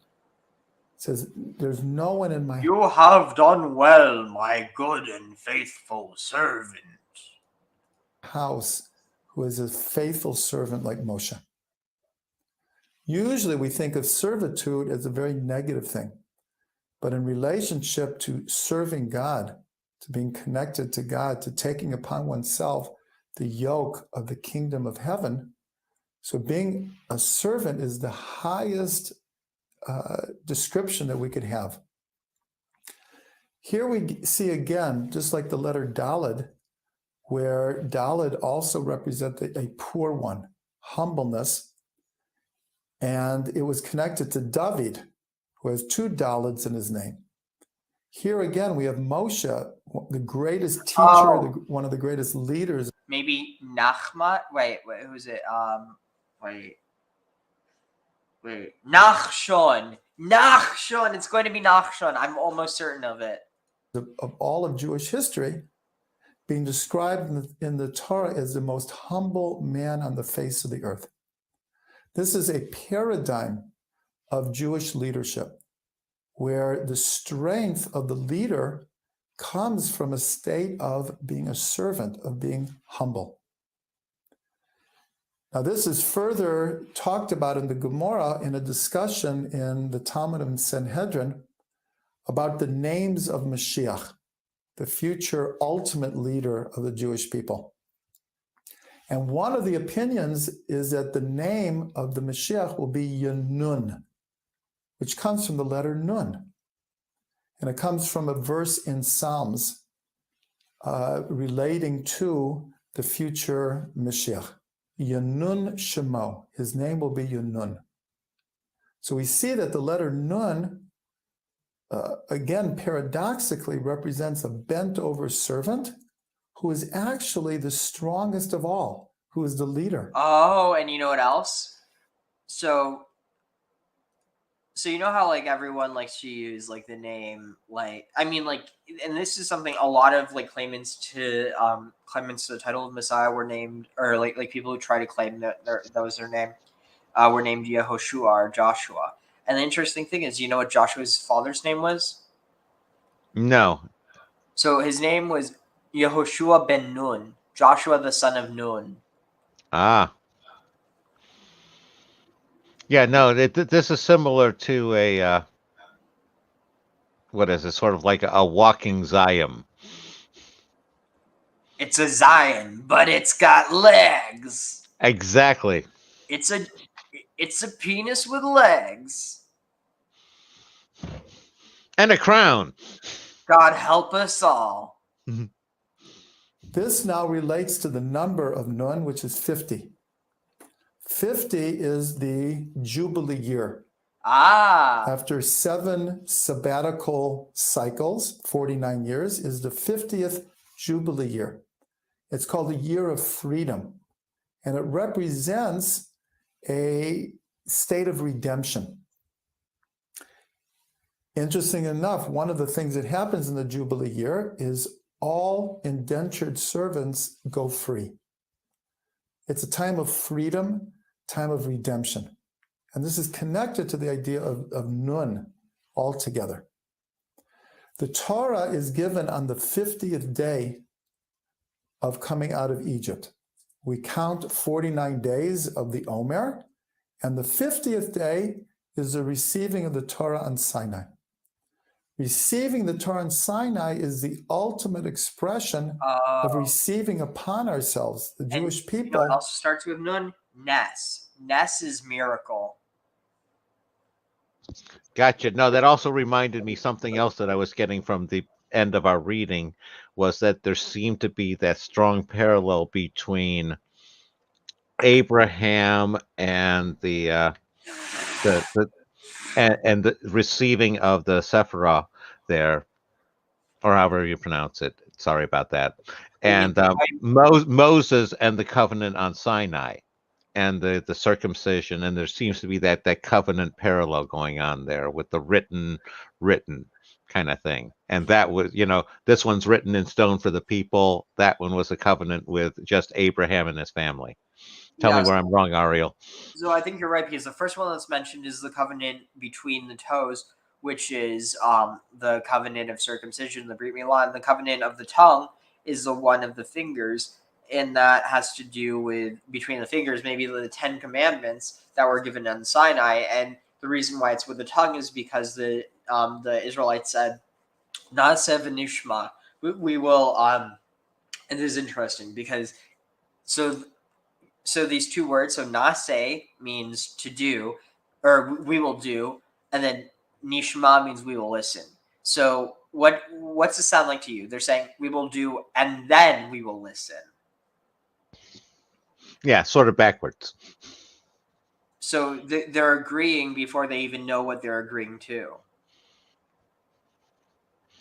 Yeah, never a good deal to get into. That's Yeah, but there's a reason why they did that. So so there's this tradition that that God lifted up Mount Sinai over the heads of the Israelites and threatened to drop it on them if they didn't accept the Torah. I had not heard that one. Yeah. Let me see if we can find that real quick. Let's see. God threatened to drop Sinai. Yeah, I gotta admit, a dangling Mount Sinai sure beats the sword of Damocles. All right. Standing under Sinai on the origins of a coerced covenant, tracing the Tanaitic and biblical sources for the famous claim that God held Mount Sinai over the Israelites and threatened to bury them if they did not accept the Torah. Dr. Tzvi Novik. Moses speaks with God and the Israelites in the foreground, panic when they hear thunder and see flashes of light and smoke coming out of the mountains. So God the Godfather holding the mountain over Israel at Sinai. A famous exegetical narrative in in Tractate Shabbat 88a teaches that God at Sinai made Israel an offer it couldn't refuse. I've got you an offer you can't refuse, and when I say you can't, I mean it. And, well, that whole, I'm the Almighty, all powerful. That's sort of you got the ability to back up any threat. Yeah. So, let's see. And they took their places at the foot, tachtit of the mountain. Exodus 19 said Rav Avdimi ben Chama ben Chafsa. It teaches that the Holy One, blessed be He, turned the mountain over like a tub, gigit, and said to them, "If you accept the Torah, well and good, and if not, there will be your burial." Wow. So in the immediate continuation, Rav Acha ben Yaakov spells out the troubling implication of Rav of Avidimi's exegesis. From here, there is a great protest. Modah Rabbah against the Torah. A modah is a document in which the witnesses testify that a party to transaction participated against his or her will. Thus, Rav Acha points out that by having the Israelites accept the Torah under duress, Rav Avdimi effectively gives them a contractual out. The exegetical narrative suggests not only that Israel could, by right, void its agreement to observe the Torah, but also, as the Babylonian Talmud clarifies elsewhere, that Israel cannot claim its acceptance of the Torah as a source of merit because it was coerced.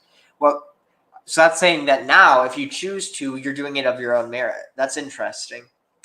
So what could? Oh yeah. No, I was just turning the mic on. So what could have led Rev Avdimi to advance such a problematic reconstruction of the Sinai covenant? The claim is especially jarring because a relatively straightforward reading of the biblical text, when highlighted in the other midrashim or other explanations, especially in connection with the Israelites' declaration, "We will do and we will listen," Naseh v'nishma, Exodus 24:7, would mark out the Israelites for praise for their readiness to enter into the covenant. The reference in Exodus 19:17 to the people standing at the foot, tachtit, of the mountain does, of course, license the inference that they stood under tachat, the mountain, but this wordplay cannot have been Rav Avdimi's lone inspiration. I suggest that Rav Avdimi's exegesis is ultimately indebted to two sets of sources, one from Tanaitic literature and the other from the Torah. So the mountain is protection. The great scholar of Talmudic and medieval Jewish thought, Ephraim Orbach, 1912 to 1991, observed that Rav Avdimi's exegesis appears to rework a Tanaitic comment on the same verse. And they took their places, pressed together. It teaches that they were scared on account of the flashing and trembling and thunder on account of approaching lightning. The foot of the mountain, it teaches that the mountain was plucked from its place, and they approached and stood under the mountain.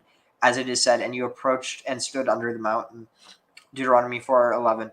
Of them, it is explicated in the tradition as Song of Songs 2:14. My dove is in the clefts of the rock, in the covert of the cliff. Show me your appearance, etc.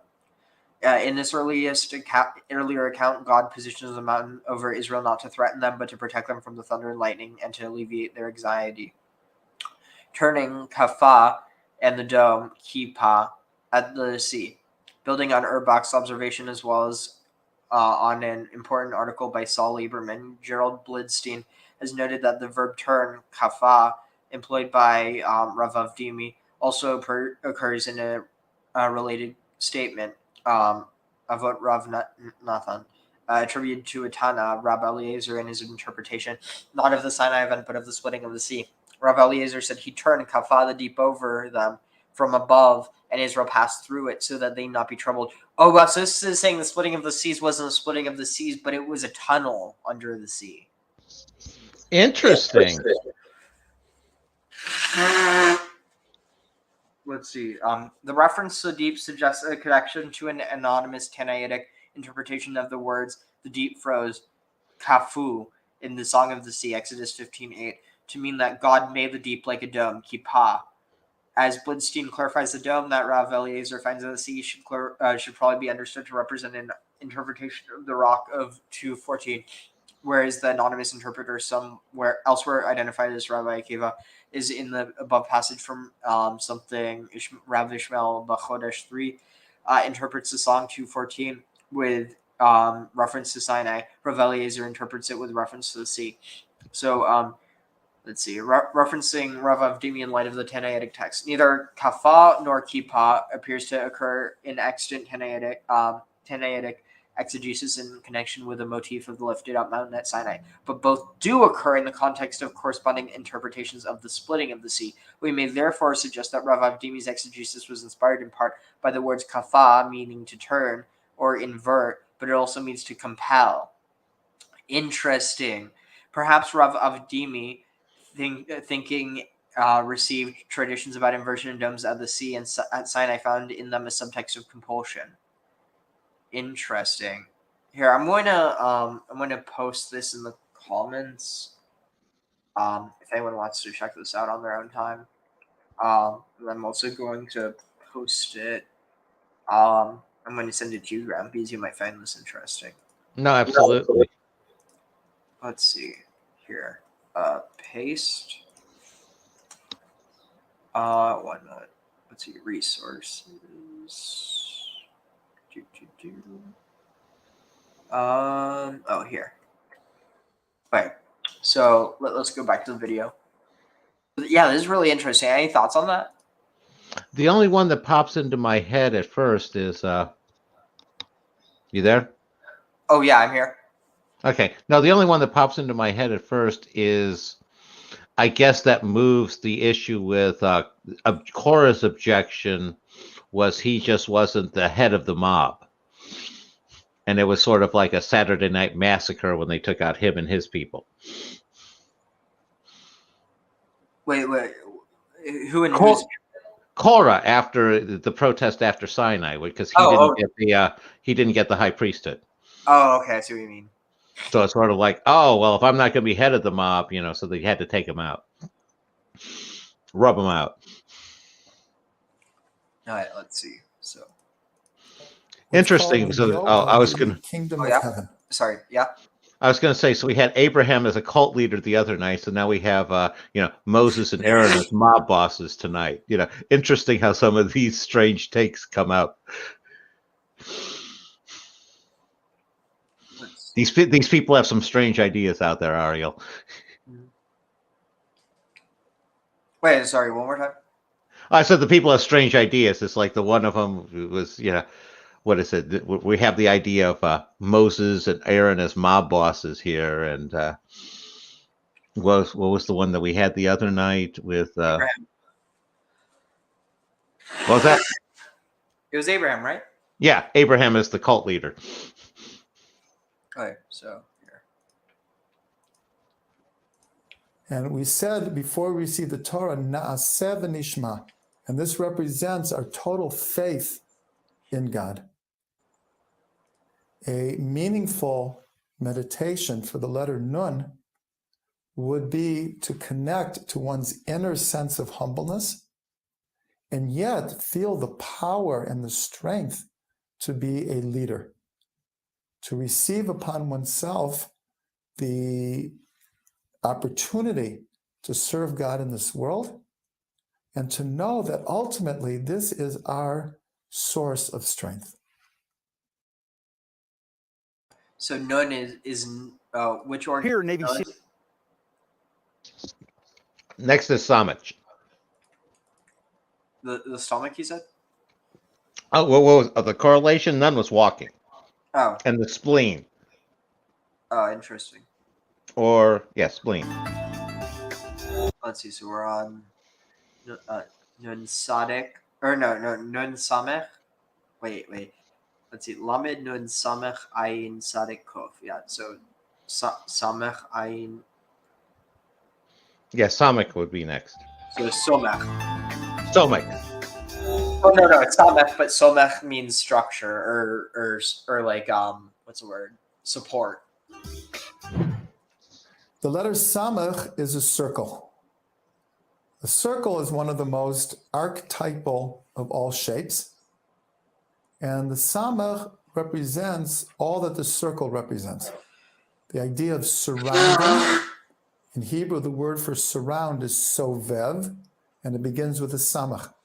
Or like to spin. We are told that there are two manifestations of God's presence, as it were. Sod? There's one that's called Sovev Kol Olamim, surrounding all worlds, And the Sod transcendent Kol Olamim, the secret of all the nature of words. God, and Malay Kol Olamim. Oh, come on. And the aspect of God that fills all worlds.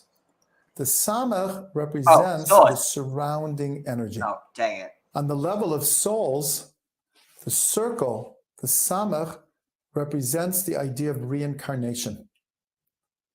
In Hebrew, the word for reincarnation is gilgul. That it means cycle. A gal means a wheel, a circle. So a spinning circle. Gilgul is the idea of a circle within a circle. Oh. So a circle represents cycles, repeating cycles. And this is the Samach as it represents itself in the level of souls. In the world, during many of the letters, we have talked about the idea of cycles and process and repeating archetypes. The Samach is the letter that best represents the overall concept of circles and cycles. We see it in the turning of the seasons. We see it in a tree as it goes through its yearly cycle of losing its leaves and new buds and leaves and fruit. All of nature is going through cycles. So from a divine perspective of surrounding all worlds, to the soul perspective of the soul returning again and again as it attempts to finish its rectifications in this world. And all of nature is based on cycles. Samach means somech, to support. It's very connected to the shape, because to surround, like a hug, is to support. A lot of times when one wants to give comfort and support to a person, they will give them a hug.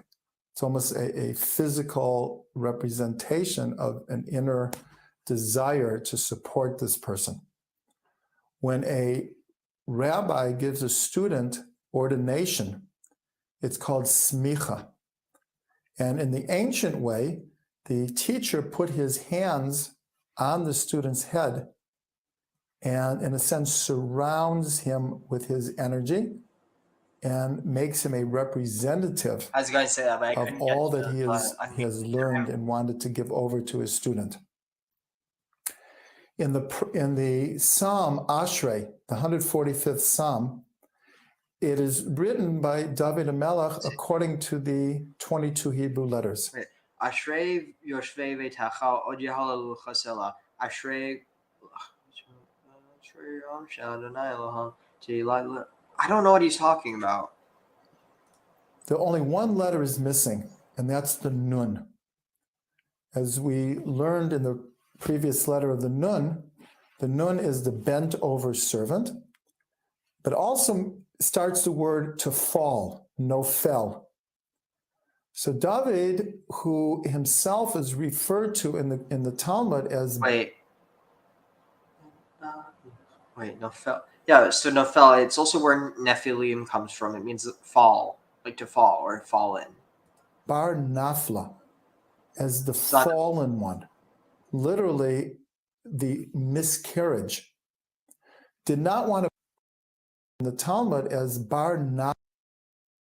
David, who himself is referred to in the Talmud as Bar Nafla, as the fallen one, literally the miscarriage. Did not want to put in Ashrei, which is a very joyous praise of God, the idea of falling. So he skipped the letter Nun. Yet the next verse is Somech Hashem L'kol Noflim, that God supports all those who have fallen. So that's a very beautiful connection between the letters Nun and Samach. A circle has the aspect that every point on the circle is, in a sense, equal, because there's no above and below. As a circle spins, everyone is an equal distance from the opposite side. Therefore, the sages use the number 60, which is the number of Samach, to express the idea of nullification, because an individual point, in a sense, is nullified to the circle. That is one of the secrets of circle dancing in Jewish tradition, is that everyone in the circle feels equal. There's no greater and there's no lesser. Everyone's holding hands, everyone's in it together, and there's a sense of equality and support that one gets. So the sages, when wanting to express how one thing is nullified in another, use the number 60. For example, in the dietary laws, if milk and meat mix together, then the food is not fitting to eat. But if 1/60th or less of milk, for example, falls into a pot of meat, then it could be eaten, because the ratio of 1 to 60, the milk is nullified, the taste of the milk is nullified in the greater 60 parts. And this is continued in many, many expressions of the sages. For example, sleep is called 1/60th of death.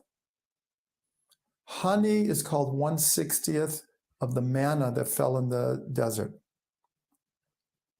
Fire is called 1/60th of Gehenna, hell. Shabbos is called 1/60th of the world to come. And dreams are called 1/60th of prophecy. So the idea of 60 is how one thing is included in another and can also be nullified in another. A good meditation for the letter Samach is to feel God's support, God's love and caring for us as we go through this life, and to feel how ultimately we in this world are nullified to God, and the great support that comes from knowing that God cares. So what are your thoughts on that? I'm really... If you struggle with there's bleeding... definitely something in the 1/60th.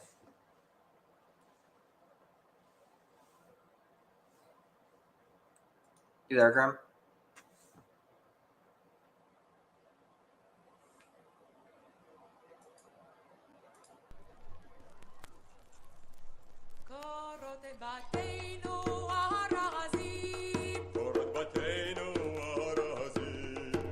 I'm back now. Okay, sorry about that. My headset keeps losing sync with my receiver. Sorry about that. No, what I was seeing there is I was seeing two different ways of support that was being rendered. One of it is that he was bringing out was that circling.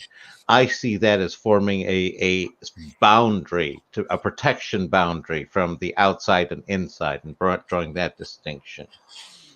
Another aspect of support, and it's linked with like the falling Lamed, is regardless of how much you shrink a Samekh, it's always still going to be a circle. You can't get all the way to a point, so it's still going to have that cushion regardless.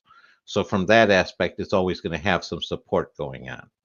And I see those two different, but two different aspects of support, both reflected in the Samekh.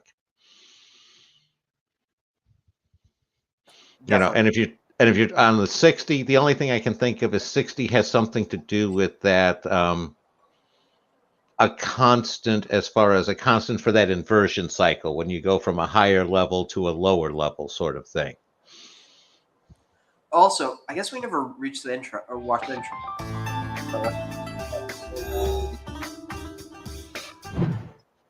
According to our tradition, the world is made of Hebrew letters.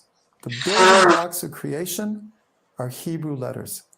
Much like a scientist would describe the physical makeup of this world as being atoms, molecules, elements. And of course, they would be correct. But our tradition tells us virtually the same thing, but it's the letters that are the building blocks of creation. So in this sense, letters, the Hebrew letters, are considered archetypal energy forms that are taking God's infinite light and wisdom and putting them into channels of creative consciousness where we can have a grasp of godliness and what this world is about. For this reason, we're taught that God looked into the Torah and created the world. The Torah is the blueprint. And what is the blueprint made of? Letters and words. And this concept of the world being built from letters and words goes along with another teaching that teaches us that God creates through divine speech. In the account of creation, 10 times there are verses that express that God spoke and something came into being. The first one is, Vayomer Elokim Yehi Or, Vayehi Or. And God said, let there be light, and there was light. And our Kabbalistic tradition tells us that light is the three letters, Aleph, Vav, and Resh, that make up the word. From this, we learn that the Hebrew letters and the words that they form are not just linguistic symbols. So think about or. So it's Aleph, which is like, power. And then Vav is like, being channeled down. And then Resh is the head. So it's power being channeled down into the head. Light, because you see it, it's channeled into your head. Yep, nope, makes perfect sense.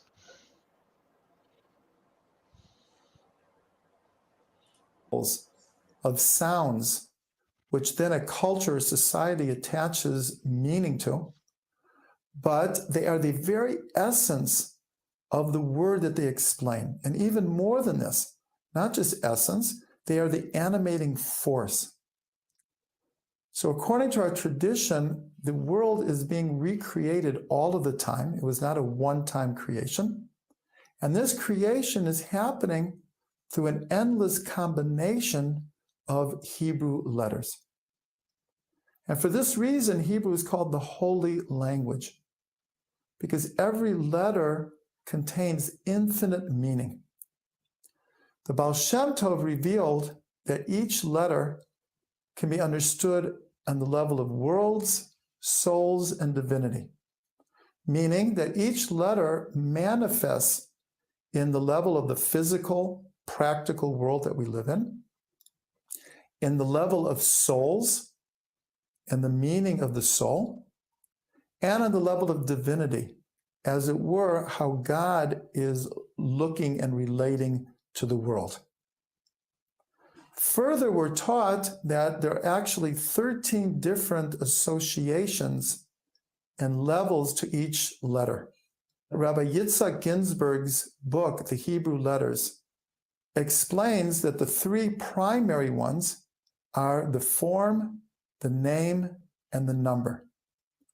Each Hebrew letter is not a coincidental shape, but that shape is pictorial. It tells a story. It represents an archetypal energy. The name of the letter also has tremendous meaning.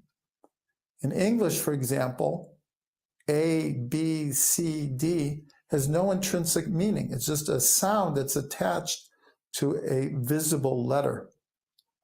But in Hebrew, the names of the letter have great meaning. And finally, each Hebrew letter has a number. And numbers are very important, not just symbolically, but if you look in modern science, chemistry, biology, economics, they're all based on numbers, on mathematics. Music as well is actually mathematical. So that each letter has a number tells it that there's a mathematical code in all of creation, engraved and encoded throughout all the different levels of reality. In these teachings, we are going to be touching on different aspects of the world, souls, and divinity as connected to each letter, and very importantly, to the form, the name, and the number of each letter. Truthfully, the letters are infinite archetypal forms, and it would, of course, take much learning.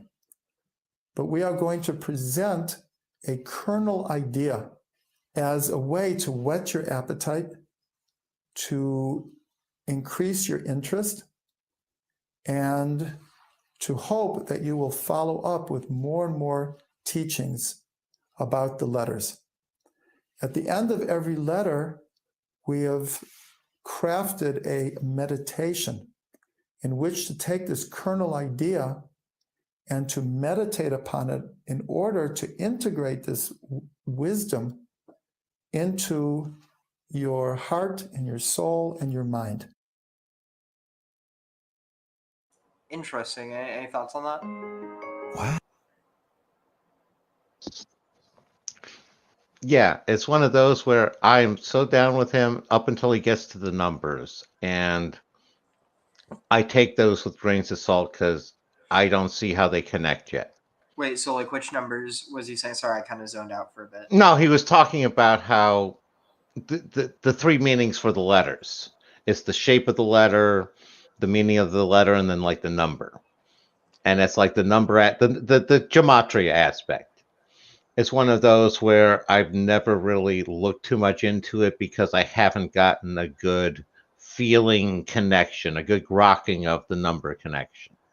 So I just sort of take it, if it lines up, it's an extra bonus, but I don't use that too much as a reference myself. So just saying, it's like I can't follow him where he's going there. The other two I can 100% sign off on.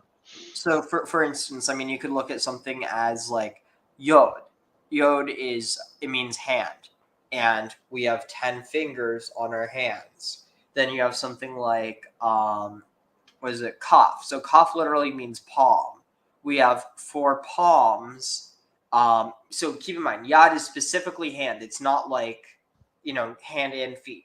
But then you have palms, Kaf, and Kaf is 20. And we have 20 digits on our wait. Yeah. So we have 20, phalanges on our palms, our hand palms and our feet palms. So it's stuff like that. But then you have like No, I get what you're saying, and I track with that one. It's a matter of trying to read too much meaning in there. It's that paradoia effect where I just don't want to go too deep into it, because one of my first checks is it an artifact of base 10? If I convert it to say base 3 or something, does it change? And that's one of my ways of teasing out meaning in something. Again, some of my math techniques. It's one of those things where you connect it, but it's not like, oh, this is connected to that. It's more like this is connected to that. Like you can draw this connection, but it's not necessarily like this is that. Yeah, as opposed to like what we're talking about early on when you're drawing from the Aleph through the three mothers and all that one. They're actually saying that is what it is.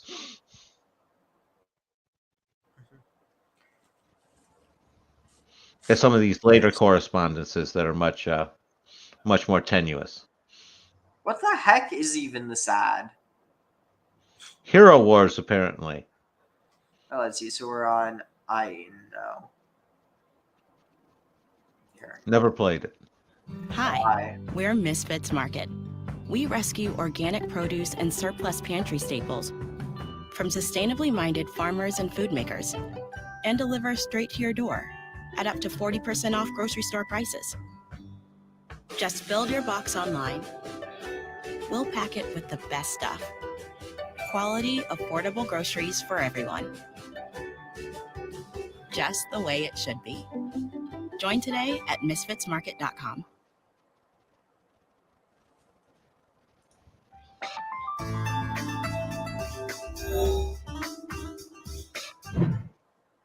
The letter ayin means eye. In the shape of the ayin, we can use our imagination and see the top of the ayin are two branches, each one an eye, and the two lines come down and meet in one line, and this can be seen as the two optic nerves as they come and enter into the brain. This is a... Wait, what was that? He's saying that it's like the optic nerves, basically two inputs joining into one image, a resolution of the dialectic to a certain extent. So it's basically it's taking basically two zymes, or not. I don't know. He's saying two zymes. It looks like sort of a zym and a vav to me. But it's combining the two inputs into basically one output via the bottom. It's the take I'm taking off the shape of the letter. Anything you want to add there, Ariel? No, I like it. I definitely get that vibe too. The two optic nerves as they come and enter into the brain. This is a creative and imaginative way to connect the meaning of ayin to the shape. Many times in the Torah, it says God looked or God saw. Now we know that God does not have physical eyes, but what we are being taught is that God's eyes, as it were, is a concept called divine providence. Hashgacha prati, that God is looking and has control and is a part of everything that happens in this world. That is what divine providence is. There's a beautiful verse in the Torah that says the eyes of God are on the land of Israel.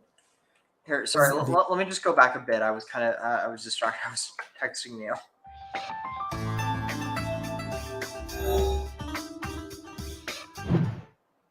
The letter ayin means eye. In the shape of the ayin, we can use our imagination and see the top of the ayin are two branches, each one an eye, and the two lines come down and meet in one line, and this can be seen as the two optic nerves as they come and enter into the brain. This is a creative and imaginative way to connect the meaning of ayin to the shape. Many times in the Torah, it says God looked or God saw. Now we know that God does not have physical eyes, but what we are being taught is that God's eyes, as it were, is a concept called divine providence, hashgacha prati, that God is looking and has control and is a part of everything that happens in this world. That is what divine providence is. There's a beautiful verse in the Torah that says the eyes of God are on the land of Israel from the beginning of the year to the end of the year.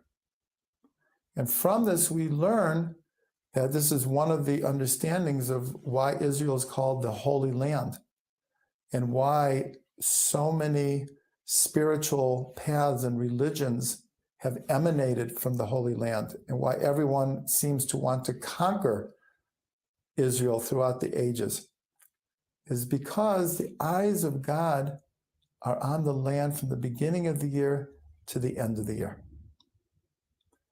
The ayin equals 70. As we've learned, 10 times any number represents the full manifestation of that number. 70 is 10 times 7. 7 we found to be one of the most archetypal of numbers because it represents the classic cycle that God created for 6 days and rested, and we have the first Shabbat. And ever since, we imitate that same cycle in our lives, that we work for 6 days and we rest. But in creation, the resting on Shabbat means the completion of creation and even more the purpose of creation. So 10 times 7 equaling 70 means that symbolically 70 has to do with a greater purpose and how that purpose is manifest on every single level of reality through, as it were, the eyes of God. Therefore, we see the number 70 as the descendants of Noah, as the number of Jewish souls that went down to Egypt, the elders in the desert, and the Septuagint, and the 70 members of the Sanhedrin. Now, interestingly enough, with all of these is a relationship between 1 and 70, because there was Noah and his 70 descendants.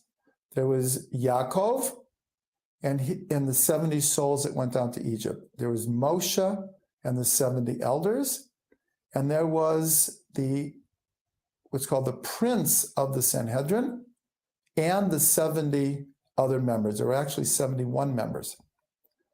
Now, it's very interesting that the letter Aleph, which equals 1, and the letter Ayin, which is 70, linguistically and Kabbalistically are interchangeable. And many times, to see a deeper meaning of a word, we exchange an Aleph for an Ayin or an Ayin for an Aleph to get a deeper understanding of that word. So on all these different levels, the ayin represents God's providence in the world and how that manifests itself in the development of man and of history. A beautiful meditation for the letter ayin would be to concentrate on how God is present in your life, how his providence touches you, and how you can see at different stages in your life how we were being guided by the hand of God, as represented by God looking at us lovingly. Okay, I have two thoughts here, Ariel. First one, is there any relationship between ayin and hearing? Because that would also take two inputs into one. Not I can think of. Okay. But The second maybe. one's pretty big. Yeah. That's the interchangeable of aleph and ayin. And to a certain extent, you can view ayin as a mini me for aleph. And thereby you're getting access to two different layers and having that reflection. Where you could have aleph being used on the higher level. It's like ayin is the representative of God on the lower plane. So as ayin is the representative of aleph on the lower plane. And thereby being able to set up that the different level correspondences. I see that as like a major connection. What do you see? So it's almost like the aleph. So it's like, well, first of all, the way it looks. Here, let me just pull that up real quick. So let's see. Where's aleph? That was Here. the first one we did way back when. So look at this. So here you have one point connecting into this dash, connecting into another point. With the ayin, it's 2 points converging into one. And so it's almost like you have one becoming many in aleph, whereas many becoming one in ayin. So it's like, it's almost like God, God creating the universe, or like basically Pulling it apart, pushing it back together, creating the dialectic, resolving the dialectic. Yeah, and then with the ayin, you have like two eyes that are, they're perceiving information and they're transmitting it into the brain, or the mind. Right. Docs. So we're back to Sade is next. Yeah.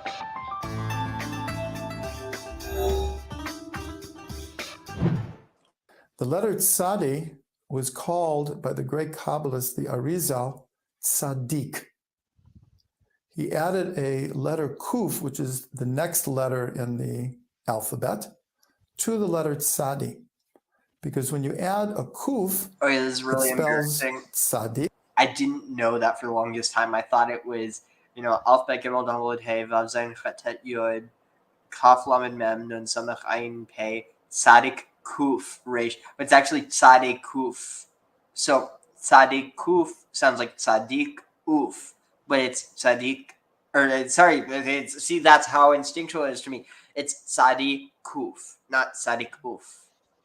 Yeah, no, I told, did I ever tell you about the joke that I got laughed at when I was a kid? I sat there and thought that Aldecocker was old for cocker. And that brought a roaring laughter to a bunch of old Jewish men. What about the women? They weren't around at the time. Oh, they would have been laughing even more.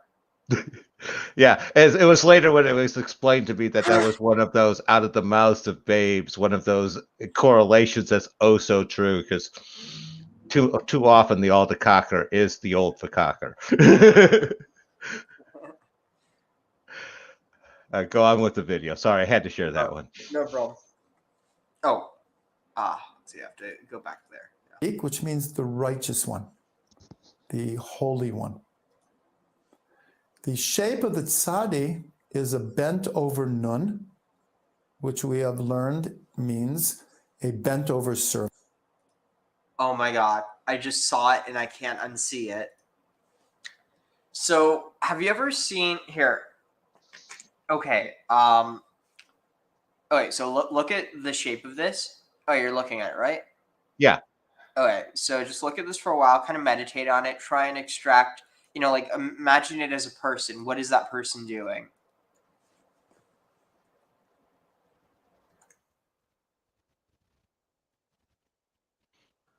Okay. Yeah. No, I can see it. What is it? I was going to say masturbation will certainly be one of them. No. No? What else? What are you going on? Okay, so here, this, I think this is probably the connection, because like seeing this as a Jewish person, I can't unsee it now, especially because of the connection with tzaddik and like righteous people. So okay, so here. Back and forth, shuckle while they pray. A guy made a documentary on the Aseret HaShvatim. Goes back 10 years or so. A film person, I think his name is Jacobowitz, made a documentary on the Aseret HaShvatim. And he went looking for the 10 tribes. He found Menashe, he found Ephraim in very large numbers. And then the other Shvatim he found in very small groups. And one of the things he discovered is that some of the angriest Arabs, like the worst Taliban kind of guys, apparently have some Jewish roots. Wait, first of all, the Taliban are not Arabs. This guy's so ignorant. They're Pashtun. I'm sure they've accepted some Arabs into their midst, but their origin, I 100% agree with you. Yeah. And I'm not going to say that every single little detail of what he teaches, what he discovers is true. There's things in his film that are oversimplified, certainly from a perspective of Torah. But one of the most incredible things that he does, he finds a group of Muslims who are known to come from that. Also, I think it's hilarious how he says Torah. I mean, like it's like Torah is like that's just like the Yiddish way of pronouncing it, but I don't know. It's like for instance, one of the words that even despite that I don't speak Hebrew with that that accent, the one thing that I do say, I mean, I also say Shabbat, but sometimes I'll say Shabbos. And it's like, I don't know, it's kind of a communal thing. It's like when everyone around you is saying it, you say the same thing. Oh yeah, no, that's how you pick up languages. The funny thing is that's not how I grew up. It's literally just since I've been in Arizona at going to the Chabad here. Oh no, cool. I was going to say a totally unrelated story on that one. You know the author Isaac Asimov? Yeah. He was Jewish, and he was not a Native American. He came over from Europe, and he didn't know a word of it. You mean to tell me he was not an indigenous American? No. No, but like because you said Native American. Oh, okay. Sorry, my bad. No, it was just funny because I know what you mean. Native born, which is technically a legal term, but no, you caught me, and I appreciate that one, Ariel. It shows my age. I'm using old terms, but no, when he came over to America, he didn't know a word of English. He was like 6 or 7 years old, and he was saying, but later on, he really couldn't carry on a conversation in like German anymore. He like had lost all of it.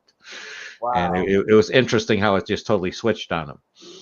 Interesting. Wait, Yeah. He was German? I want to say he came over from Germany. Asimov? I don't know. Let me check real quick. So generally, if someone has an Av name, they're Russian, I would think. Yeah, and even the Bukharian Jews, almost all of them have like there's like Bukhanov and Alanov and what is it, Alayev and I'm trying to think was it was it like Issac? No, Russian. He was Russian. Yeah. Petrovici, Russia. But yeah, then there's what is it like Naftalov and Issaharov, stuff like that. Israelov. Which interestingly, I wonder if it means that that's her father, because Av is father in Semitic. And the thing is that I don't, because that would make sense in some of the more like Arabic speaking countries, but it's like you see it pretty. Oh, you know what it is? That's what it is. No, it's all Slavic, and it's the result of Sovietization, because a lot of the, like for instance, it probably in for instance, in Bukhara, which it used to be, it is like it, it's Islamic. Like most of the people there are Muslim, but the point being is they probably were known by their names. So like Muhammad ibn Hayam or whatever. So like you'd be known as you're the son of your father. And so with introduction of the Soviet regime throughout all the lands, people had to have records, and with those records, they had to have last names. Yeah, that's one of those. I want to say, I forget where it is, Ellis Island, that you have so many people with exactly the same birth date because they didn't know when they were born. So the recorders just entered in the same birth date for everyone. Interesting. Yeah, it would just be the day that they got there, I think, right?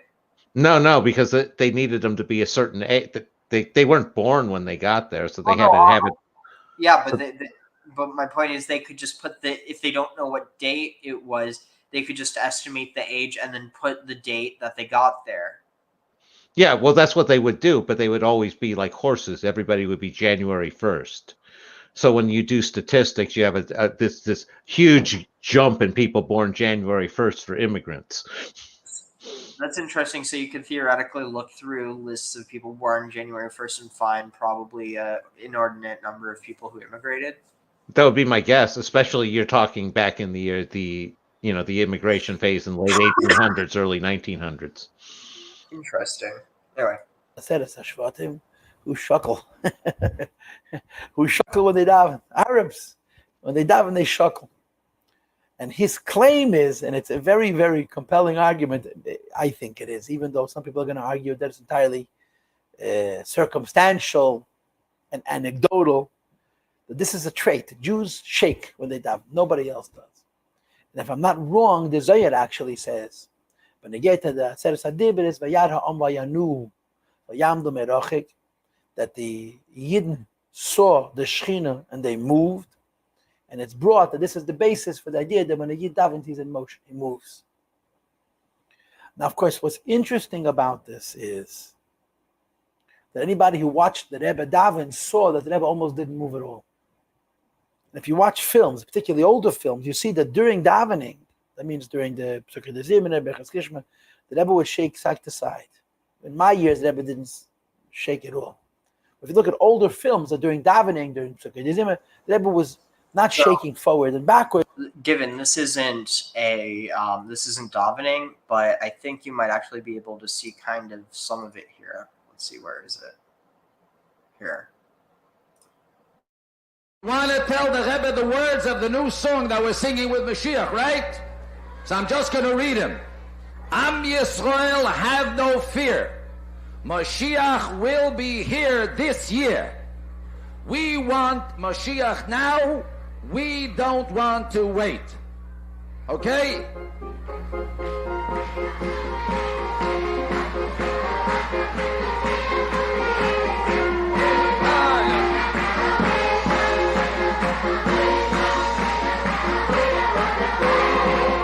want Mashiach now. We want Mashiach now. Oh yeah, Am Yisrael, have no fear. Mashiach will be this year. Am Yisrael, have no fear. Mashiach will be here this year. We want Mashiach now. We want Mashiach now. We don't want to wait. We want Mashiach now. Yeah, you know. Mashiach now. We don't want to wait. Am Yisrael, have no fear. Mashiach will be here this year. Am Yisrael, have no fear. Mashiach will be here this year. We want Mashiach now. We want Mashiach now. We want Mashiach now. We don't want to wait. We want Mashiach now. We want Mashiach now. We want Mashiach now. We don't want to wait. Hey!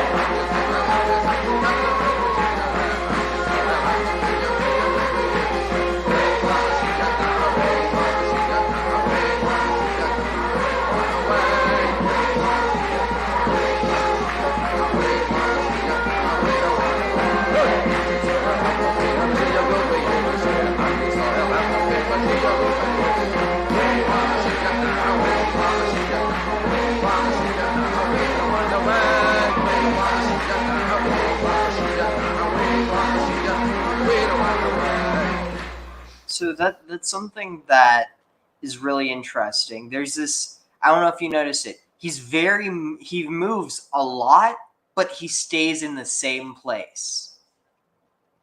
Yeah, I see what you mean. Yeah, no, definitely.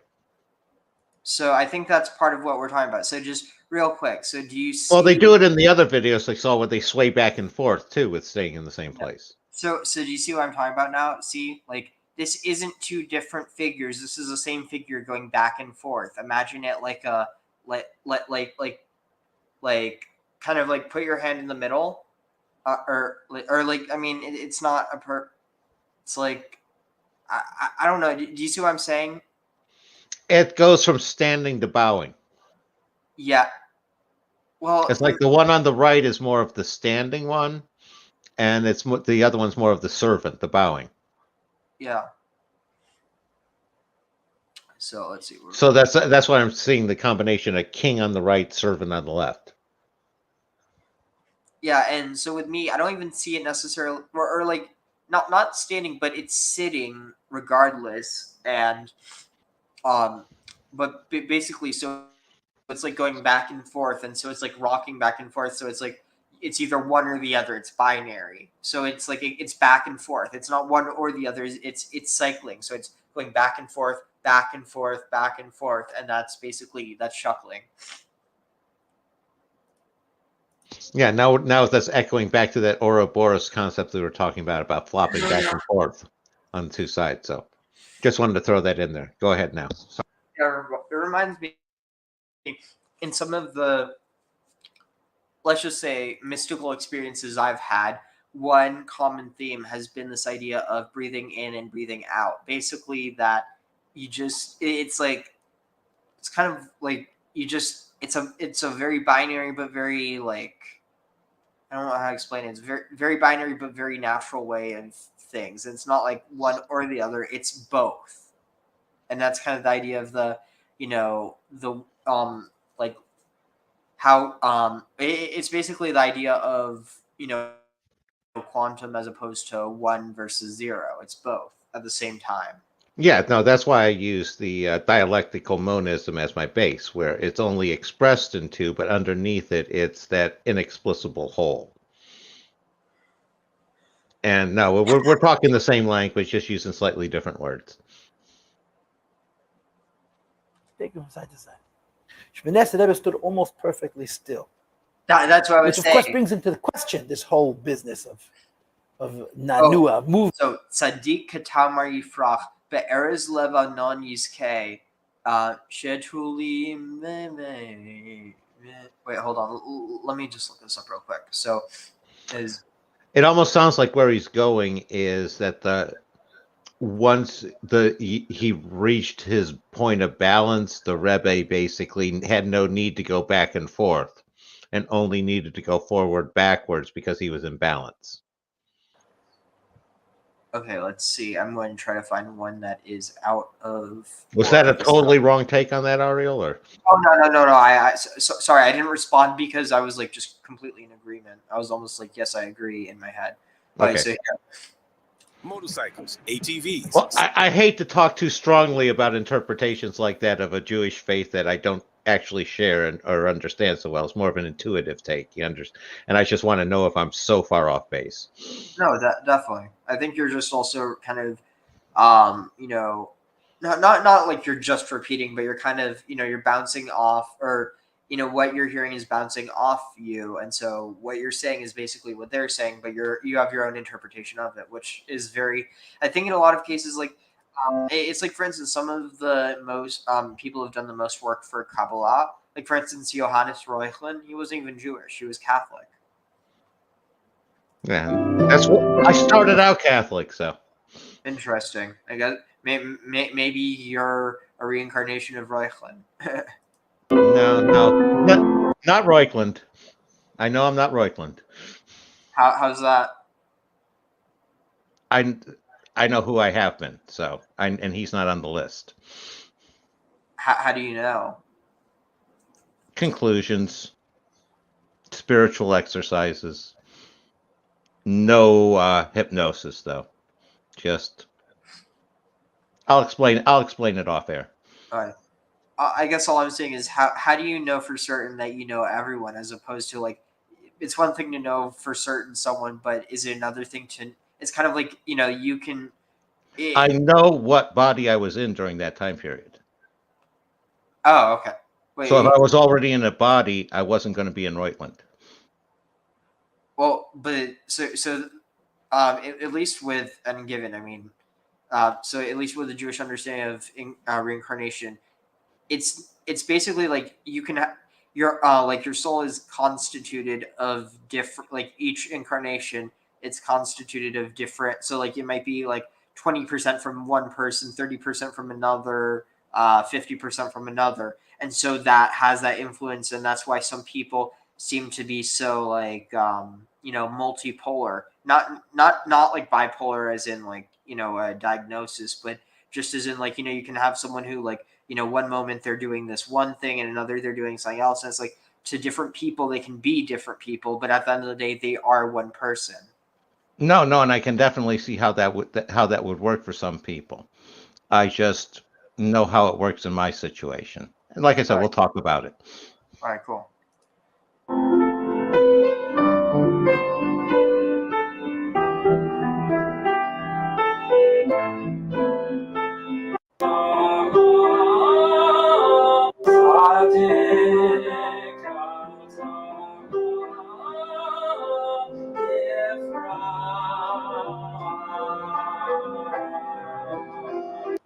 Oh wait, I actually got a better idea. Here, I'm just going to. All right, let's see.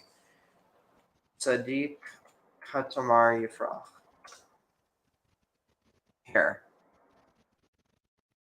He shall Sadiq Katamar Yifrach. So Sadiq Katamar. So righteous like righteous like a here it says the righteous man shall flourish like the palm tree. So the righteous man like a palm tree shall flourish, like the cedar in Lebanon. Yiske, Yaske, he shall thrive, I guess. Shatulim bevet Adonai. So sprouts or like blossoms. Wait, Shatulim. Oh no, rooted or planted bevet Adonai in the house of Yahweh or in the house of God. The chatzrot Eloheinu yafrichu yafrichu. In the chatzrot Elohim in the courtyards of God, yafrichu yafrichu, they will bloom, they will bloom. Od yeshnuvun beseva, let's see, they shall bring forth fruit in our old age, they'll be ever fresh and green, proclaiming that the Lord is just, my rock, in whom there is no wrong. So let's see, where was the song? All right, here. Oh no, I was going to just find it on my phone and then here, one second. Let's see. Sadiq Katamar. All right, here. Wait, I need to make sure I find one that's out of. Let's see, this is.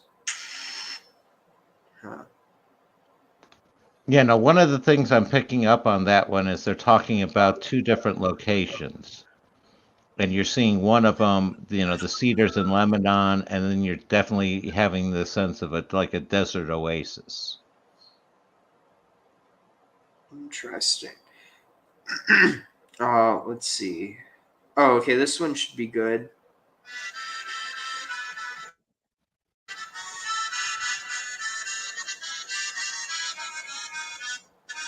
Wait, shoot, is it licenses? No, it's not out of license. Oh wait, here, this should be good.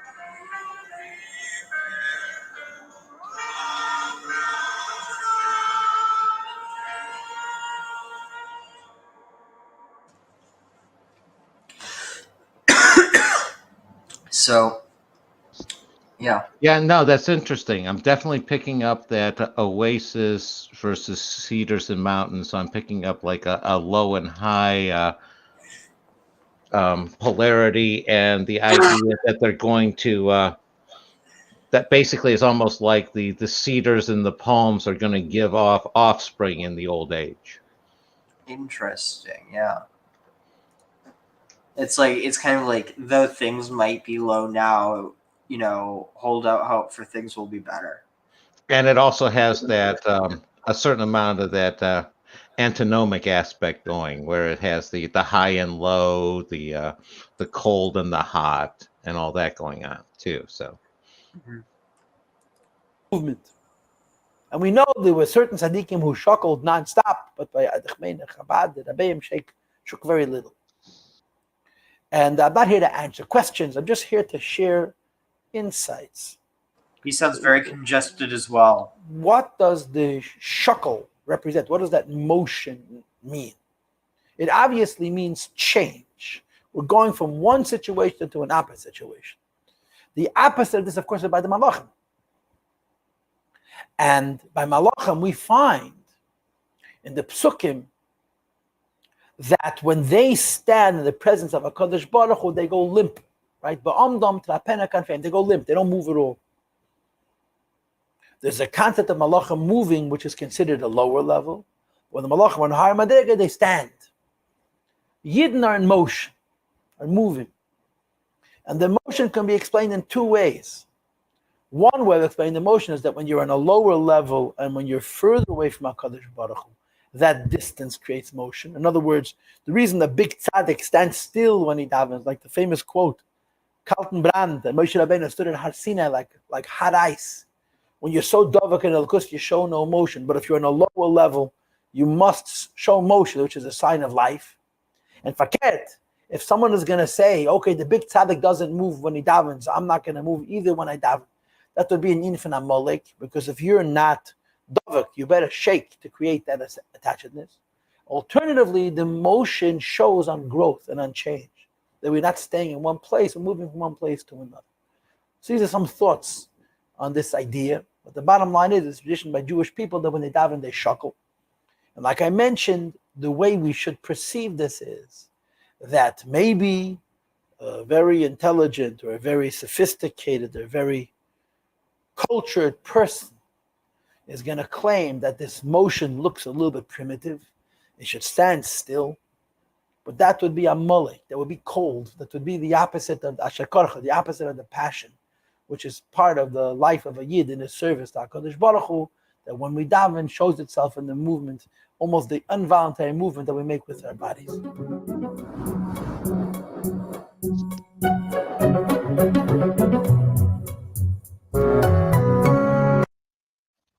very interesting. How much you want to bet they'll bring that out?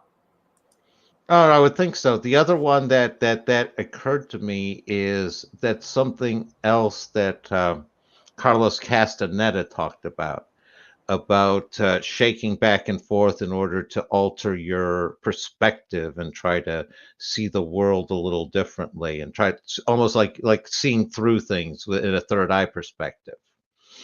And that's one of the spiritual practices that he has in there, and full body stuff. He's got some advanced stuff in there, and again, just sort of a tangent that seemed associated with this. Any thoughts, Ariel? I mean, I not particularly, but I think that it's interesting, and definitely agree with what you're saying. With a yud and wedged into the bent over nun. So this, in a sense, gives us a definition of a tzaddik. A tzaddik is a servant of God and a servant of other people who loves people. And embedded in him is the little that holds a lot. Our description of the letter yud. The tzaddik, in a sense, is carrying the whole world on his shoulders. Another meaning of the letter tzadi, when the letters are permuted, is tzayid, to hunt. This represents the actual role and function of the tzaddik from a Kabbalistic point of view. According to the Arizal, before this present world was created, a previous world, the light of creation flowed into the initial vessels and they broke. And when they broke, sparks of light and holiness were caught in each of these vessels. And this world, according to the Arizal, which is called the world of tikkun, the world of rectification, is made up of the broken vessels of a previous world.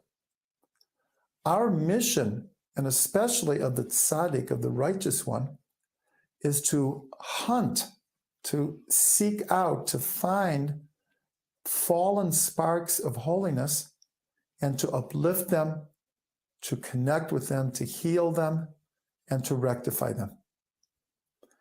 This is connected to what it says in the Torah about Yitzchak, Isaac.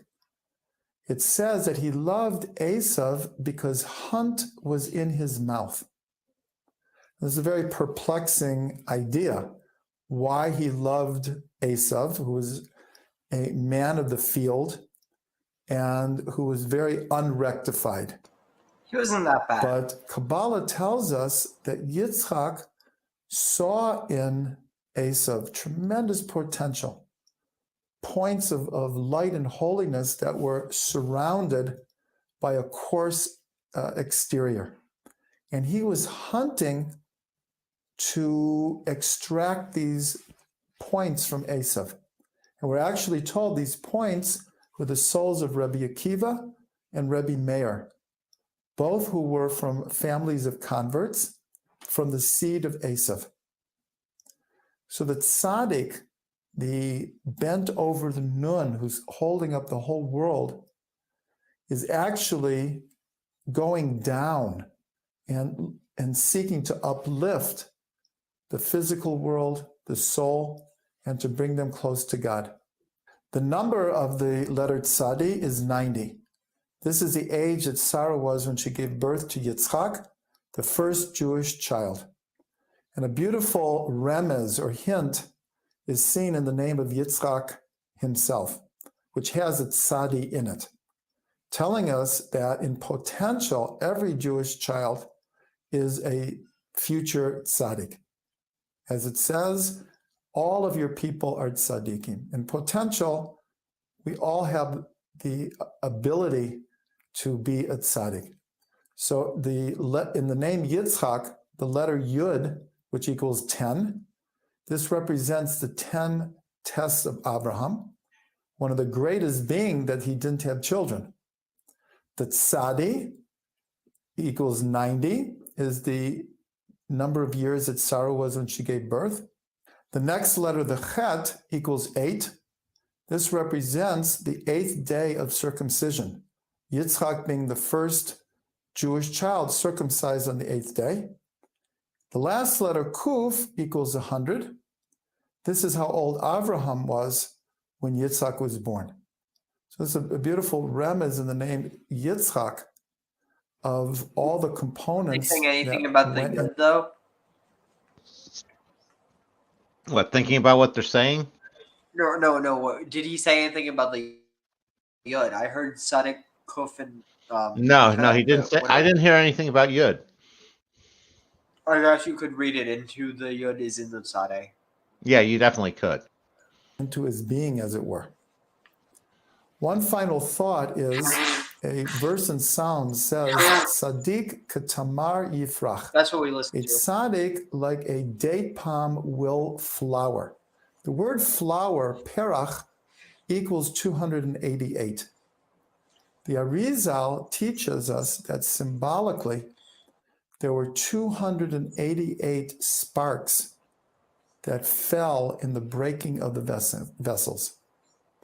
This number represents all of the fallen sparks. So this verse is all of the vessels. This that fell in the breaking of the vessels. Vessels. This number represents all of the fallen sparks. So this verse is hinting that it's the tzaddik who will redeem all of these sparks and one day make them shine. All of these sparks and one day make them shine. A meaningful meditation on the letter tzadi, or as the Arizal called the tzaddik, is to look inside and contact the point within that is righteous, that is holy, that can be everything that it can be. And to know, like the tzaddik who is bent over and carrying the weight of the world, we have a job and a mission to bring healing and rectification and elevation to all of the worlds. Interesting. Yeah, no, I was going to say on what he's saying, one of the thoughts is I think all of us are the righteous Hey, guys. tzaddik at some point in time. It's just how often we manage to achieve that state, you know. You know, unless you're actually an evil person. You do the right thing once in a while. It's a question of how often you do the right thing. I mean, it's true. Some people, unfortunately, never do it once in their life. And I mean, I guess on some level, you have the polarity. So even if they never do anything truly righteous, there's still more righteous moments. But they make a great bad example. yeah.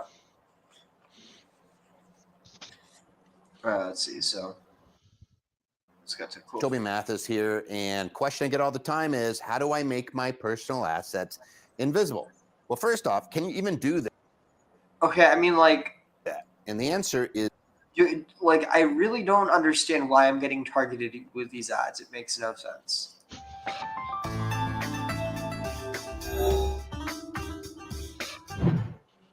The letter Kuf is the only letter of the 22 normative letters that goes below the line.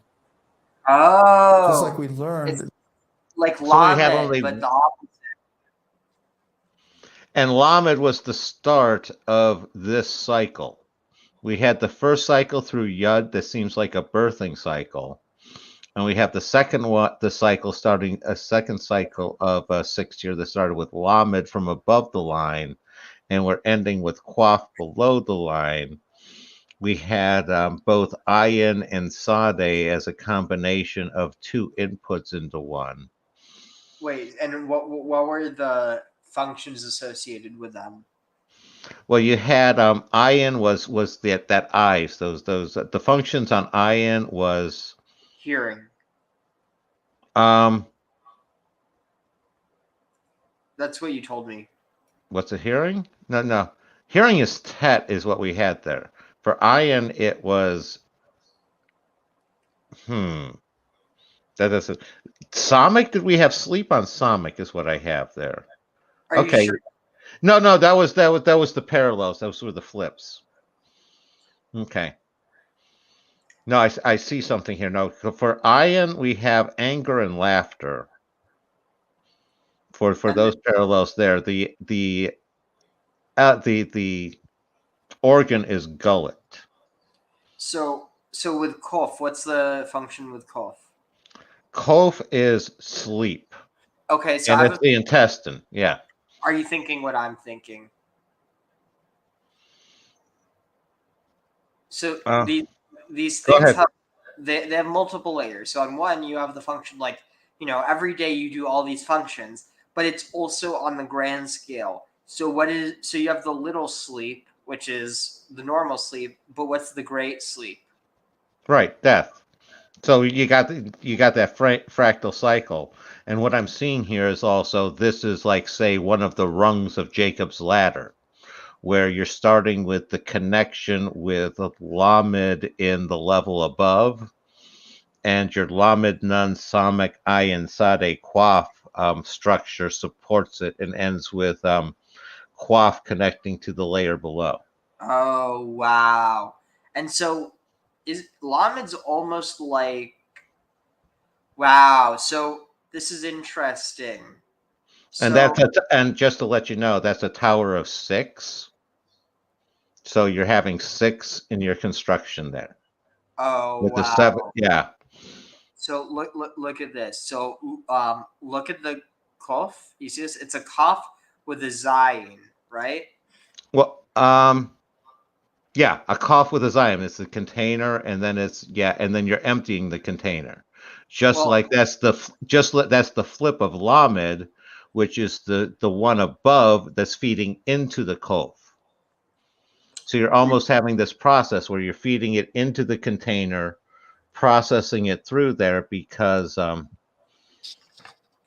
Samak is the circle, and then you're emptying it out of the circle. Well, but it's not samach because it doesn't go down. This is definitely a kaf. No, I Right? said, no, I'm saying I'm talking about the sequence. Okay. Compare quaf to lamed. It's like lamed is basically an inverted quaf. Also, so don't think of it with a Q, even though that's like Q comes from cough. Just say it like cough, like Cough? yeah. Say Okay. it like cough, but German. I'm coughing.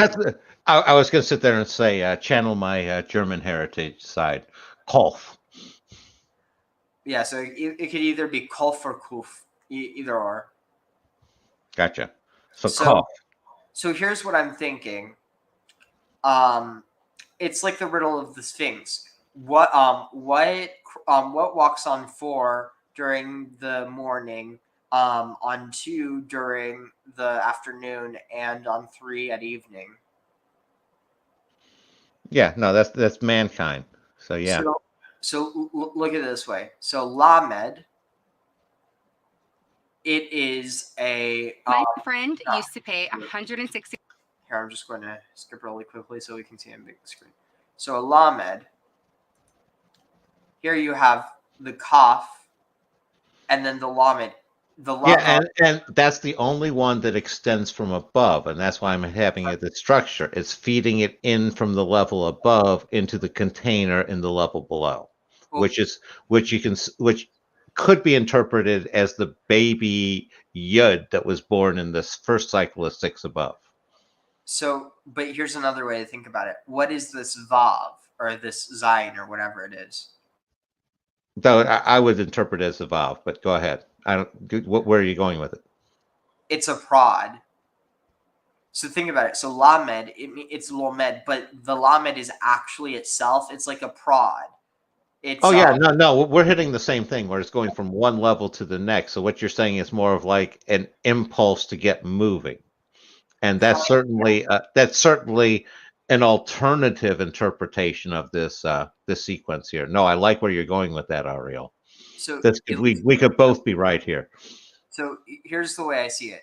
You have, the Kaf, and whether you view this as literally a palm, but this is a rod striking the Kaf, basically encouraging it to learn. Of course, I mean, nowadays we would call that child abuse probably, but so whether you view this as literally striking, a child on the hand, which don't do that nowadays, seriously, and probably shouldn't have done it in ancient times, probably could have thought of better ways. But anyway, the point is, so it's being hit from above, or it's being prodded from above, and then eventually, so Lamed Kaf. Wait. Well, you're moving to Nun next. Yeah. Oh, yeah. So Lamed. So anyway, but then if you look at Kof now it's that same Kof, but it's walking with a cane. No, I absolutely see that one. That fits as well. Do you see what I'm saying about the container with it flowing in from above and it's flowing out here, like with an alchemical process in between sort of concept? And that actually matches because I'm pretty sure. So I forget if it's with a Kof or a Kof, but either way it fits because the word. Oh wow, and it almost even looks like it's a vessel that's that's being poured out. Yeah, and the other one looks very much like one getting poured in, and you have Samik in the middle with the open. That's just the O sitting there But yeah, so with the open container. So it's like you pour it into the container. You got a process. You have it just sitting there, and then you have a couple more, and then it pours out. So guess what the word for vessel is in Hebrew? Samik. Kli. Okay. And that's spelled with a kaf, lamed, and a yod. Yeah, I see that. It's like the hand that is pouring in the lamed, and then it becomes a kaf where the water's in it. Yep. Anyway. Words in Hebrew where the same letter or word will represent two kadosh is how the sound lamed is the only letter that goes above the line. What this represents is that the lamed is the only of the 22 normative letters that goes below the line.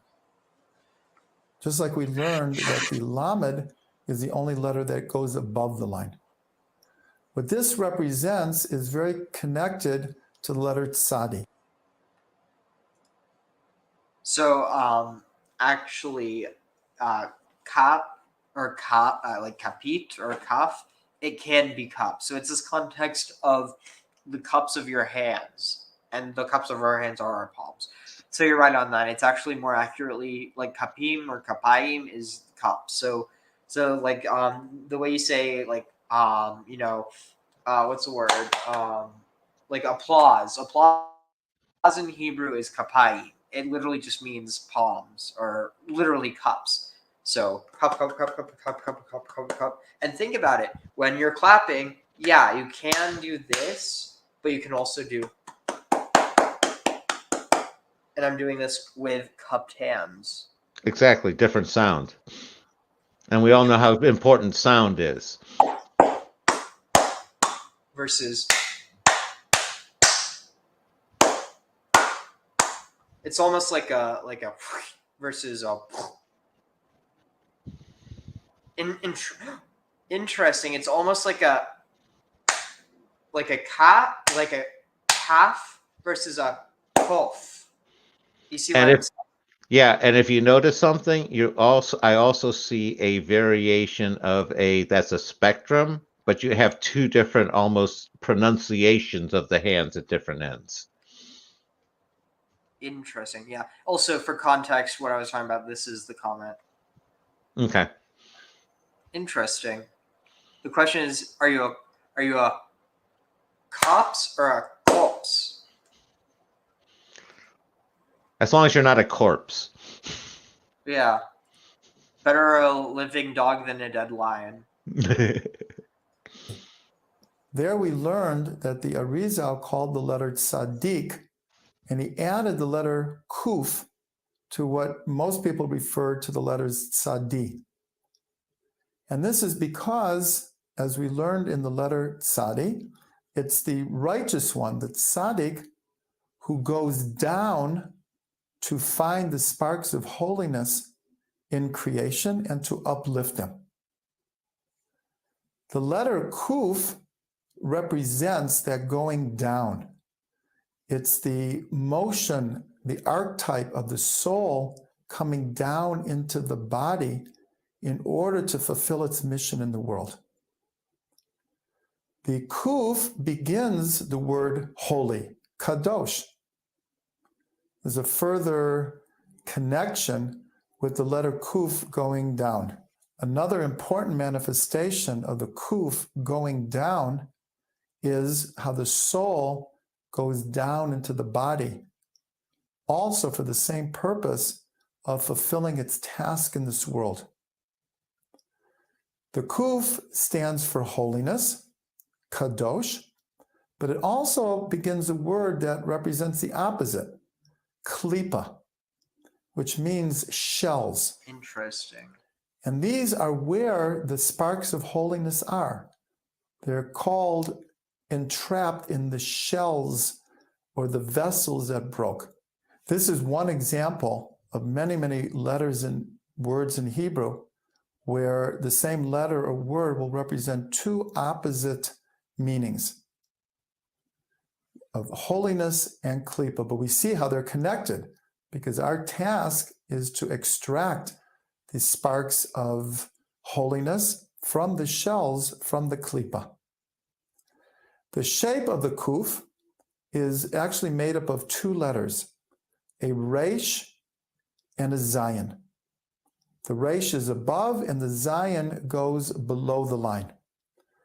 Now this spells, depending on which order you arrange those letters, zar or Zar or Raz. So Zar is strange and Raz is mystery or secret. Or yeah, no, it's mystery or hint. raz. Zar means strange. This world, in a sense, is a strange world. It is full of complications and hiddenness and fallen sparks. And so many people have the experience of feeling out of place, of feeling strange in the world. There's sometimes no lonelier feeling than feeling a stranger and having no one there. But the other way is raz. Raz means secret.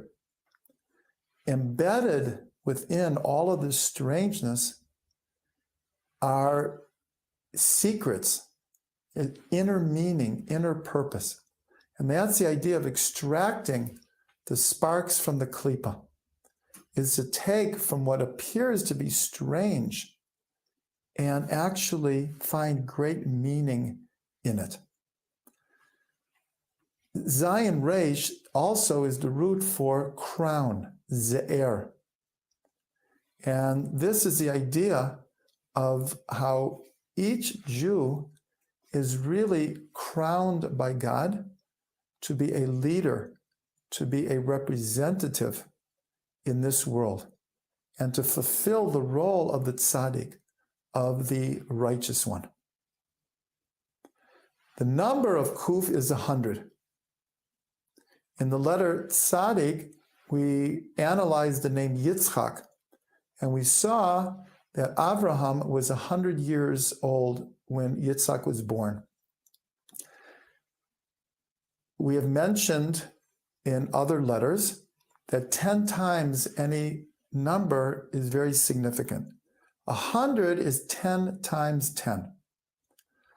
So we see that Avram had 10 tests, one of the greatest being that he did not have children.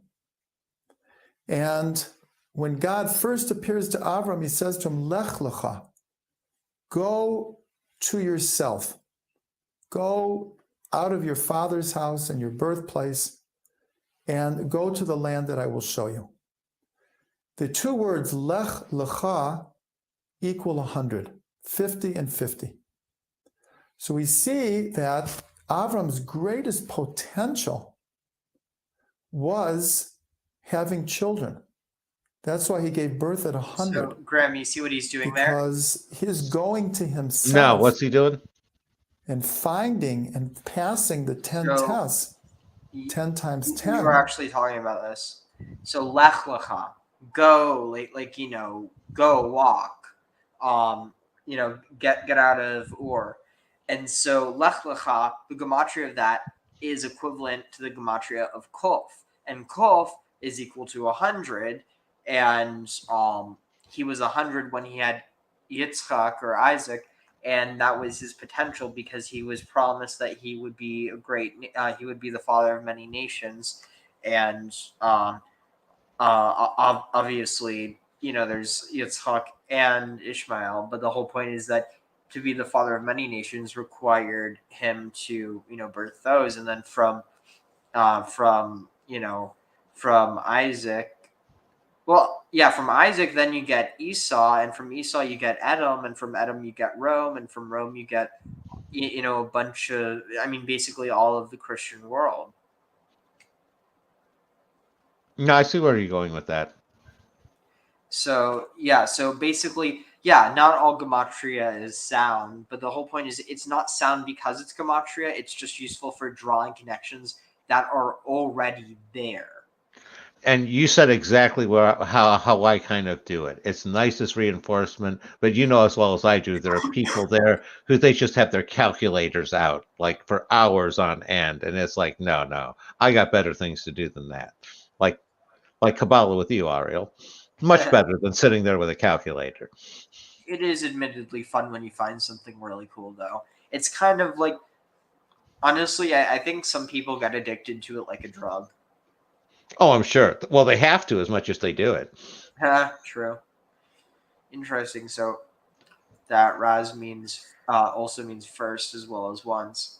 Yeah, I don't think there's a connection there, but you could definitely, try and draw ones that, like, for instance, this thing that, like, the things that happen when they first happen, it's kind of, there's like this mystery to it. And then when they're repeated, the mystery is lost. And so it's kind of like, especially in the context of, like, I think church mysteries, the whole point is that you're recreating something.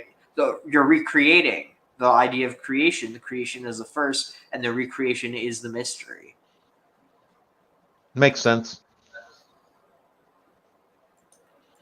Equals giving birth to Yitzhak at the age of 100. Later on, Yitzhak, when he grows, it says he went and he sowed the field and he harvested 100-fold. So here we see a full circle of going from Avram's deepest potential to giving birth to Yitzhak fulfilling his purpose as represented. And the word for to mean, like, when you sow or when you seed, zara. I'm not joking. That just, it almost sounds like a bad pun, you know? What do you mean? Oh, the way it's Sarah versus Zara? No, like Zara or Zrua. Okay, what analogy were you coming from? No, because here, look, Raish. I still think it looks more like a cough, but still, you could say Raish and then Zayin. So Zayin, Raish, Zar, and then all you need is an Ayin, and it's Zara. Okay.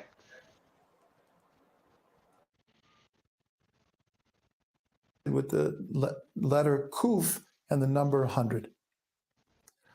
We can meditate on our purpose in the world of looking for hidden sparks, for taking the strangeness of this world and investing it with purpose and to fulfill our full potential, 10 times 10, to pass all of our tests and to give birth to new insight into the world. All right, I'm just going to look for a few videos. You're the guy with the gun, the person who would do anything to Okay, protect the ones you love. seriously, like, But I did do you know you not could know go to jail for simply why. doing- Like, why am I getting targeted for gun ads and shit? I literally do. Well, Well, you don't have a gun yet, I would think. So you're definitely part of a market that it could be buying a gun. I don't know. These people are wasting their money on you in that sense there, Ariel. I don't see you buying a gun. Well, also, I'm not going to spend any money on Jordan Peterson's courses. I'll watch some of his videos for free, but like, honestly, the first Patreon I even subscribed to was Neil's. And not going to lie, it's the only one I have. No, I understand that. Let's see. Peterson, like as I was saying with Peterson, I don't blame him because he didn't seek that celebrity. I think his 12 Rules for Life has helped a lot of people. I think he's fumbled around and had some missteps since then, though. Wait, since when? Since he did his 12 Rules for Life tour. Oh. And his wife got cancer, and he's had all sorts of he hasn't gone on the same trajectory. It's like I don't have much problem with what he did before then, but he went a little kind of leering right wingish for my taste after that. Yeah. Not toxically so, too toxically so for me, but too It's much more- for my comfort. Too much for my comfort zone. So, what do you mean by Texas location, Kara? I mean, like, honestly, thank God I'm not in Texas. Like, and I'm not even talking about politically. I mean, I could be talking about it politically, but it's more so because the weather there makes me absolutely freaking miserable. Yeah, no, I'm not in Texas. So, if that's the case, it's really bad targeting, as in completely off. Well, you get gun owners out in Arizona too, so. Yeah, true. Let's see. What was I looking for? A couple videos for us to exit with. All right. Let's see. Aleph Bet.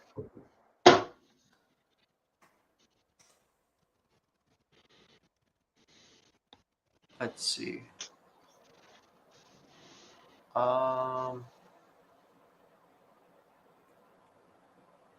Let's see. What's this?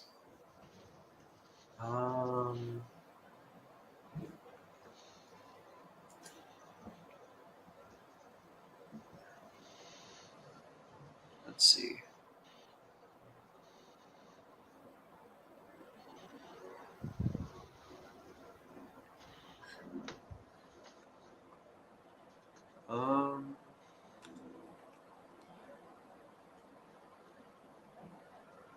Let's see. Oh, There's your pareidoia. Yeah, this. Yeah. Yeah, this is what I was Universal talking technical about before. Actually, I have a friend who brings this up a lot. I mean, honestly, bless his heart, he is very, and when I say like very far right, I'm talking like extremely far right. And I mean, at the end of the day, people are going to believe what they believe. You're not going to change their beliefs, but yeah, he's honestly As I've said so many times, Ariel, as long as they're not hurting anybody, their beliefs are secondary. Yeah. So this is also kind of where it crosses the line. What happens when you have people that want to hurt bad people, except they also think that certain people are bad because they've been told that? That's kind of the... Well, that's why you have the government buffer there as opposed to vigilantism. And in theory, the government shouldn't be going out doing that sort of thing. They should have better standards than that because they're supposed to be a reasonable moderating force. Let's Now, just say that he's one of the people who thinks that the government is the bad guys. well, sometimes they are, but sometimes they're the good guys too. Yeah. No, but I get what you're saying, but like, anyway, the point is he's really funny, and I don't mean this in like a demeaning way, but he is funny in how he brings it up, and because he's also like one of those people who he's very Christian, but he's also very anti-Semitism. So like he's also, I think, was it? I think I forget what part Jewish he is, but like he feels a very strong connection to the Jews and to Israel because of that. But it is just really funny, like whenever you get like a Nazi who shows up and all of a sudden he goes on like an attack dog, and it's like, honestly, I mean, as much as I disagree with him on some things, it is nice to know that he's not. Basically, and I don't know. Maybe this is one of those examples of where I don't know, because he does have some opinions that society could view as hateful, but at the end of the day, it's like, I think that, I don't know, it's... Well, you're hitting on a subject for a different one, because I don't know necessarily what people take as hateful these days, or what's racism. I was raised under a whole different ethos decades ago, And it's like privilege. I don't have a clue on what these concepts are. It's like people use them, but I don't know how to put them into. Yeah, I can understand this Kabbalah stuff, but I can't understand the what privilege and is these days. No, it's mainly Silly just me, silly yeah, me. it's mainly just like he doesn't. I mean, it's not like he has any like violent thoughts or like he wants to do anything or anything, but he basically just is convinced that like the LGBTQ community that he basically is convinced that it's from Satan,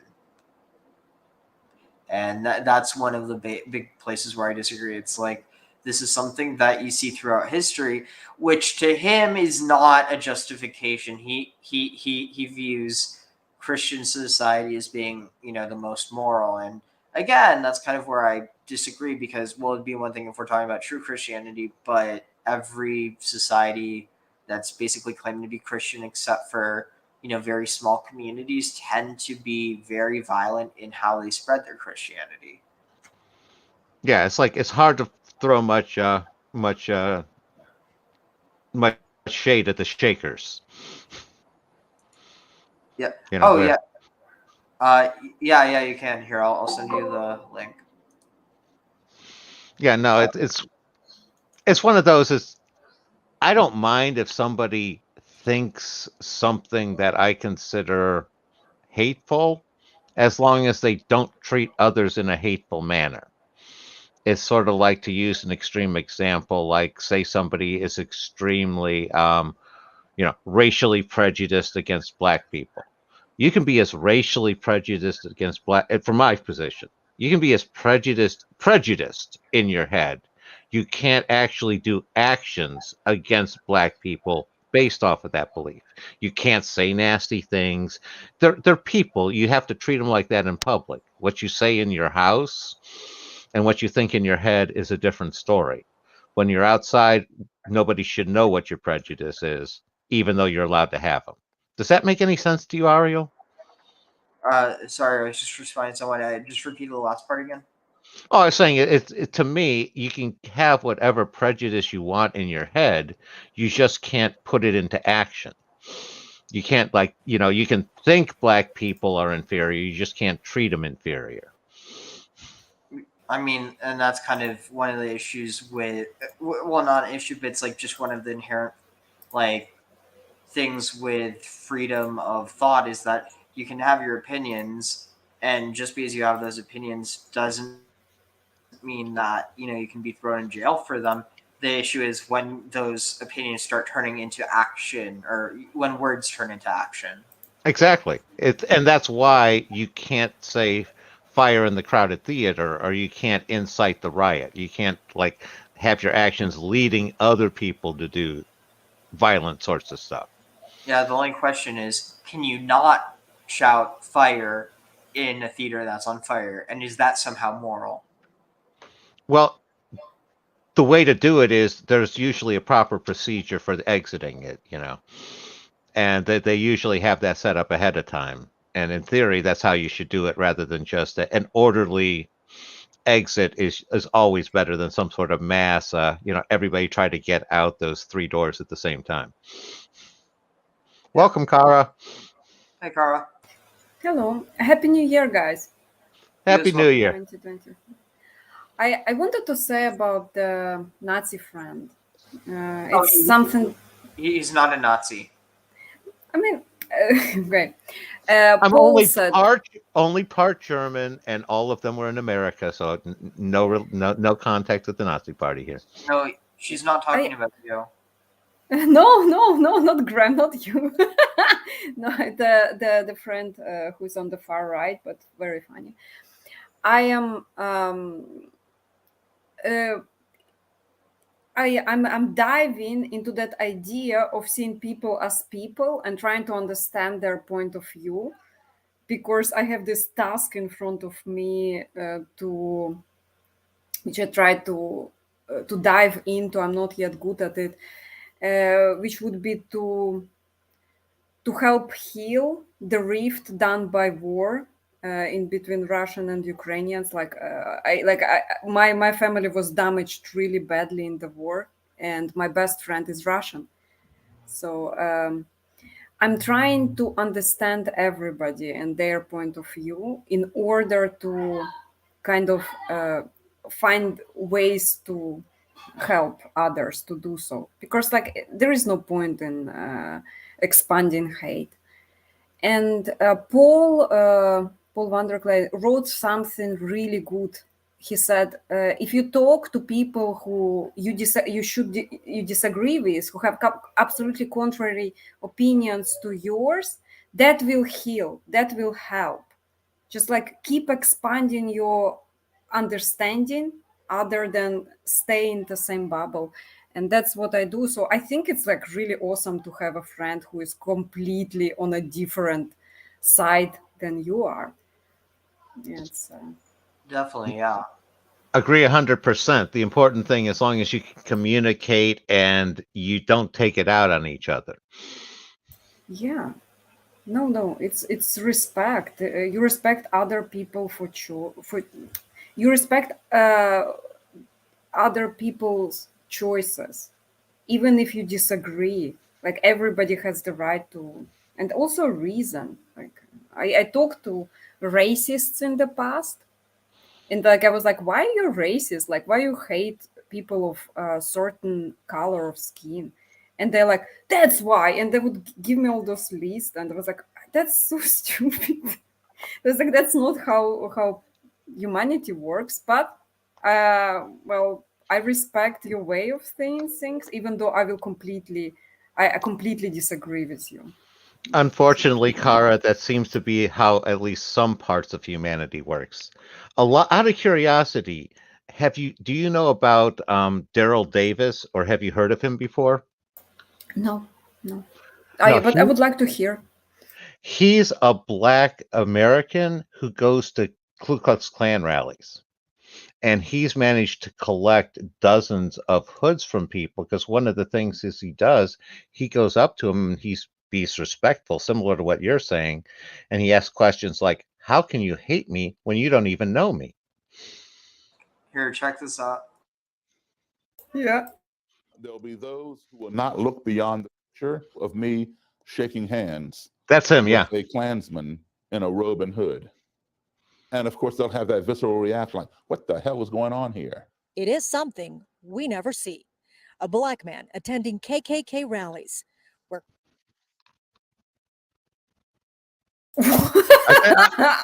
Arya got kicked out. Did he self-kick? I don't know. Sorry about that. I accidentally went back. I wanted to mention Graham's fractal in a picture. I really like it. The Mandelbrot set? Fractal. Yeah, it's beautiful. Yeah, it's the Mandelbrot set. It's basically the master fractal. Yeah, fractal in the pyramid. That's what it looks like. Awesome. What? Ariel.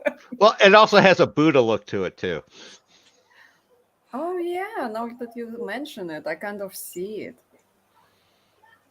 Yeah. To me, fractal is this infinity of creation thing. It keeps the Yeah, it's all self-scaling, from the smallest to the largest levels. Interesting. views are being spewed. Some of their beliefs are that African Americans, Black people, are born with smaller brains, that we are inherently lazy, we are inherently prone to crime, raping people, especially white women. Despite that offensive ideology, Daryl Davis has spent decades befriending members of the Ku Klux Klan. How do you talk to someone when someone's calling you the N-word? Because you take the higher road. You know who you are. There is one question Daryl has repeatedly asked members of the Klan. How can you hate me when you don't even know me? They've never had an answer that they can come up with that justifies how they can hate me. His conversations with Klansmen resulted in something Daryl never expected. I would find things in common. And as I began to build on those commonalities, the things that we had in contrast as build on, I would find things in common. And as I began to build on those commonalities, the things that we had in contrast as trivial as skin color began to matter less and less. And as I built upon those commonalities, a relationship was formed. In the last 30 years, Daryl says 200 members across the country have left the KKK as a direct result of his involvement. He was very vicious, very violent, and very racist. But at the very end, he said that he respected me. Many of those who've left have given Daryl their robes and hoods. He keeps them in his home. It's a journey that is documented in the film Accidental Courtesy. I consider Frank to be my friend. I consider Daryl to be my friend as well. What do you think about the current tension in America? The culture of racism existed long before Donald Trump, long before President Obama, long before Bush or Clinton or whoever. We, American citizens, are to blame for fostering that culture of racism. Yeah. Talking about race in this country has been taboo for a very long time. People don't want to talk about it. Daryl believes the only way to end racism is to confront it head on. Progress is made when you give somebody a platform where they can express their views, even if you don't agree with them. When two enemies are talking, they're not fighting, they're talking. It's when the talking ceases that the ground becomes fertile for violence. Gina Silva, Fox 11 News. Lady. It's just like I want to mention the purple outfit of the guy next to him. He was like a wizard. It was so fun. That's the Ku Klux. He is a wizard. That's a Ku Klux Klan wizard outfit. That's what they call them. A grand one. It's Ku Klux Klan. It's like massive LARP of dorks or something who are like just like hating somebody for skin color. Yeah, they're like D&D, but with hatred. Okay, do they do saving throws as well? Oh, fuck, that's fun. Oh my god. But yeah, it reminds me of this song.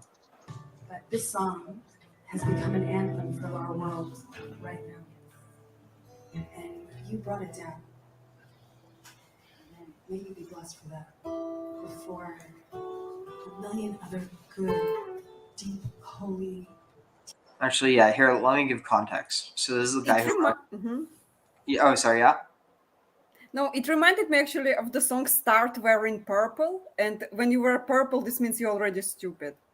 Oh. There is a song by I by never heard Ukraine. that. I never heard that saying before. It's a favorite song by Jordan Peterson. Actually, he named that song as his favorite song. It's a song by Gogol Bordello.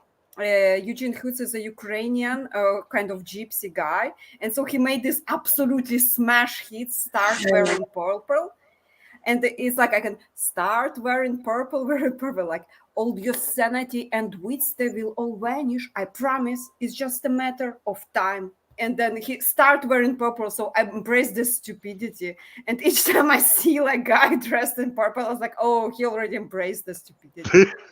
I'll have to remember that one. I'll have to look up that video. I will try to post a link to Stop Wearing Purple now. Here, I found one. Hopefully this is not, let's see. Oh, shoot, never mind. I don't know. It should be fine if it was live, but I'm not sure. We'd always just watch it off air, but here, let's see. Just play a little. What?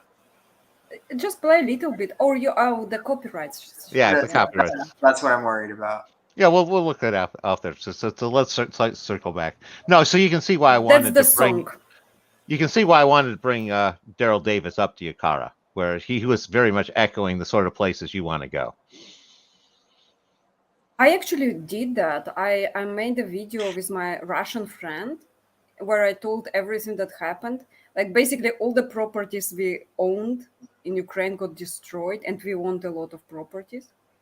And my mom is like now in a different city with all her family. And it's really easy to hate Russians, and I could fall into that, but I have to keep all my powers of deconstructing anger in order not to do that. And yeah. So Oh yeah. I actually, it was very helpful. I've seen that guy before. I did not remember the name. I have seen that person before doing like reaching out to Nazis. So like how funny that Nazi is. Yeah. Yeah, guys, check out Start Wearing Purple. It's that song of embracing this madness as a yeah. All right, here. So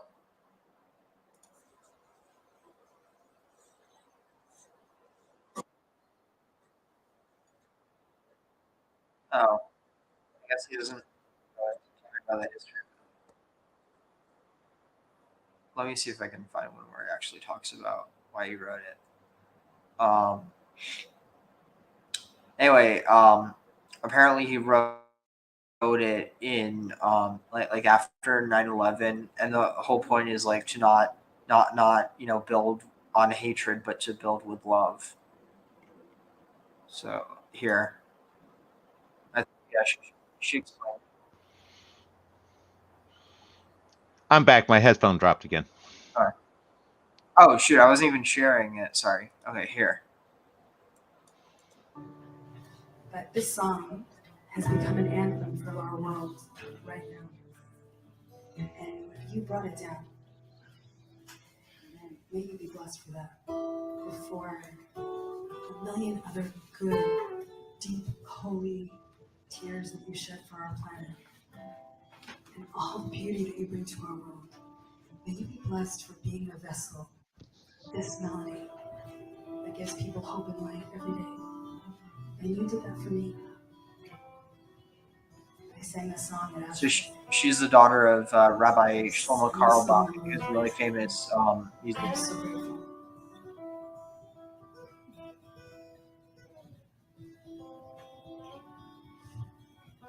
And he's a Rabbi Menachem creditor. I stood up in this spot 20 years ago, drumming on that shulchan. A lot of people here. It was Simchas Torah. We stayed until 4 a.m. I didn't know it was your birthday. Sometimes it takes a while to figure out what you were celebrating in the first place. So the words of this song is pretty simple. It's 3 Hebrew words. I'd love you to sing with me the whole time. Olam Chesed Yimaneh. This world is in deep, deep need of rebuilding. So we can do that only if we put chesed first. It's a kind of love you just can't hold back. Thank God for all of our voices. It doesn't work if it's only some of us.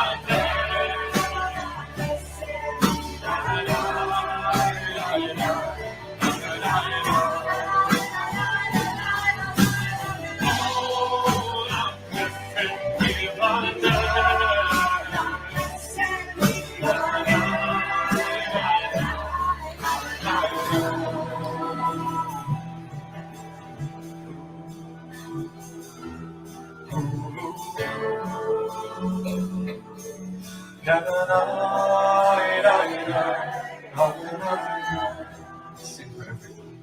Sing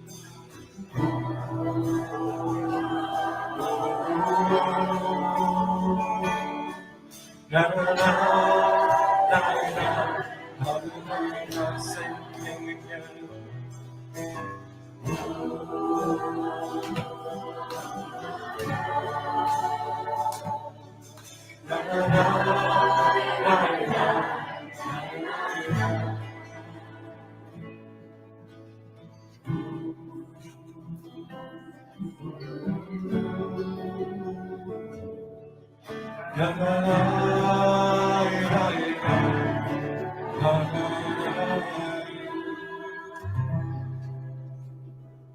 Yeah, it's one of my favorite songs. I didn't actually know the history of it, that it was written for or after 9/11.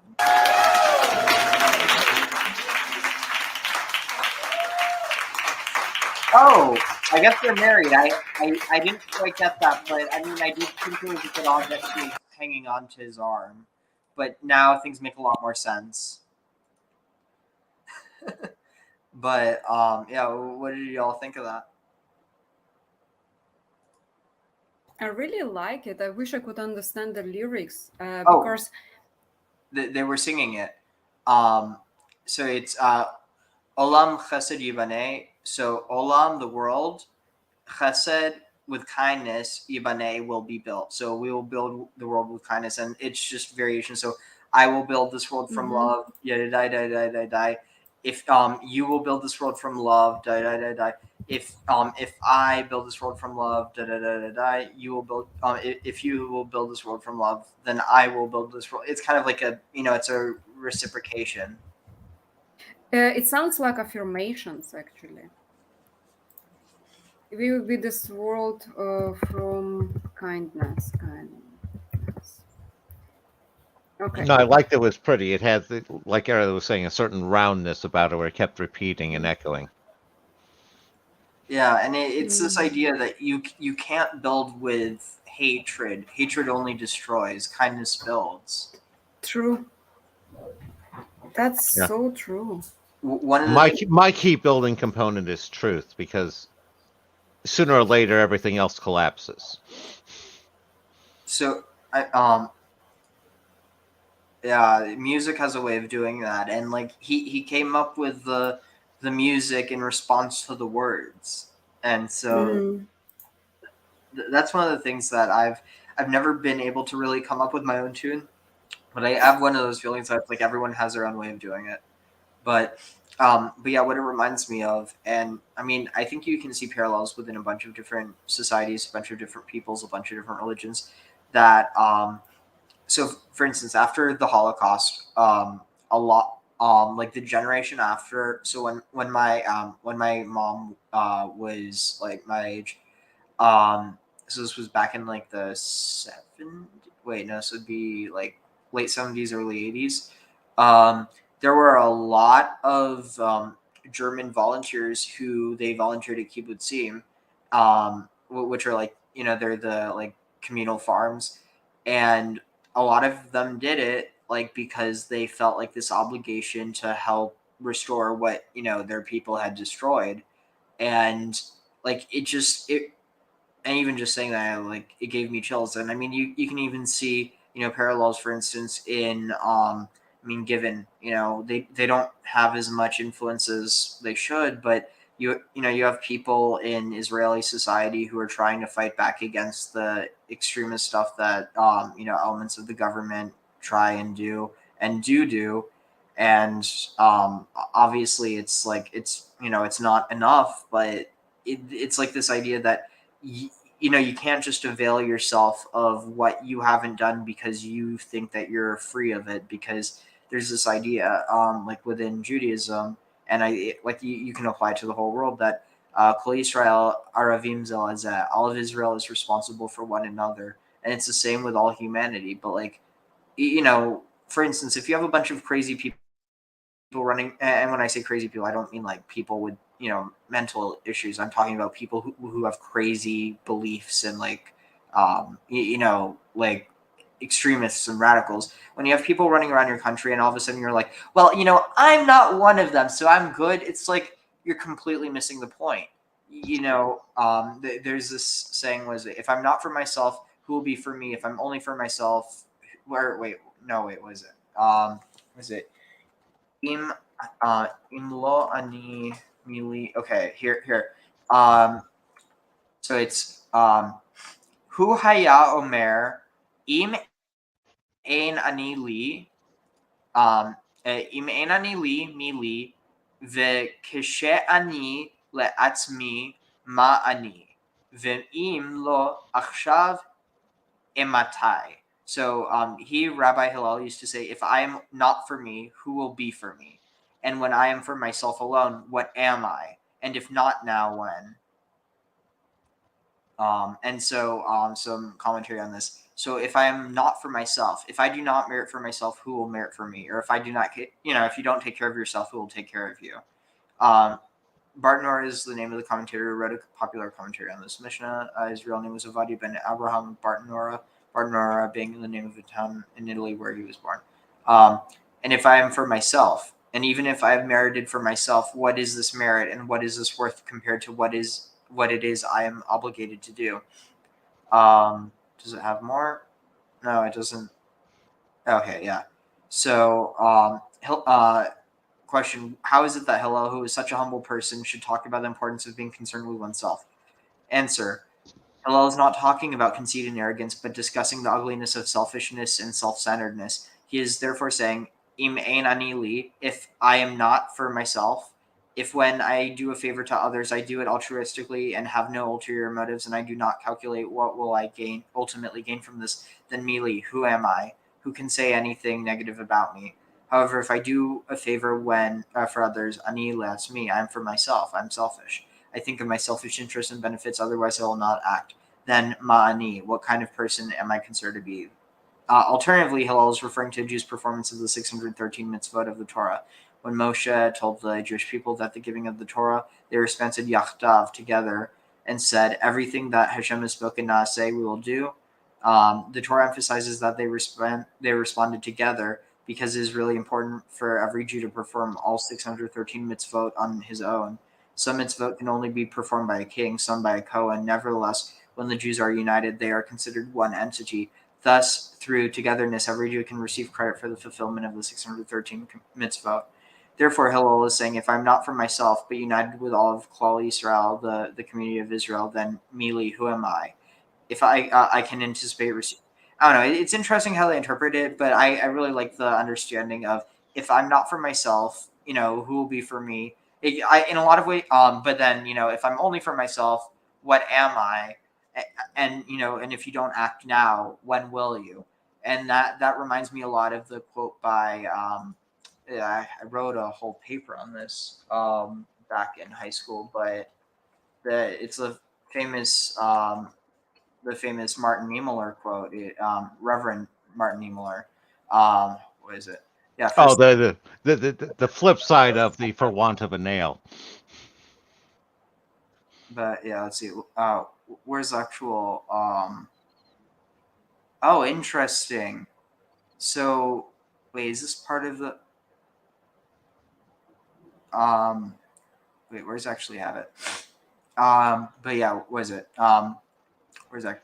First, they came for the socialists, and I did not speak out because I was not a socialist. If I'm only for myself, what am I? Then they came for the trade unionists, and I did not speak out because I was not a trade unionist. Then they came for the Jews, and I did not speak out because I was not a Jew. Then they came for me, and there was no one left to speak for me. That's from Martin Niemöller. Wait. Oh, at first I thought it said this quote is misattributed, but no, it is attributed. So no, it's mistakenly referred to as a poem. That's what the.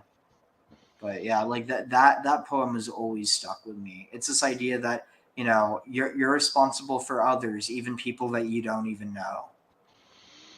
And I was going to say, I have something to say on if you could go back to the other quote, the Hillel quote, real quick, Ariel. I had something to say on that. Yeah, I'm trying to see where it was. Let's see.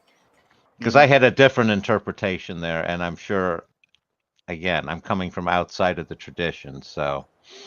Oh yeah. Yeah, so let me get that. Yeah, if I'm not for myself, where's the quote? Here. You used to say, if I am not for me, who will be for me? When I am for myself alone, what am I? If not now, then when? Here's my interpretation, and this ties it back to what we've been dealing with, and that's whole Ouroboros thing. And since Kara also helped identify that one, it's nice that she's here for it. And it's a matter of that whole being and becoming that I was talking about the chain of being is linked with becoming. And it's the idea for me, in order to become, I have to be. And it's the idea that I have to exist, continue to exist. So I have to be for myself. However, what is that existence for if it's not for the other people? Because that's part of the becoming in this cycling. It's from the individual out to the universe, and then back from the universe to the individual in that Ouroboros cycling that we've been talking about. That would be sort of my interpretation as to what Hillel's getting at. And the point of what he's talking about is sort of an eternal now concept. You only have one action. So what's your action going to be? And I kind of paraphrase some of what he's talking about in the focus being me instead of we. I mean, being we instead of me. It's when you do a me, it becomes an us versus them, and that's when all the conflict starts. And as long as everybody's focused on a we, as opposed to somebody going off on their own with me, everybody gets the benefit in the end. That's sort of my sort of take on that area. Again, since I'm not coming from the tradition, I know I'm off base. So what am I missing on, Ariel? Or Kara, please correct me. Honestly, I just think that there's a pluriform interpretation. I don't think you're wrong. But again, it's not necessarily what is meant by it, but it doesn't mean it's wrong. And that's one of the beauties of interpretation. As I've said before, that's one of the things I've always loved about the Jewish interpretation of Scripture. I mean, you have to keep in mind that, Like, so there's this one tune to Adon Olam. It's like Adon Olam, Hashem Allah, da da da da da da da. Like, it's literally taken, or it might be a different one that I'm thinking of.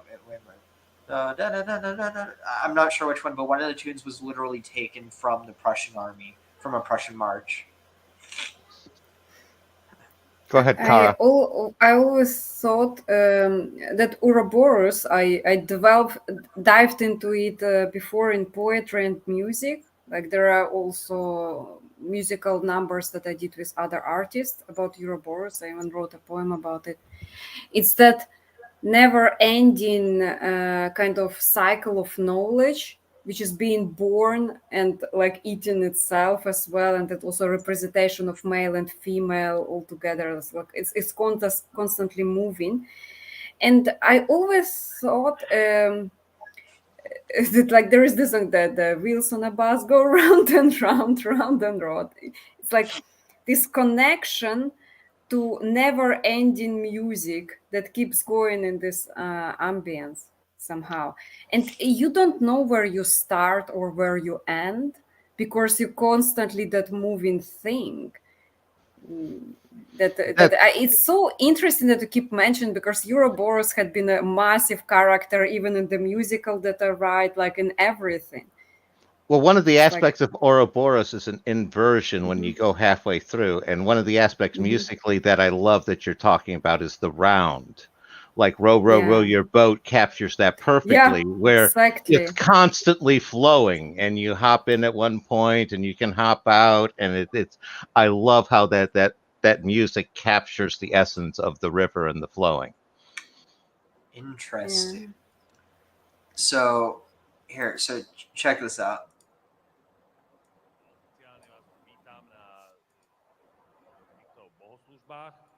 A predtým by som ešte chcel poprosiť rabína Zeva Štífela, aby sem prišiel, a pýtal som sa ho, že ako mám uviesť to, čo tu zaspieva, tak povedal, že to bude pieseň zo srdca. Rabín.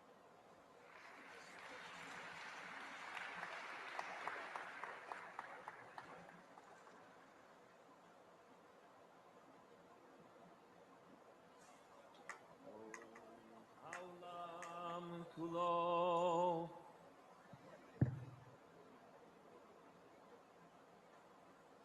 גשר צר מאוד,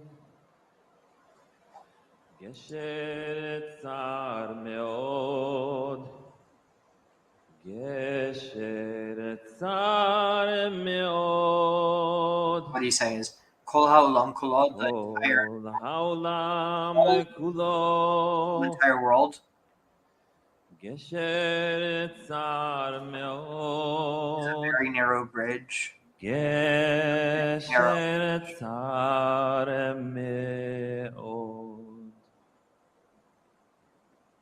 Kol haolam kulo gesher tzar meod, gesher tzar meod, gesher tzar meod. Kol haolam kulo gesher tzar meod, gesher tzar meod,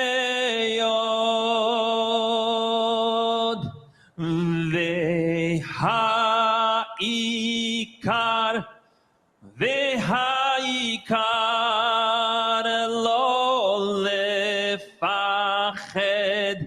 lo lefached klal, v'ha'ikar. So, and the most important thing to remember is to have no fear at all. V'ha'ikar lo lefached klal, v'ha'ikar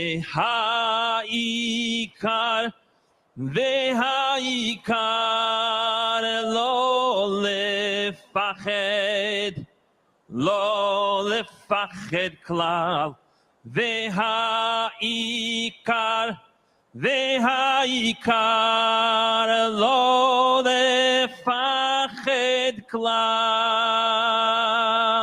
The whole wide world is a very narrow bridge, is a very narrow bridge, is a very narrow bridge.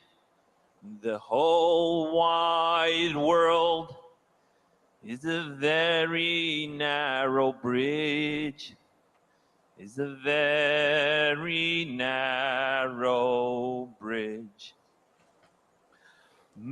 But the main thing to recall is to have no fear.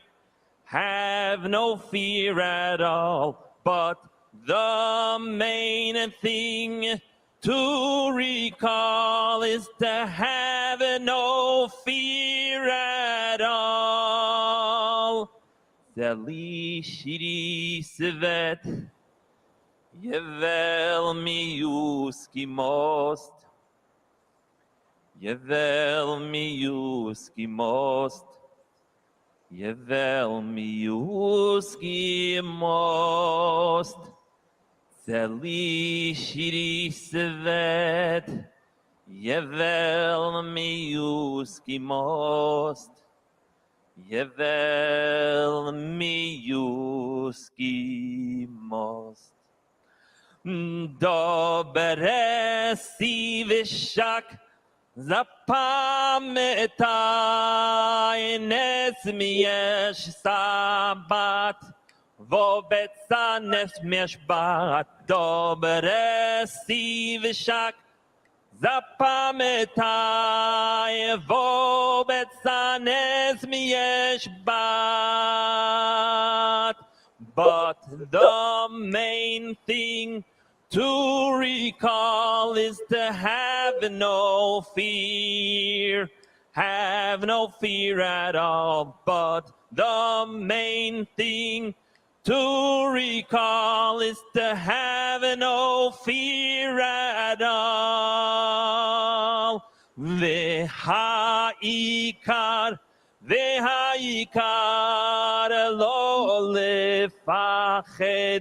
lo lefached klal. Dobresi v'shak zapametai vobet sanes miyeshbat.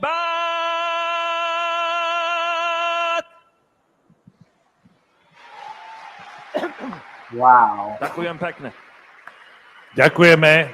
Ďakujeme rabínovi Zevovi za krásnu pieseň. Ďakujeme. Again, I'm sorry, like as an entertainer, the faces on the crowd didn't seem amused for some reason. The beginning was beautiful. He's got quite a voice.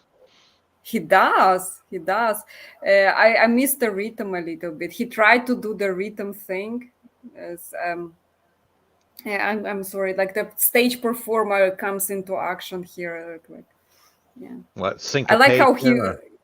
he stayed with it. What was the lyrics though? The world is. So the whole entire world is a very narrow bridge, a very narrow bridge, a very narrow bridge. Yeah, whole wide world. Hold on. The whole wide world is the very narrow. Interesting. And then it's a beautiful song. And then the next part is the main thing to recall is to have no fear at all, and then it just repeats. But yeah, it's honestly such a beautiful song, and it that was actually written by Rabbi Nachman of Breslov, and so oh my god, so let's see, oh you've got to see this Breslov Hasidim, was it Mitzvah Tank?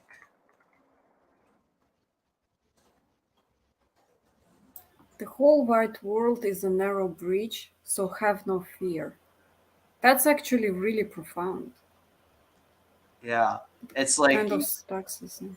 it's like you can either be afraid all the time or realize that all of life's a gift. And this is wild. Oh wait, here, let's see where Carrie is advising something. The album with the symphony.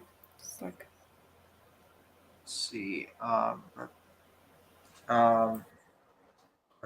Nachman Van. Okay, here. I think this should be it. Oof. No. Here.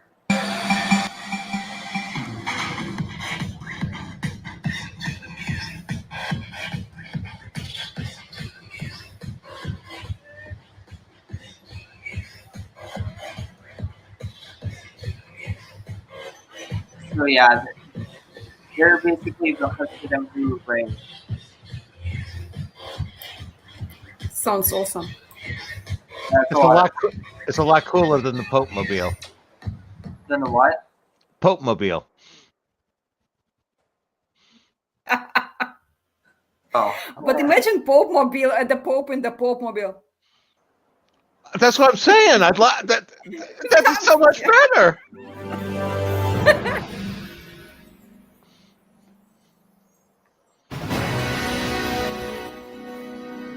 I haven't seen that emoji on Discord list.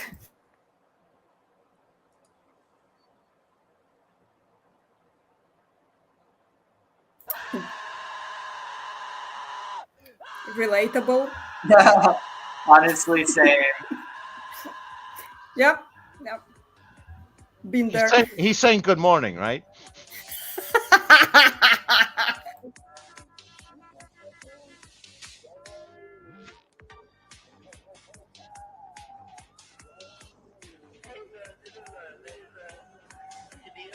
Honestly, I'm not going to lie. These are probably the people that I would spend my time with. No, but do you know what's magic about those? About what? It's the most magic about those is synchronized heartbeats. If you go into concert and you get that, you synchronize the heartbeat of the crowd. So, yeah. That's also another potential I effect know for the going back and forth. Is like synchronizing I clocks. also know that song. I actually wasn't that song in Spanish originally. Check that. Yeah. Yeah, so they basically took the tune from that one Moldovan hit. Yeah. Was it? Numa, yeah. I even know the lyrics to it in Romanian. I could see this working in discos. That's definitely working in discos. Like actually, Graham, I don't know if you know this, but I told this to Ariel. Jewish music had been played in weddings in Ukraine a lot, especially Hava Nagila. It's actually with that tune, like, and then Hava Nagila. Like, do we actually do that? I mean, I have a feeling it's a case of cross-pollination back and forth, because I'm pretty sure it actually started off as a as a Russian tune.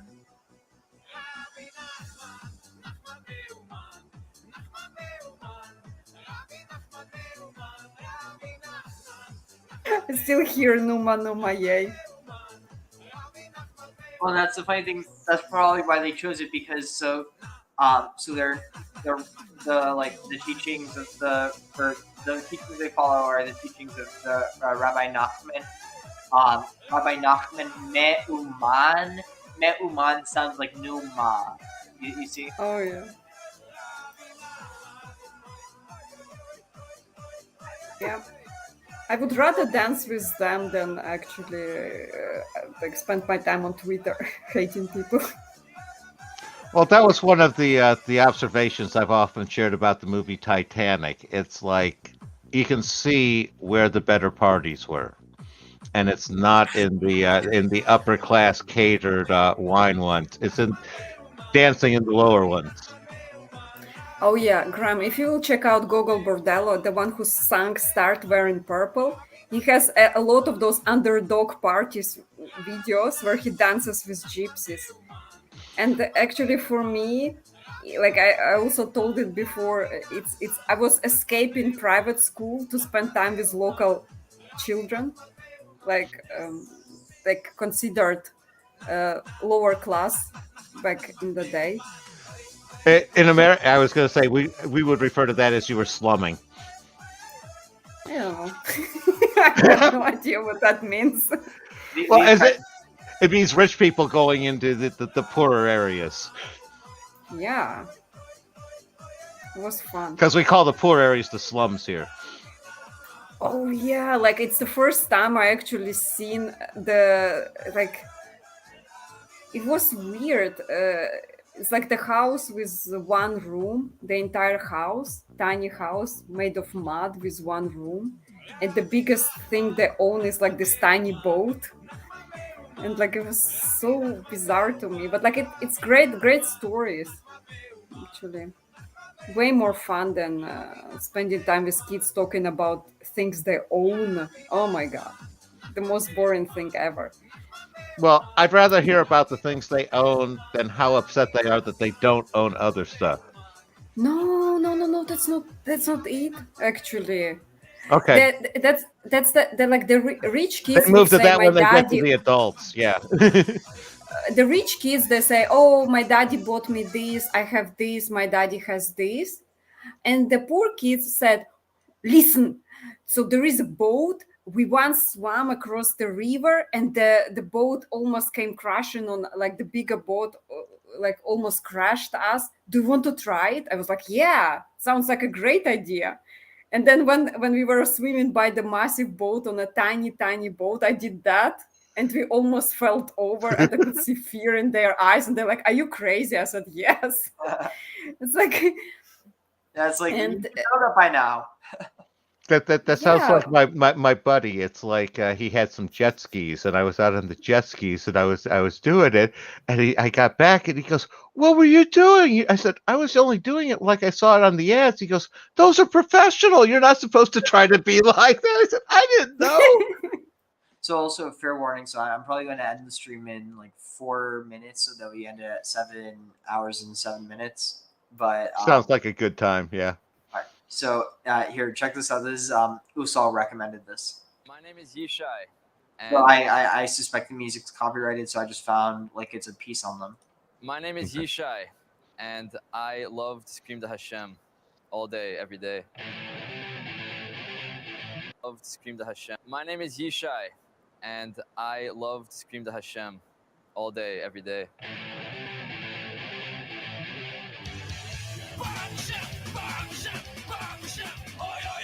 I would describe my music as a punch in the face of godliness. I would compare it to old school punk rock. Mashiach Oi is a Hasidic punk rock band from Long Island, New York, who praise God by screaming at the top of their lungs. Their goal is to bring the Mashiach, or Messiah, into the world through their music. The Carl Bach.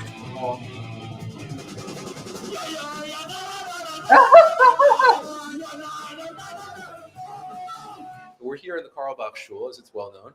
And here in New York, the Carlbach Shul is also a mecca for people who wouldn't fit in otherwise in a shul. So it's entirely appropriate for us to be here because, we don't necessarily fit in with Jewish programming. And for me to play here is an honor and a pleasure.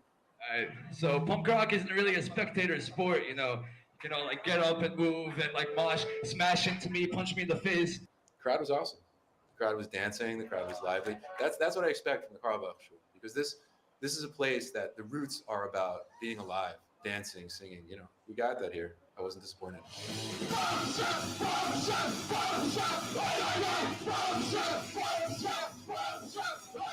So we played for, we played like more than half our set. And then I was told by the rabbi who was sitting behind me, he's like, "Yo, you guys got to turn it down."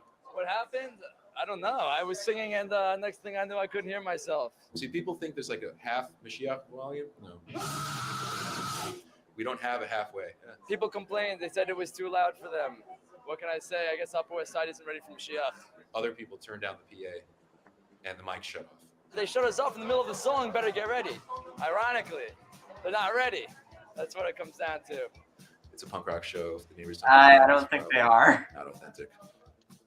I was going to say, in their case, we were talking about, you know, that the hand is a fist in their case. This world we live in. This world is sheker. This world is nothing. There's only Hashem, people. So he said the world is sheker, the world is lies.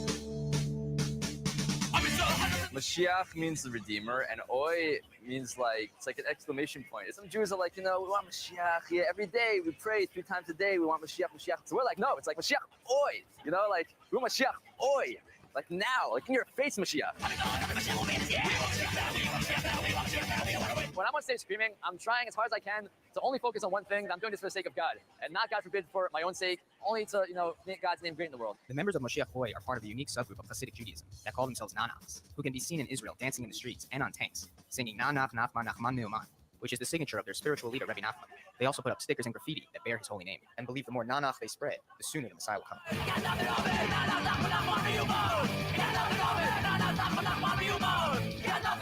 No! Ariel. What? I thought you would do 777. Damn it. Oh. Well, I could always do like 27 or 30. Welcome to the Mashiach Hoy Palace. This is where the Yeah, Mashiach I'll do is. 7. This place, Camp Shabbos. This is just this is like Yeah. studio. This is like you can set like a brain, and what you see live is like heart. You do 49 as 7 squared.